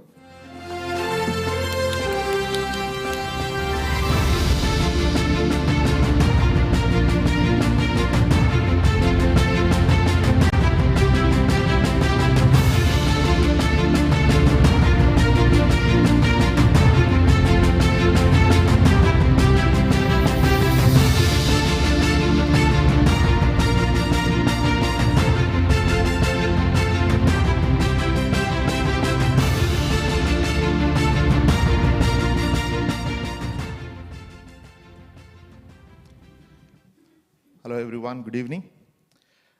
First of all, I would like to thank Wasim and also the Internet 2.0 group, Kashif, Gul, who were instrumental in making sure I joined this conference. I would also like to thank my dad, who was an instrumental guiding force behind my success. And I would also like to thank my wife, Sri Lakshmi, and my kids, Mona and Srimant. I can't forget my mentors, Navneet, who is my current manager, as well as my ex-mentor, Gaurav Mahindra, who have been the key people in my journey, who recognized me as a strong leader and helped me to thrive through all these difficult times and other stuff. So I thank each one, every one of them. Really honored and humbled to be here, still grounded with all these accomplishments. Looking forward to work with several of these big projects. And thanks, everyone. Thank you. Thank you. All right, our next award goes to Muhammad Hassam Al-Mawaki.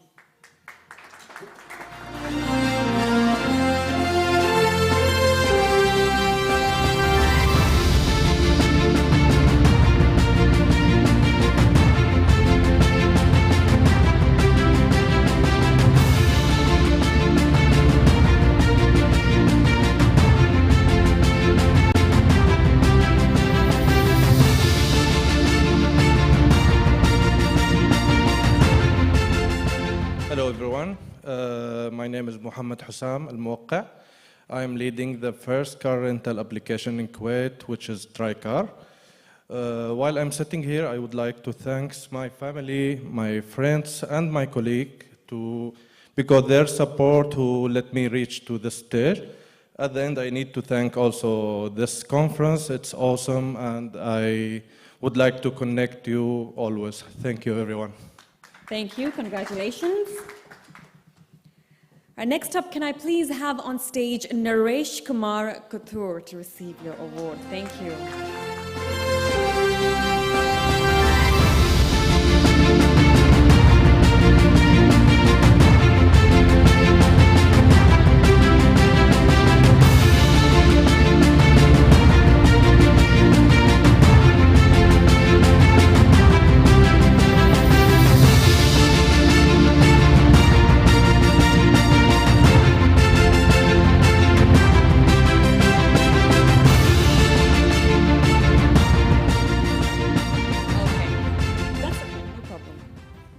Congratulations. Next up, can I please have Sanjay Taskar on stage? Congratulations.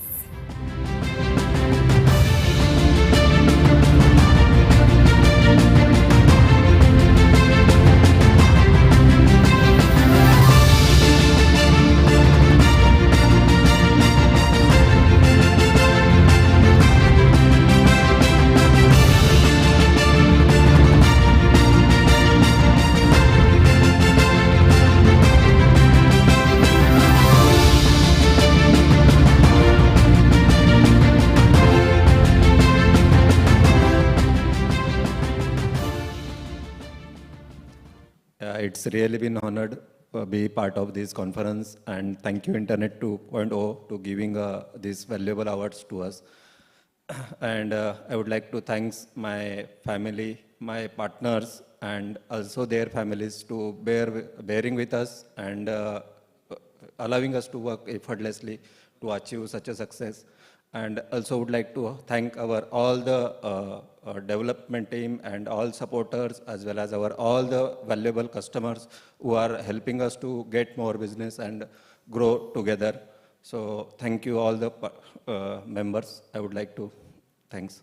Thank you. Thank you. Congratulations. Thank you. And the next award goes to Inbound Sys Web Galaxy Private Limited. Do we have anywhere from Inbound? Yes. Congratulations.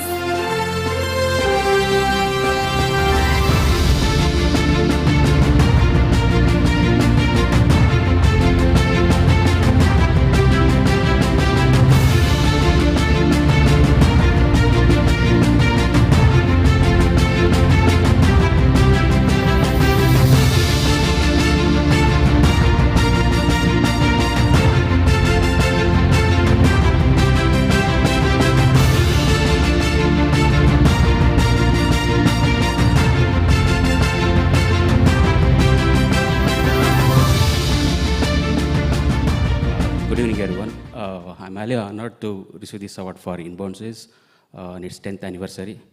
I thank Internet 2 for the recognition and the award. It will definitely motivate us to do better in the future. And I would like to dedicate this award to all our clients and also especially to the team, Immersive team, back home. Thank you so much, guys. You make us proud. Thank you. Thank you. Congratulations. Thank you. And the next award goes to Dr. Reggie Thomas. Congratulations.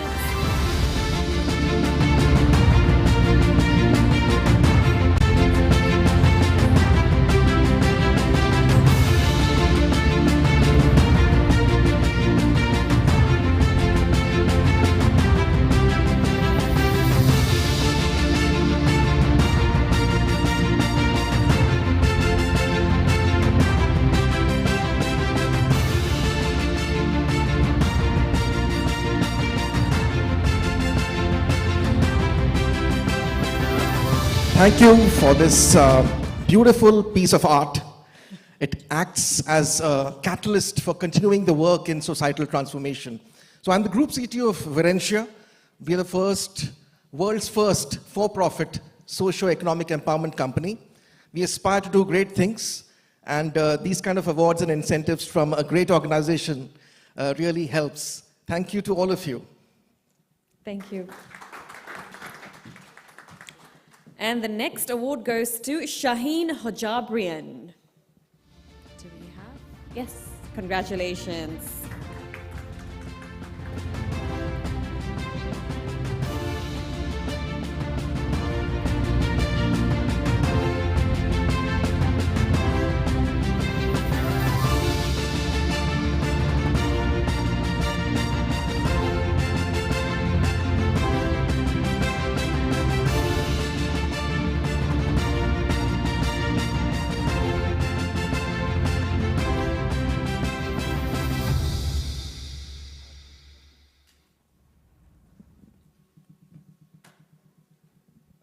Thank you for hosting this event. A lot of good conversations we had here. And I'm going to be available for the next 2-3 days. I'm here on behalf of Al Sabah General Electric, an old company in Kuwait. And look forward to conversing with you all. And thank you for being here. Thank you. Can I please have on stage Rohit Bavra? Bara. I hope I said that right. Yes, congratulations.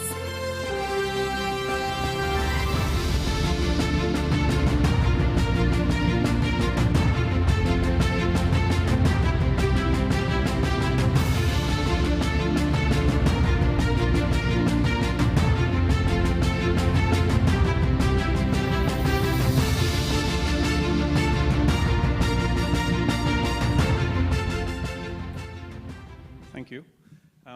Hello, my name is Rohit Bohra, and I'm CTO at Ashwin GmbH. We are based in Stuttgart, Germany, and our focus is to secure and establish trust in the supply chain, and we do this by doing multiple activities like dependency management, tracking the software in the supply chain, managing the vulnerabilities, and also doing the risk prioritization of the vulnerabilities and the risks. Thanks a lot. I will be here for next 3 days. And finally, thanks a lot to Internet 2.0 conference for giving me this award and organizing such an amazing conference. Thanks. Thank you. Next up, can I please have Dr. Shri Kumar to receive your award? Congratulations.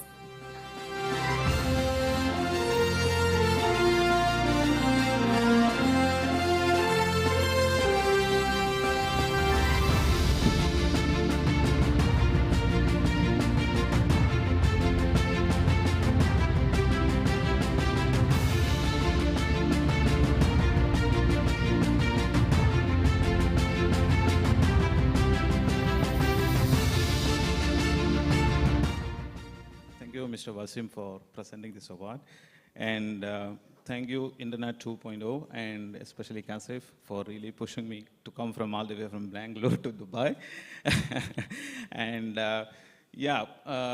thanks to all of our clients, and the 2 representative clients here, one Padma and Praveen, and also to my co-founder Jackie, being here. Thank you so much. And I'm the founder of Savannah Sales Technologies Private Limited from India. And this is based on the concept, we developed this sales enablement tool based on the concept called unselling. This is a diagnostic sales intelligence tool where you will be able to close any deal before getting into negotiation and objection handling. So I dedicate this award to each and everyone sitting here in this room because this is an outstanding leadership award and anything goes outstanding with technology. And you are tech wizards, right? So each one of you, whether you are getting an award or not, it is equivalent to, you already got an award just being in this, field itself. So I bow my head to each one of you and really want to serve each one of you, and we will be available here. Thank you so much. Thank you. Congratulations.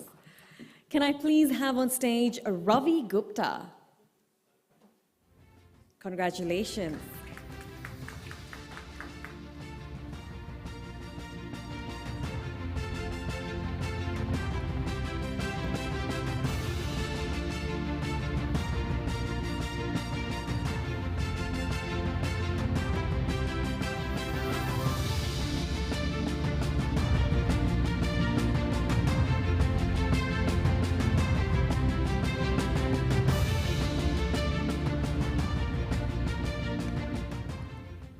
Thank you, Internet 2.0, Kasif, Gul, for pushing me for this award.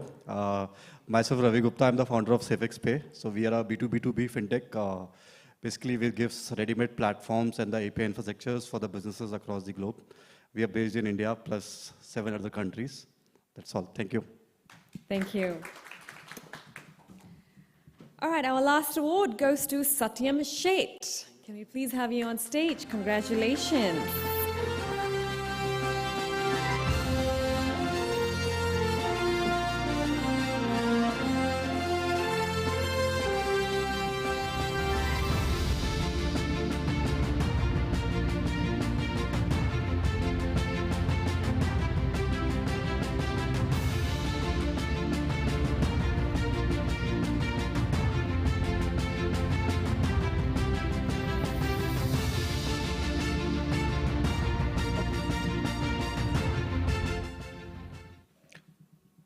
First of all, I want to thank Internet 2.0, and it's a wonderful event, really. I also want to thank, it's a kind of last 17, 18 years journey. I want to thank my friends, family, and entire my Why Mera System family. And special thanks to Mr. Nagarajan. I'm here next 2 days. We can connect if you need anything you want to know about Why Mera Systems. I'll be here. Thanks. Thank you. Congratulations to all the awardees and honorees, and thank you, Wasim, for doing the honors. Thank you so much. All right, moving on to our last session of the day, and it is a fireside chat on the topic, the digital revolution will be smart, but only if it's inclusive. Can I please have on stage Wissam Shahib, CTO at Analytica, FZE, and Anees Merchant, EVP at Course5. Let's hear it for them. Let's hear it for them. Thank you.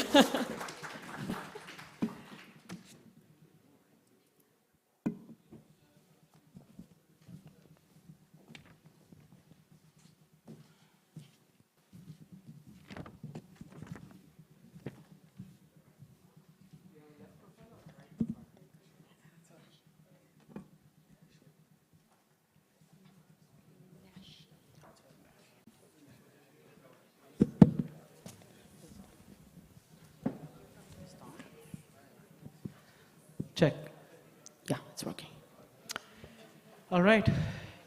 It looks like me coming on the stage has passed on a message that tea is served. And that's why some people have gone out. No, definitely tea is not served. And I hope I can make this conversation fun because it's the last session of the day. I am joined by Wasim, and he and I have been having conversations since almost a week now about this topic, and I've got to know him more in the last 2 days more. I would say It's been fascinating to know him, but let me read out a little bit about him before we get into the conversation. So Wasim is the actual CTO at Analytica, which is a UAE-based company. He has published more than 15 scientific papers in electrical and biomedical engineering, focused on image and signal processing using AI. He's been recognized in 35 international and national conferences and competitions. That includes QS Reimagine Education, which was specific on AI track, 2 times James Dyson Award, IEEE, hackathons, and many more. Don't go with his age and his look. I can tell you the amount of knowledge he has about image and how image processing or signal processing can actually transform and enhance healthcare and medical care. I would say, you'll get to know more about him when we start having this conversation. So Wasim, welcome, bud. Thank you very much for the introduction. It's nice to talk to you for the past couple of days, or say a week. Yeah, it's been a long time. So thank you very much. Very nice to have you. So let me introduce you, please. So Anis is the Executive Vice President in Course 5 Intelligence. He leads the global digital and applied AI and research business. He's gained the sizable digital transformation initiatives and numerous global fortune of over 500 clients across industries, including retail, e-commerce, hospitality, and telecommunications. Anis is passionate about helping companies grow through the innovative applications in AI. So we're talking basically with an AI expert over here. No, I don't call myself an AI expert. I call myself the student of AI. I'm still a student, I'm still learning, so not an expert. We'll have to see then. Yeah, definitely. Sure. Okay, so in today's session, we're going to talk about inclusivity and digital transformation.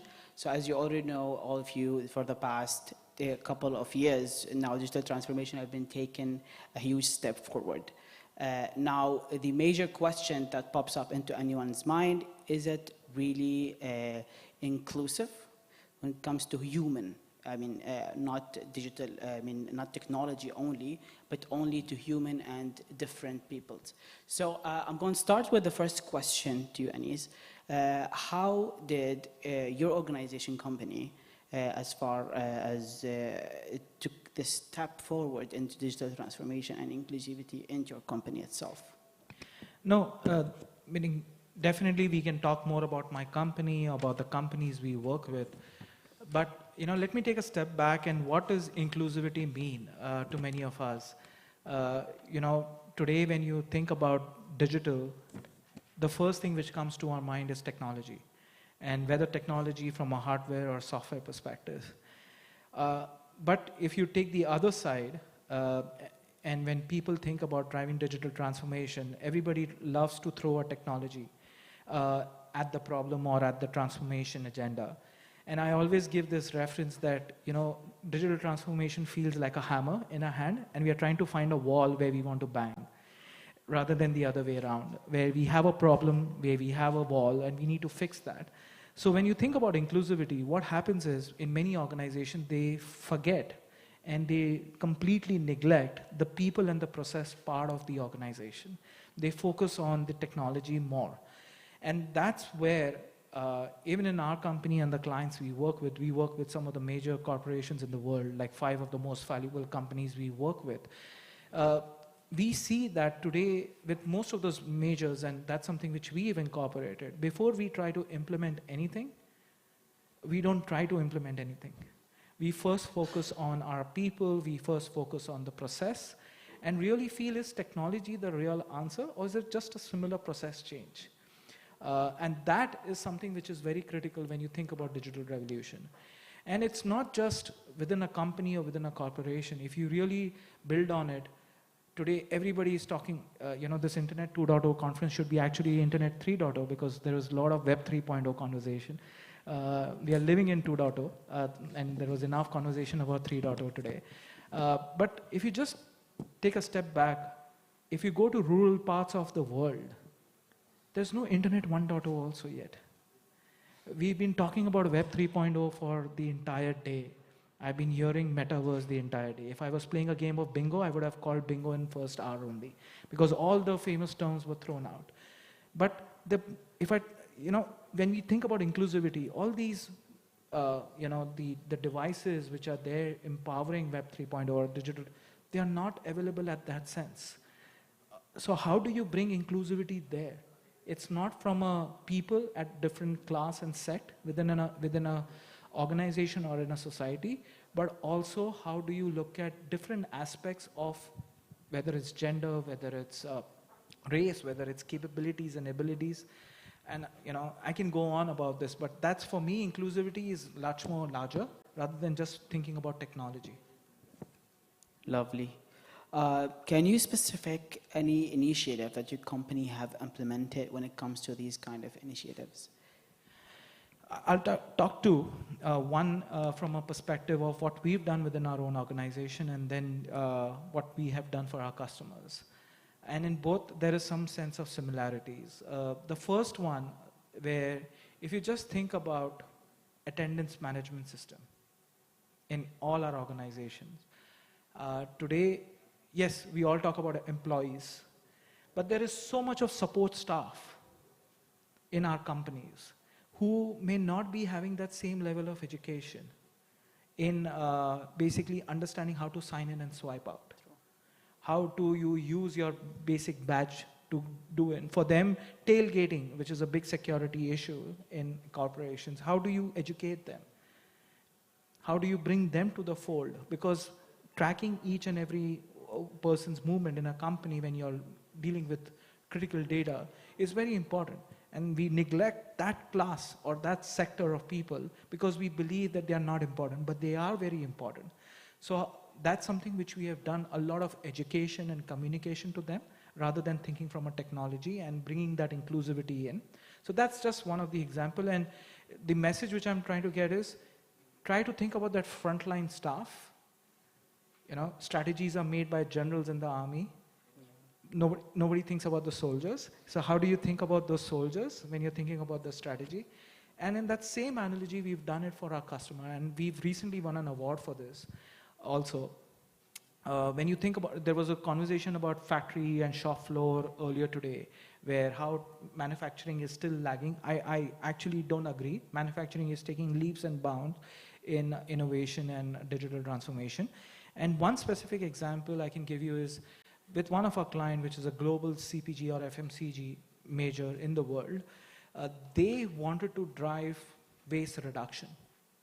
And I'm talking about finished good waste reduction. And when I talk about finished goods, if you think about the entire supply chain value chain, there is waste happening at every stage.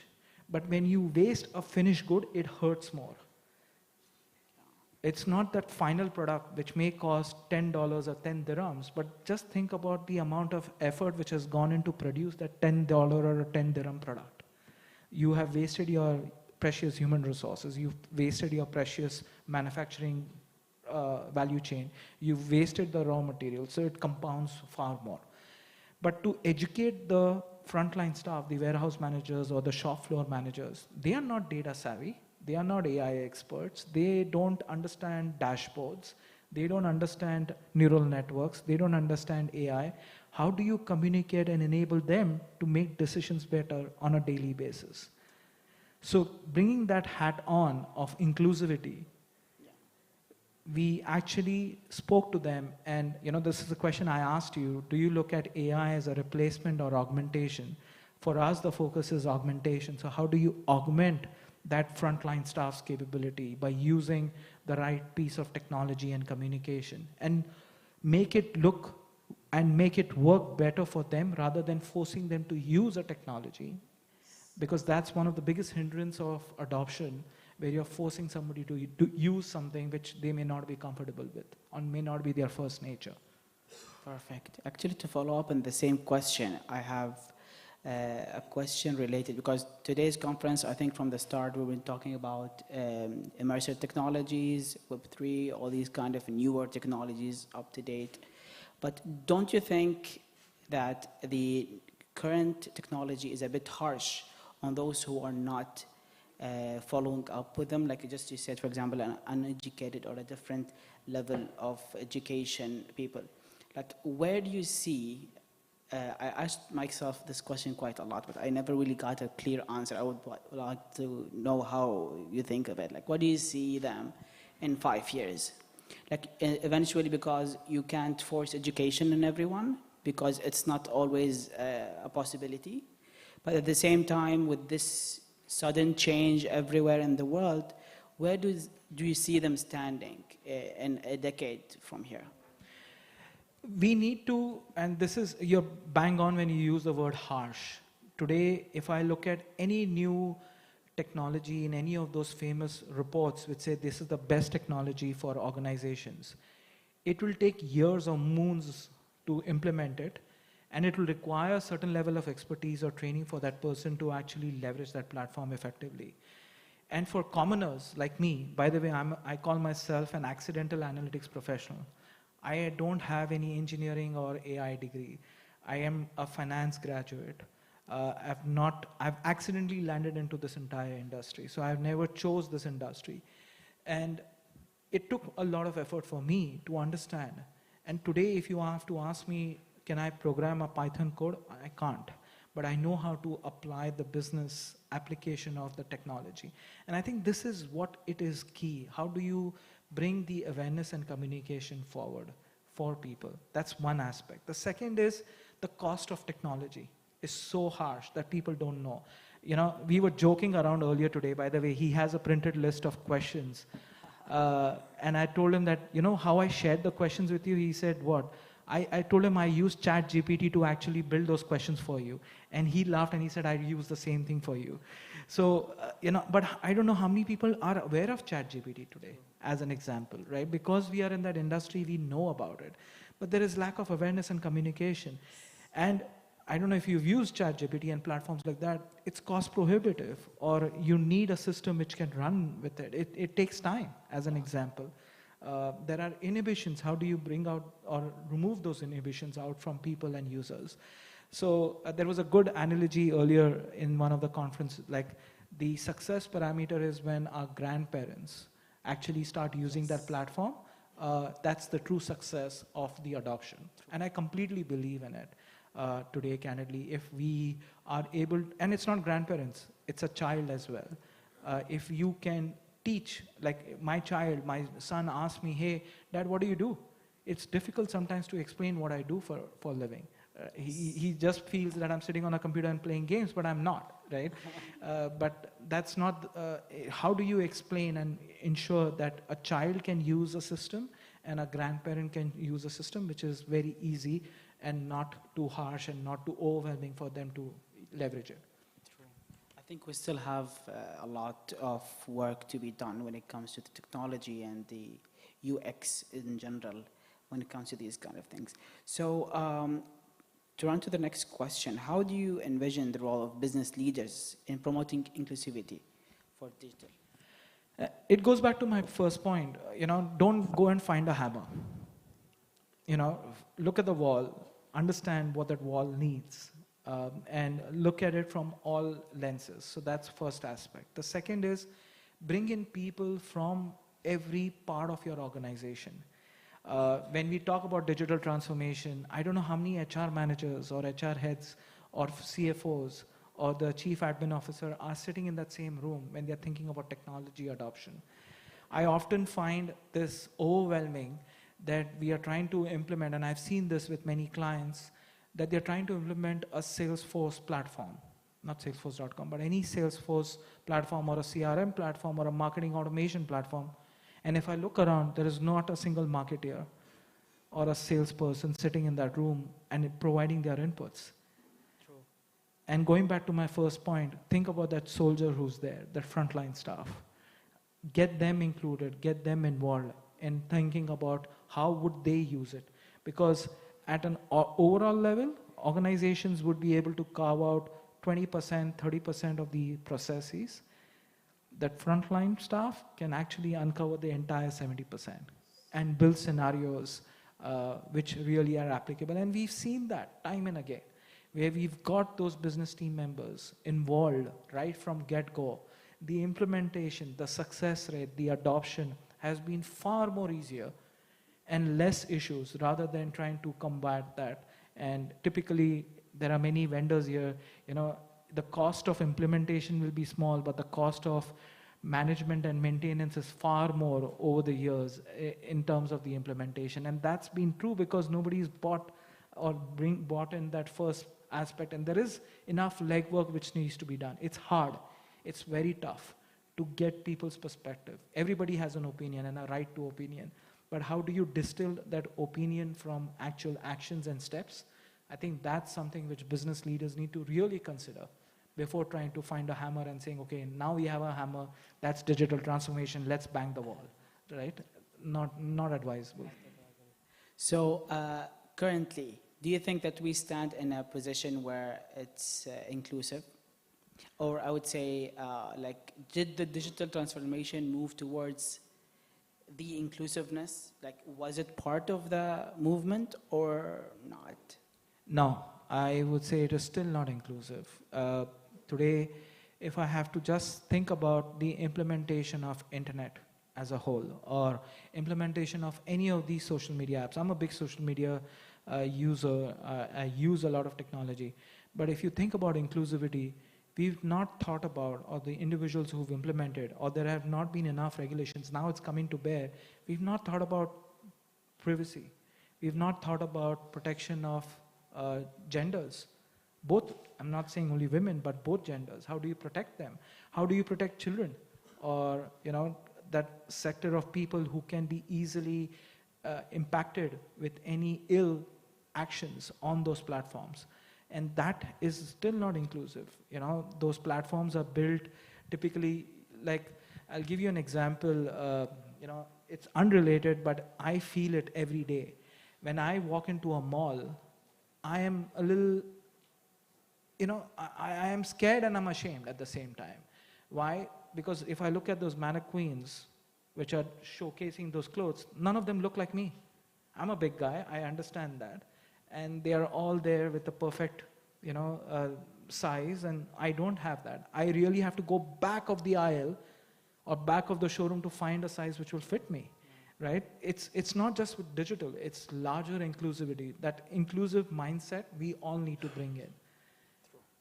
And that's something which, I would say and that mindset needs to change. It's not just about technology or digital transformation or anything. It's about when you build something, when you're implementing something, how do you bring the larger fold? Or talk about it, say it, the store is not for you. Just say it openly, that's okay. Yeah, totally. Other than hiding it at the back and make it feel like you're hiding it. I totally understand. I think one of the biggest problems is the way they advertise things. Like they have a certain image in their mind and that they want to force it on everyone, which not definitely. It's been there in the business for quite some time. It's not something new only. And the big FOMO, right? Fear of missing out. There are new brands coming out and I believe I can't wear those brands ever because they don't make my sizes, as an example. True. I think I got my fair amount of questions. I will leave it to you now. Okay. Cool. And we decided this, by the way, we'll do this reverse role, right? Rather than having, because it was a fireside chat, rather than having one person go and play that role. But, I've got to know you better, more now, because we did a similar session earlier today.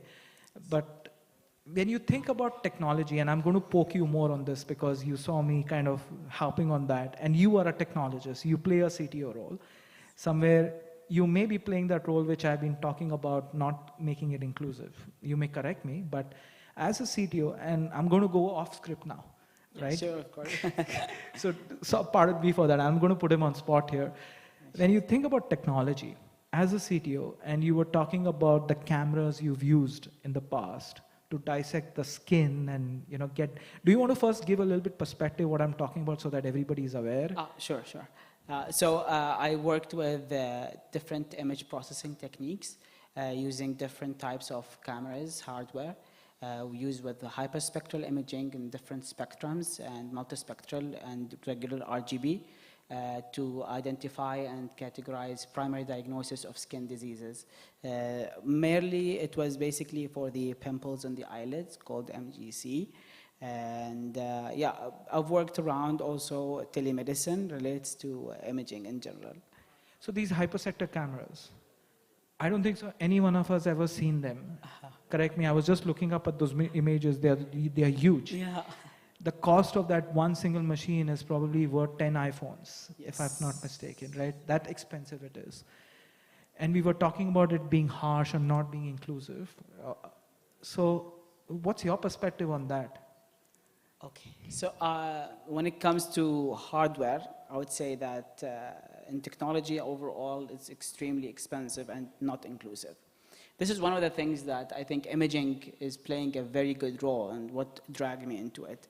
Like, for example, you can apply AI model into an imaging hardware by comparing it to another cheaper imaging hardware, and easily you can then transfer this information and have it converted internally through a simple artificial intelligence model.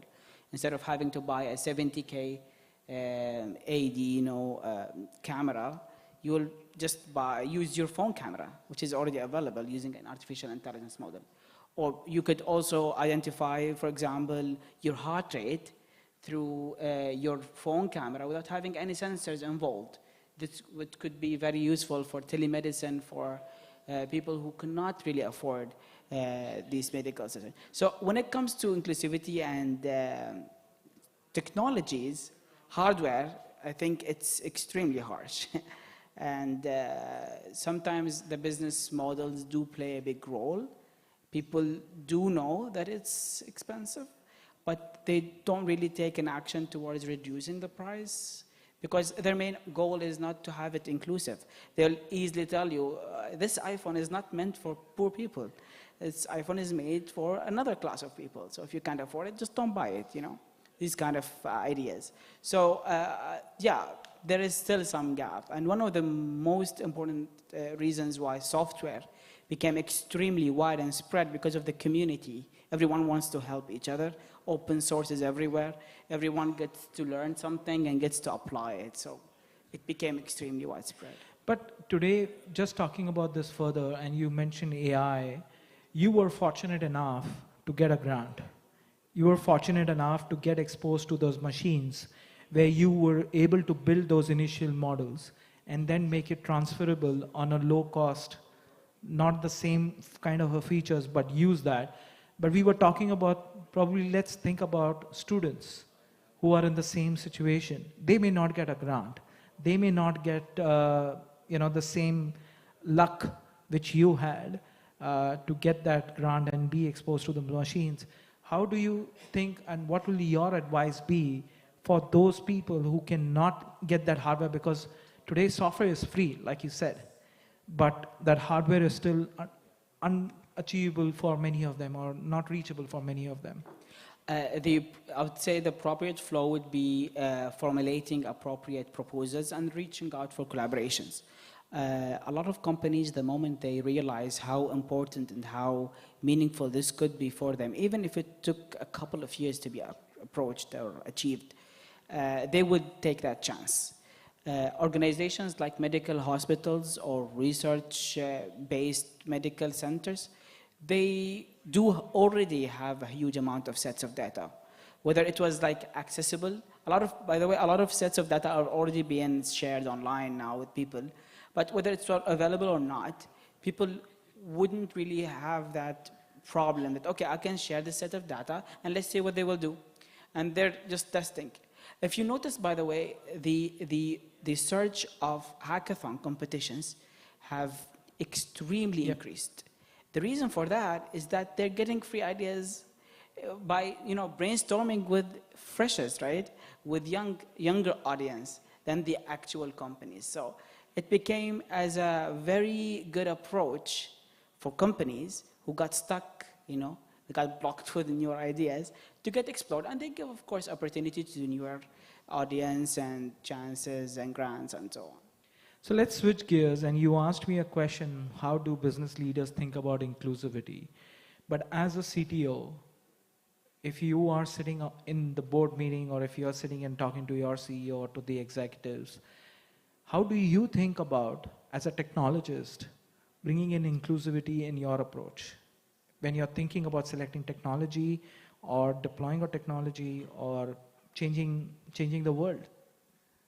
Well, this definitely, it depends on the application that we're applying it on. I would say because of what we talked about as imaging, for example, we do like applying a technology that will, you can genuinely say it will disrupt a certain market because of its change, sudden change in the way it works.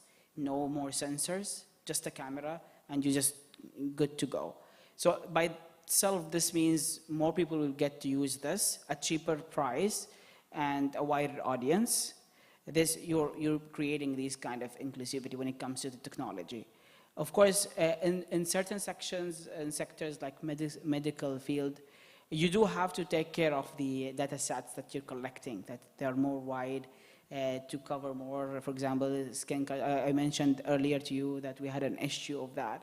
Of course, this is very common for anyone who uses image processing, that if you're using it in medical section, you have to take care of different skin colors and so on. Otherwise, the system will not give the same accuracy. So inclusivity means you are aware of what you're going into and you list them properly to begin with. Otherwise, you will fall back after a few years. And specifically in the healthcare or health tech space, I think what has happened really, like you spoke about the platforms which are driving hackathons like Kaggle or any of these, the reason why, and I want to get your point of view, as a CTO, you know, definitely as an organization, you may be building your own IP, you may be building your own areas which you want to protect, but what open innovation you want to drive in, because you're not going to share what you've only learned, but you're also going to learn from that environment. So open innovation is something which you think can drive inclusivity within your organization or other organization as well? I would say definitely. Of course, I 100% support this. As a person who was an instructor in a university, this means a lot to students. I would say that we apply this in our company usually through internships. When you get a fresher into your company and you get them involved in the process, not only just making them, walk around the engineer and just watch them what they do. You get them involved with the process and you include them in your meetings. You start listening to complete different perspective of things, especially that they're still young, they're learning, they have a lot to do. So they would like to, have some attention. So they will do a lot of impressive things.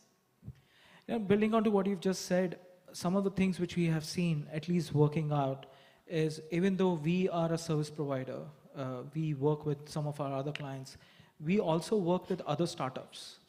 We also collaborate with other companies because, and it's not that, we also attend conferences like this because, when you think about inclusivity, I often say don't build your world as a frog in the well kind of a concept where you're just building it within your own company. You are also trying to bring in ideas and perspectives from outside. That's one perspective. The second thing is we've also set up our own AI labs with universities. Like you spoke about you being a professor, you being a researcher. We have 2 AI labs set up with institutions so that we can learn from bright minds, whether these are academias or people who are pursuing their PhDs. So we've built that perspective of inclusivity in a very different way from a technology and strongly believe in open innovation as a concept. Because an open innovation is not just restricted to bringing in startups or participating in hackathons, but you can actually widen that horizon. And one of the horizon is actually participating in the conferences like this. But as organizations continue on this path, Wasim, one of the challenge I see is, digital transformation, people can keep talking about it, eternity. Taking that first step is always difficult because there is a fear of inclusivity as well. Because whether we will be able to, whether what we are trying to implement will help all our customers or our employees or the larger stakeholders. What will be your recommendation be to them? Like how do they overcome those fears of inclusivity? I would say that there is one point that's very important to talk about when it comes to this. It was an advantage towards during the pandemic that it actually gave a huge chance to multiple people from different places to work together through the remote jobs. Now, I'm not sure about other parts of the world. They probably already had the remote work done before, but here it was very unlikely to have anything running remotely. Everyone wanted to see the people. Everyone had this, as you said, check-in, check-out, typical type of job. They had this, feeling that this is the right way to be done. The pandemic forced the digital transformation, and at the same time, it was an advantage towards more inclusivity when it comes to work, I would say. It allowed people to get more involved. You could be anywhere in the world and still be part of the company, not take the day off, and still do your job at your time. A lot of companies now are adapting, just like our previous speakers talked about. They're adopting the flexible time work, so it doesn't really matter. So it's all about tasks. So including inclusivity means, first of all, that the company mindset is accepting this, that they really care about having more people regardless. Like also, you see that in the technology section, you still have a gap between the gender. Like there is more male to female. Yep. This conference as well. Yeah. I was just scanning in the morning. Yes, the marketing conference has a very different gender mix, but I was looking at the morning when the conference started, the entire gender mix was very different. True. While there's a lot of talented females out there, I've seen many, I would say they're typically titled that a female would fit better to social media, she will fit better to marketing, she will fit better to secretary, these kind of labels that we throw around. So, when you're having someone working with you remotely, you're blindly selecting the skills. You don't really care whoever they are. So it was more inclusive. I would say that we're moving towards that till now when it comes to employment. Still a long way. Still, yeah. Because now they're starting going back. But yeah, hopefully at some point we'll have a platform that does not have any information about people. So building on this, and I'm going to put you on spot, what is your team mix looks like? You mean like gender mix? We actually have 3 to 4 like ratio still. The male is a bit more, but we try our best to include females involved. A lot of females are interested heavily in UI, UX. We also saw our friend the other in the morning. She's into this field as well. So I would say, they're into design and stuff. But I've seen a lot of my previous students, for example, computer engineers, they're very into technology and very bright. So yeah, there is still a chance, but it has to be pushed a bit cultural-wise. No, it's a big one. You need to bring in that inclusivity at all levels, as I was talking about, and it's also multidimensional, whether it is gender, race, caste, or the sect which people come from. It's important, and it's bringing in global people. And I've seen enough over a time period that if I bring in that inclusivity from these dimensions, I get to learn a lot personally. And it has helped me to become better at my job. And as I said, I'm still a student, not an expert. So I'm learning every day. But I know we have some time left, and I want to talk about this specific topic about AI in the last few, because you are an expert. I would call you an expert. You've done your research there. I haven't. For people like me who don't know coding, who don't understand, we can write basic SQL codes or can get our arms around basic dashboards. How do you bring in inclusivity there? Because we didn't have our natural training there. We didn't probably choose to build that career there. And today, there is a big demand for the skills, but at the same time, it's not necessarily demand to code and code, but to understand and apply or implement. So how do you bring in inclusivity in AI specifically?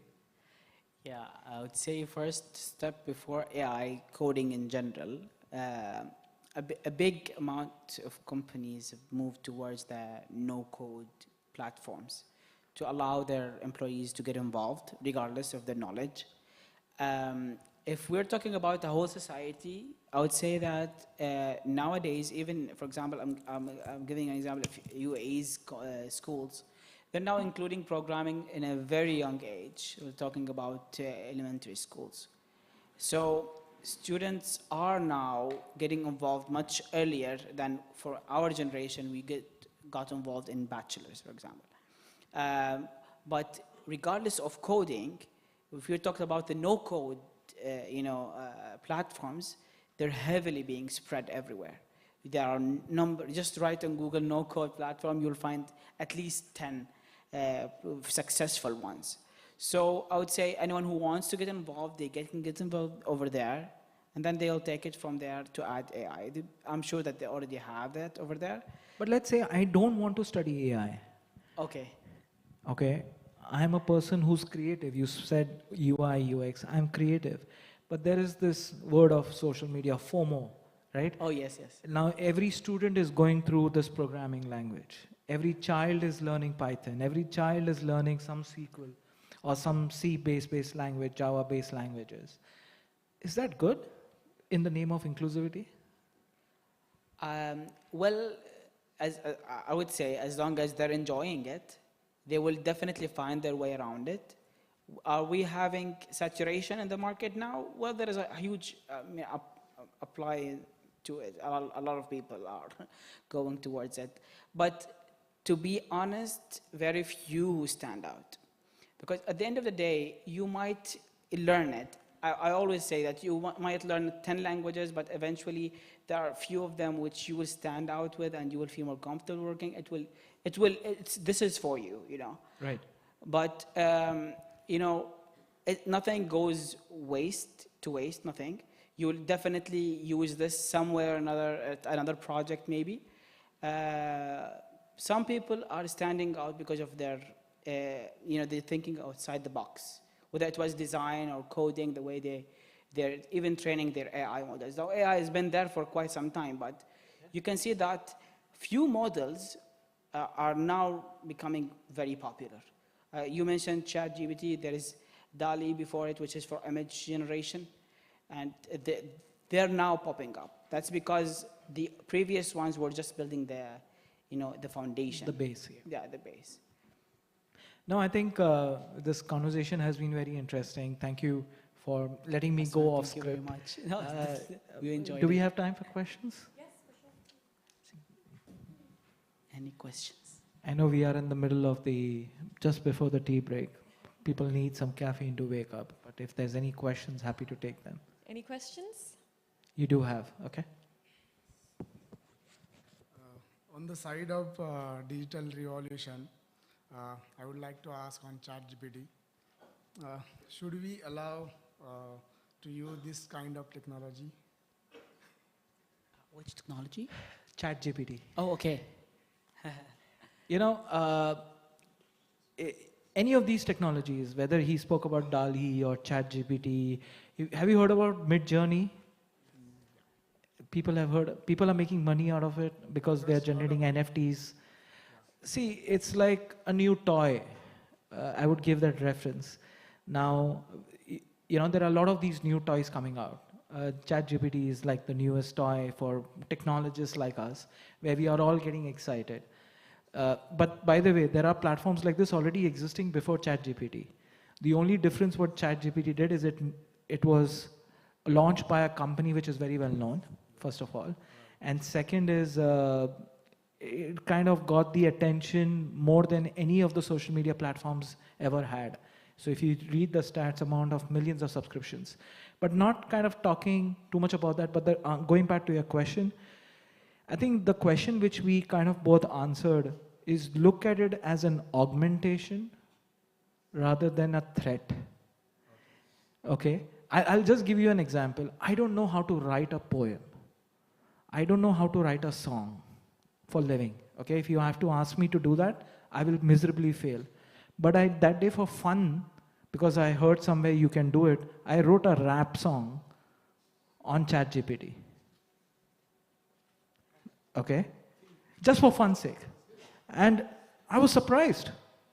Okay, with minimal inputs, it gave me a song lyrics where it clearly said, okay, what is the first verse, then the chorus, then the second verse, chorus, third verse. It kind of crafted their entire song. Today, if I had to sit and think about the questions which I have to ask him, would have taken me 30 minutes. It took me 2 minutes, less than 2 minutes, because it threw 5 questions in front of me. And I said, okay, I tweaked this and I sent it to him. 5 minutes, my job was done. So look at it as an augmentation, whether it's ChatGPT or any of these platforms which you can leverage, rather than trying to look at it as a threat or whether it's going to harm us. Yes, everything with the guardrail should be leveraged.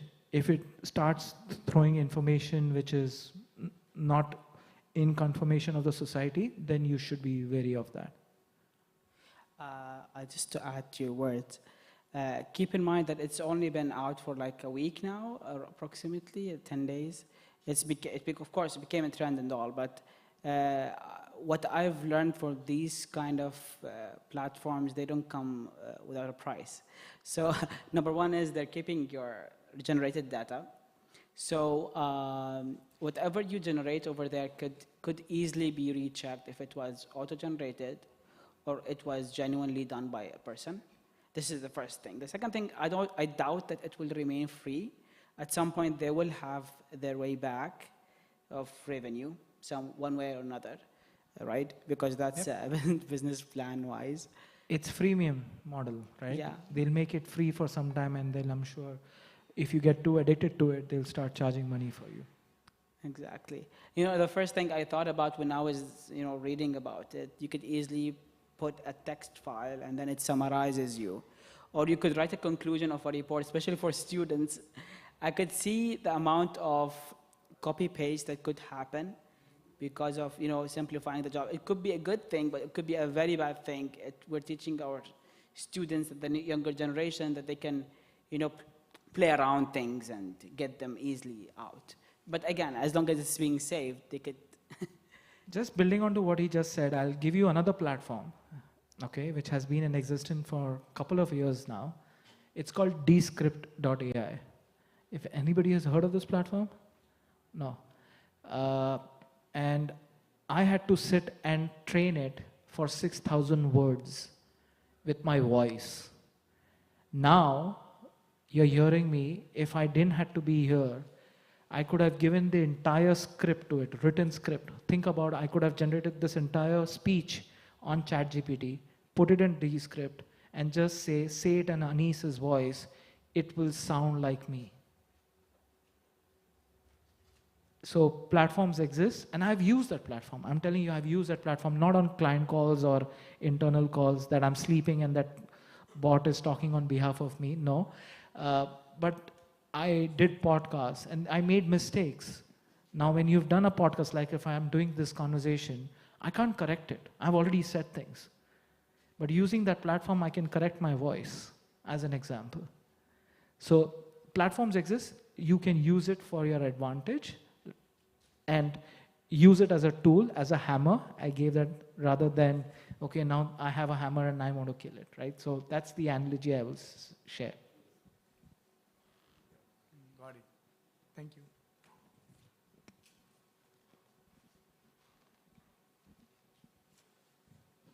Hi, first of all, thanks for the great discussion. It was awesome experience. So I was hearing for the earlier session of the conferences, which was more around the metaverse and all those buzzwords. And then there's a discussion where we talk about inclusivity of where Internet 1.0 is still not, has been there in the lower Agreed. part of the world. So now what I feel is that there's a big gap which is getting created between what there's a whole long of tail which is still in the previous technologies, and still people are trying to understand what is AI ML, and then there's a new word, metaverse, and then it creates basically a trend which forces the startups that you should also do something around that. So first of all, how do you see this gap? Because this gap is becoming larger and larger. currently I work with around 72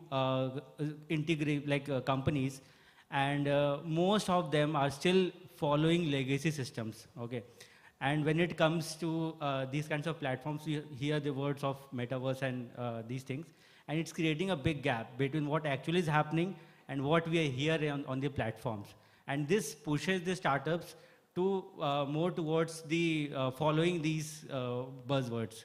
So yeah, your view on this? Yeah. First of all, I think the wisest decision for any company to move is to only apply the technology when it works to their condition. A lot of people, to give another example of metaverse, similar to how people used to program, a lot of people used the word AI, they misused it. They wanted to put AI everywhere, blockchain everywhere. The point is, do you really need AI in certain applications? Not really. So was it really needed? No, it wasn't. But it was because it was a buzzword, right? So I think the wisest decision for them is to move slowly and depending on what the situation is. Metaverse disrupted everything. Yes, it didn't disrupt it in a way that it failed or something. No, but it created classes in the technology field. Like people who have access to metaverse, they're in a different class. It's like we have just like you said, you have metaverse and you have people down.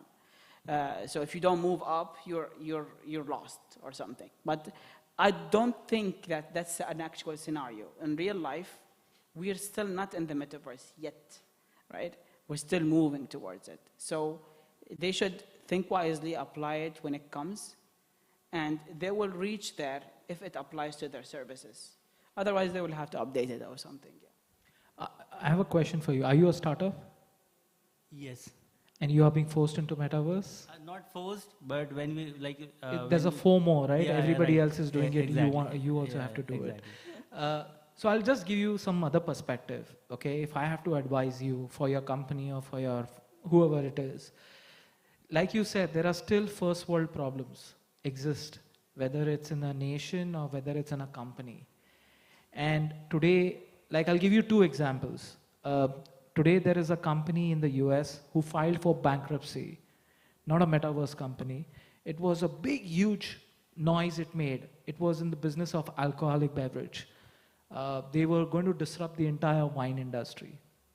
Okay, and there's a lot of conversation going on the internet why it failed, by the way, right now, as we speak. At the same time, Sanskrit, which is first language from, not the first language, the manuscript which existed. None of the NLP platforms, by the way, ever thought about Sanskrit decoding that. Today, it's been in the paper now. There has been somebody who's a scholar in Cambridge, I believe, Rishi Rajagopalan. He built an AI to actually decode Sanskrit language, and he's been able to do that. Now, going back, he could have done Mandarin or Cantonese, right? Why did he go back and solve that first world? Because many languages have been derived from Sanskrit, if you go back to the language history. So going back to your point, if you want to build a company, think about solving the first world problem. And a simple analogy is, like he said, everything doesn't require AI. If you really dissect any analytical problem, 80 to 90% is data job. Last 5% to 10% is the analytical model. Yeah?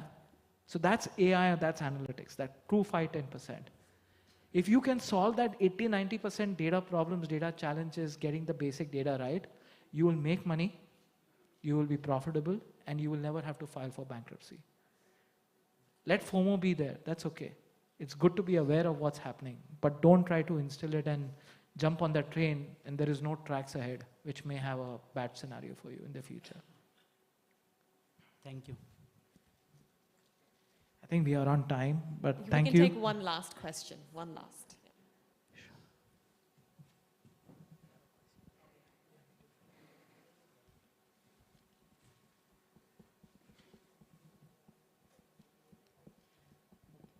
So thank you so much. It was a very nice fireside chat.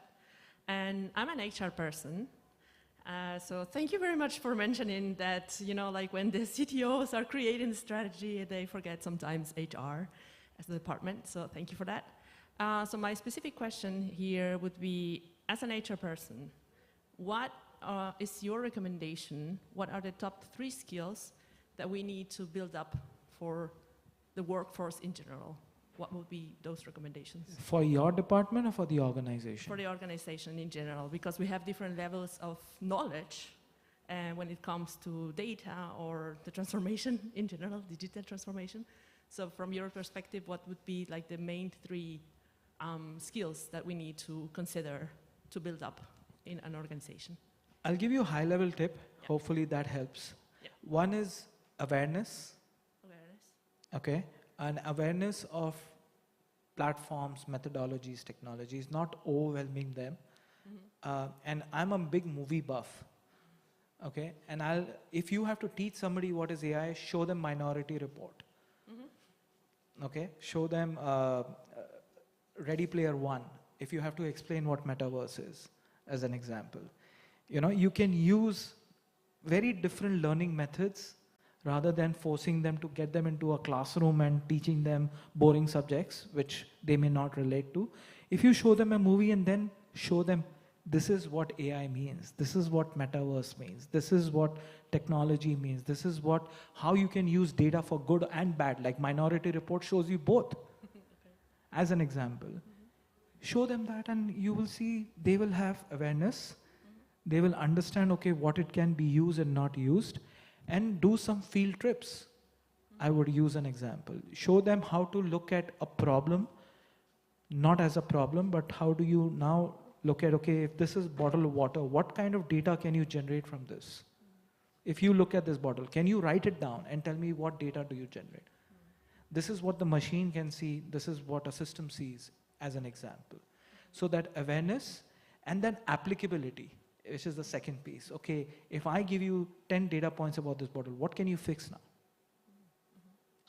And last but not the least is, if they are really people who are cream a la cream, how do you motivate them to get to the next level? Those are the 3 things which I would recommend. If you have anything to add. I think for me, I would say they have to be adaptable and accept the change. To change to the best, of course. Like for example, if you have a system that's running manually, you're moving it towards a digital system. Now, a lot of older mindsets will find this very difficult. So we find that the majority of companies, they force it on their employees, which is extremely bad, I would say. It has to be convinced. They need to understand the need of this. Because the moment you force something on people, I think HR does that all the time. So they have to understand why they're doing it. Because even if it was for the sake of the business, they have to understand this is important because this and that. And at the end of the day, whatever language it is, whatever technology it is, it all can be taught. Everyone can learn the technology. It just needs, just like you said, awareness and acceptability. If they accept to change to that they want to learn that technology, they will go for it. But if they are not willing, even if you force them to learn it, they won't, and they will just fail most of the time. So, you have to work on the convincing part. HR has to work on the convincing part, I think. Okay, thank you. Does that help? Yeah, for sure. Thank you, that's the end of it. Thank you. If you guys have any more questions, you can definitely grab them outside. Yeah, thank you, gentlemen. That was a interesting fireside chat. Quite enjoyed that.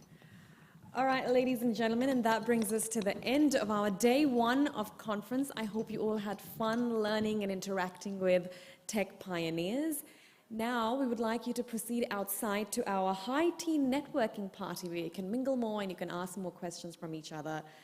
Yes, and tomorrow is going to be even more exciting, so I'm excited to see you all tomorrow. Thank you for being a lovely audience. I am Nishpreet, and I'm signing out for today. See you guys tomorrow. You can clap for me.